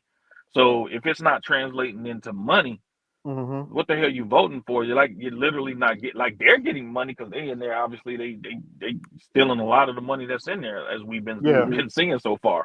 So, but it's literally supposed to translate into something tangible that can add to your pocket. So I just think that a lot of these people, man, like they haven't delivered, man. Black leadership just has not delivered for Black people, man, for 100+ years. Like, and that's just the reality of the situation. I know people don't want to really hear that because like nobody wants to admit that our leadership structure has basically sold us out for 100+ years. But that's the truth. I mean, that's just the bottom line. And you can't avoid it. Many of these people are connected to elite families and stuff like that. And they'll talk Black in public, but when they're in those rooms making deals, man, they're making deals on behalf of their own individual families and not Black people as a whole. And then they come out here and they try to tell you that, hey, everything is good. As long as you vote for these people, it's great. And if you see a token Negro in a position, it's supposed to make you feel good and make you think everything is okay. That's why Obama was such a lauded person, because it's like, man, you saw a quote unquote Black person in the highest position in the land. But then after he gets out of office, after he gets money, after he gets comfortable and all those types of things, what is he? He came with the condescending tone, trying to tell you like, oh, y'all lucky Michelle ain't here. Like, man, like come on, man, like that's your wife. Like if she did with you like that, that's because you let her. Like they ain't got nothing to do with us. So I just think that overall, man, like there is a lot of explaining that Black leadership has to do to Black people for what they've done to Black people for the last 100+ years. And that's a very difficult conversation to have, especially like if you are a part of that that crooked game that Black people have been, propagandized into believing is real when it's not really real at all. Yeah. Well, I think the issue is. Hold on, wait, McJohn. And look, I tried with Kamala. I watched as much of her interviews as I possibly could. I just didn't see somebody qualified to be president. I tried, man. I tried to watch those interviews objectively, but she couldn't answer a question, and a lot of times it just came out as word salad with ranch dressing or whatever dressing you choose to have. But go ahead, Big Drama Bear.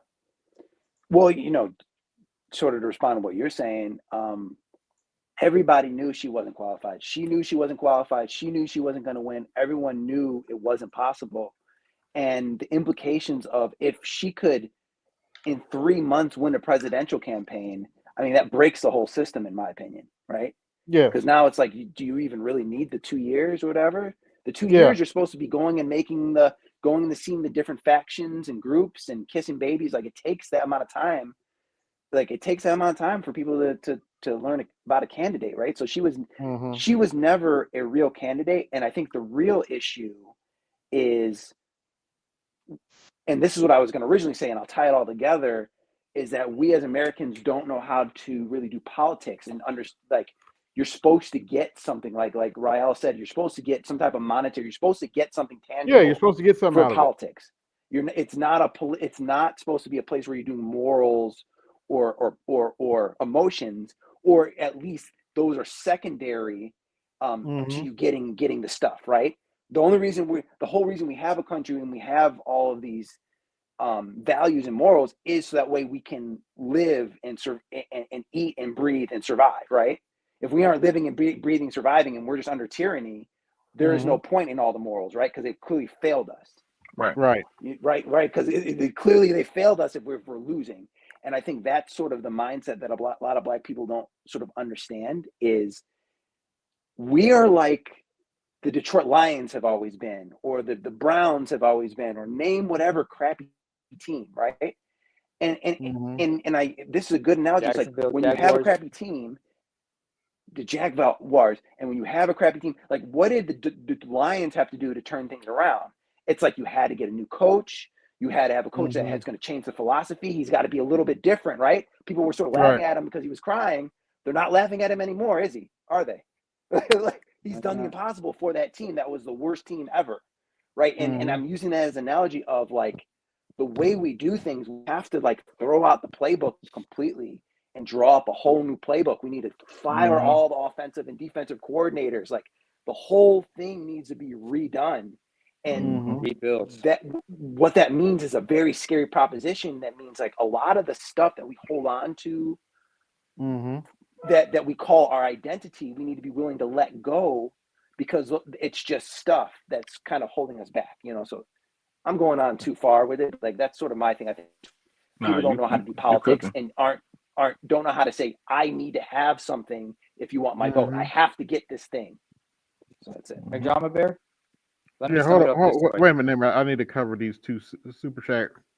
Thanks for the 2 super chats. I already displayed them. So let me give you a couple of these. Where's that? Here we go. Hold on. Wait a minute. Up a little bit more. There we go. Cha-ching, cha-ching, cha-ching, cha-ching. You better thank your donors. Cha-ching, cha-ching, cha-ching. Cha-ching, cha-ching. You better thank your donors. Drama Bear, to sum up what you were saying, let me say it this way. Alexa, can you play What Have You Done For Me Lately by Janet Jackson? Fire. We'll take it back to 86 on that one. Well, I got something the Democrats have done for you lately. They've said this. You something. I'll take a bit of umbrage here. I'll speak on behalf of my colleagues. I think I can say we are all willing to work with anyone who's serious about doing the work of censoring the American people and advancing progress. So you're serious about censoring the American people, and like you expect somebody to vote for you? Yeah, sorry. Well, it's interesting that you brought up that particular clip because if you go back to newspapers like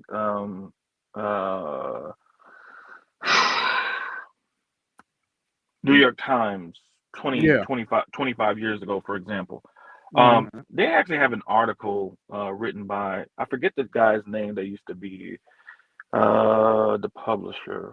I think it's something like Schultz or something. I can't remember, but he had like a long article. And back in those times, these, organs like them and ACLU, they were very adamant about because they were very much into, because the left used to be very much into free Free speech at a speech, yeah. certain point.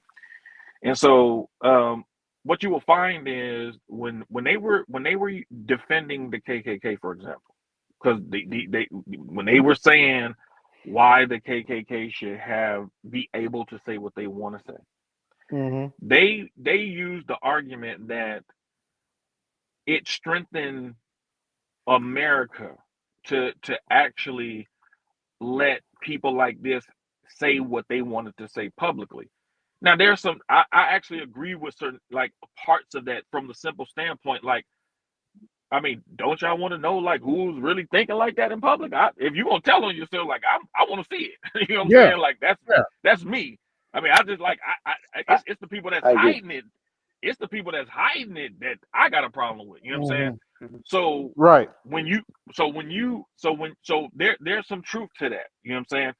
But if you can say that the First Amendment can be applied to that particular type of group to prove the legitimacy of why you have the First Amendment in the first place, I'm cool with that.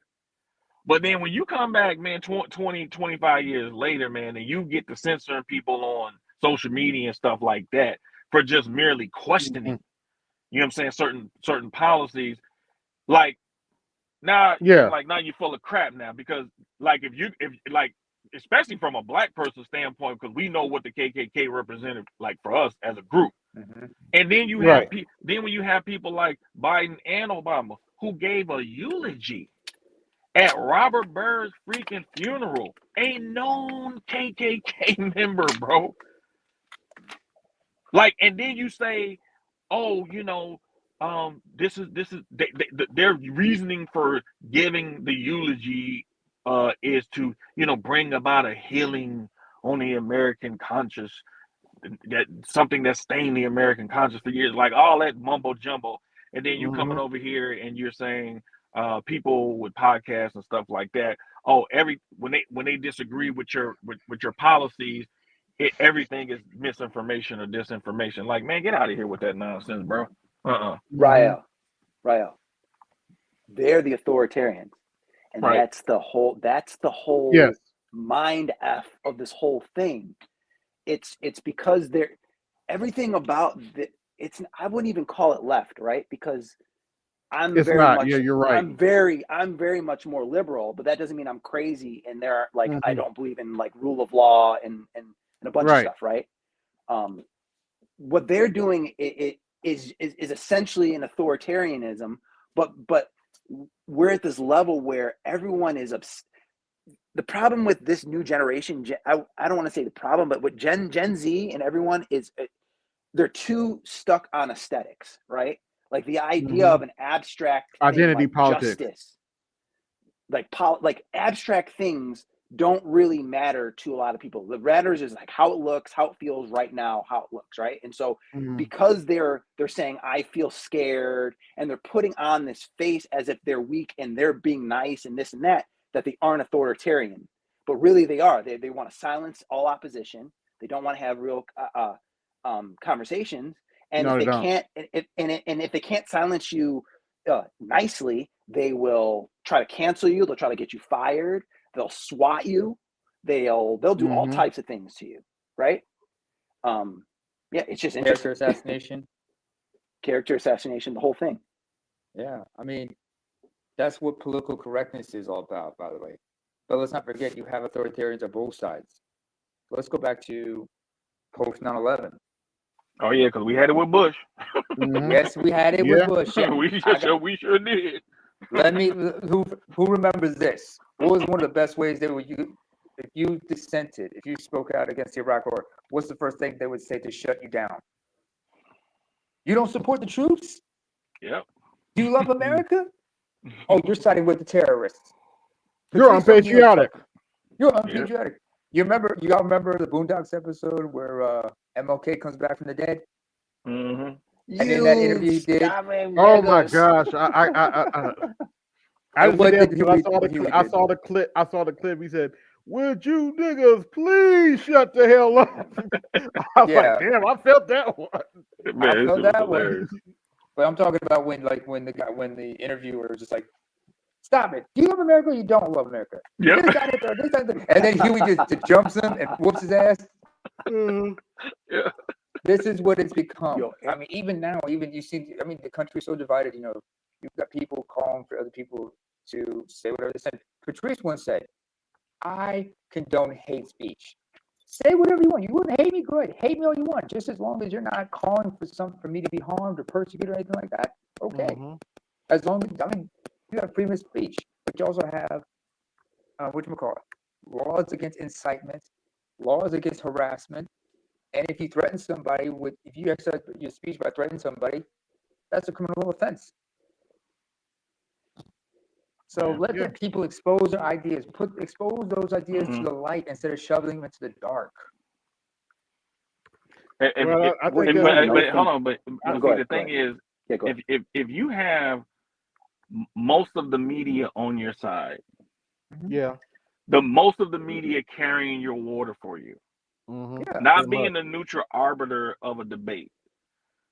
What we've had in the past, well, really, I mean, it's been going on for years, but it just became even greater. Was as a moderator of any debate or discussion, you cannot inject your personal animus into that discussion. You're not a neutral arbiter. You have to be a neutral arbiter, and you have to let each side make their case, and then the public will decide which one sounds more plausible. Yeah. And so, because you haven't had that, we haven't had a debate. We haven't had discussions. How are you going to have discussions and debate when you're censoring people whenever they say something that goes against what you're pushing for? So when you have the media damn near all on your side, and you barely quote unquote won, like at a certain like you crossed the threshold with 40,000 votes. So that's not coming in with a mandate. You know what I'm saying? Like that's not you ain't coming in with a mandate like that. You're squeaking by. This dude won again after all, and people can say what they wanted. He took it on the chin like a man. He didn't pardon himself. He didn't pardon none of his family members. He didn't do none of that. Because they was talking about it back then. Is he gonna pardon his family? Oh, is he gonna do because they already knew they was gonna try to come with some stuff. So he took it on the chin like a man. And at the end of the day, all the cases, all the stuff he had to face, and at the end of the day, he didn't just win. Man, he shellacked y'all ass. He shellacked y'all. So now, after you threw all of that typical stuff you throw, you know what I'm saying? Like typical, like when it's campaign season, it's the same stuff. Racism, same playbook. So you went to the same playbook because it's worked for so many years. And I've said this before, like it's kind of like when people are constantly getting away with stealing. The more you get away with stealing, the more you become lax because you eating and you're comfortable. So now you get lax, and now you just like you're not as cautious of what you're doing, and you might not dot that I and cross that T. So now they have been completely exposed because he's not playing a typical political game. And so now he's rewriting his own script. And you can say what you want to say, man, but that dude came in, man, and basically took over that party from the McConnells, from the Paul Ryans and all that type of stuff. So hey, straight up, brother, when he get on that stage during the Republican primary and said that Bush fucked up, I thought that was the end of his campaign. Was I wrong? I thought that was the end of his campaign. I thought the Republicans were going to trounce him after he said that, but I was wrong. This was in 2016. Not only did he take over the Republican Party, but he transformed it and shaped it in his own image. Yes, he did. Yep. Yeah, this is not the Reagan. Hold on, wait a minute. This is not the Reagan Republican Party anymore. That party's gone. That party's gone. No, you forget. So what I hang on for a minute. Just let me mention this. You remember let Neighbor go. Let Neighbor go. Then McDonald Bear. if you remember in the 2016, Republican debates, Jeb Bush told him, I'm going to give you one opportunity to apologize because Jeb Bush's wife is Mexican. He said, I'm going to give you one chance to apologize. Trump said, no. Yep. The smart, and right there, you just took Jeb Bush's balls right there. Yeah. The Bushes know, we ain't fucking with this president. And I have to give Trump credit. He proved how much of a novice Jeb Bush was. He sure did. He was just a nepo baby. Yeah. I think he was the first one to exit the race. Wasn't he the first one? He was one of the first ones. Yeah. Go ahead, Mr. Drama Bear. Yeah, I thought he was disqualified when he made fun of that disabled reporter. Oh yeah. No. Do you guys remember that? Yeah, I do remember. I don't that. know. I don't know. Yeah, and denied doing it. Yeah, I don't know. Jeb Bush is actually a really good politician. Very competent individual. I just don't think that he had the level of charisma. Yeah. And that ability to fight like well, so here's the thing. Jeb Low Bush energy. didn't want to play dirty. He didn't want to play dirty. So He from the Bush family. Like they ain't got no problem playing dirty. He from the Bush family. Maybe if you know anything about the Bush family, you would know that Jeb Bush is like the quote unquote good son of the family. So if you know anything about Jeb Bush, while George W. Bush was getting DWIs and shit like that, Jeb was actually the one that's like straight and narrow path, pretty much. Keep in mind that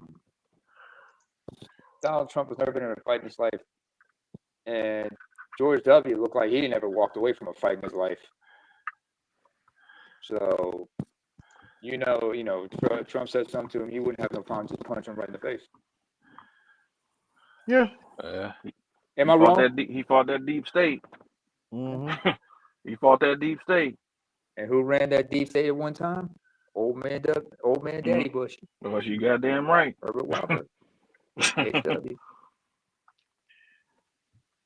Now I heard somebody mention that. That's a tough sled right there, boy. Like you think Congress is a problem. Boy, that intelligence community is a whole different beast. Yeah, it's gonna be interesting to see what happens. Yeah, I'm looking forward to see how this will play out because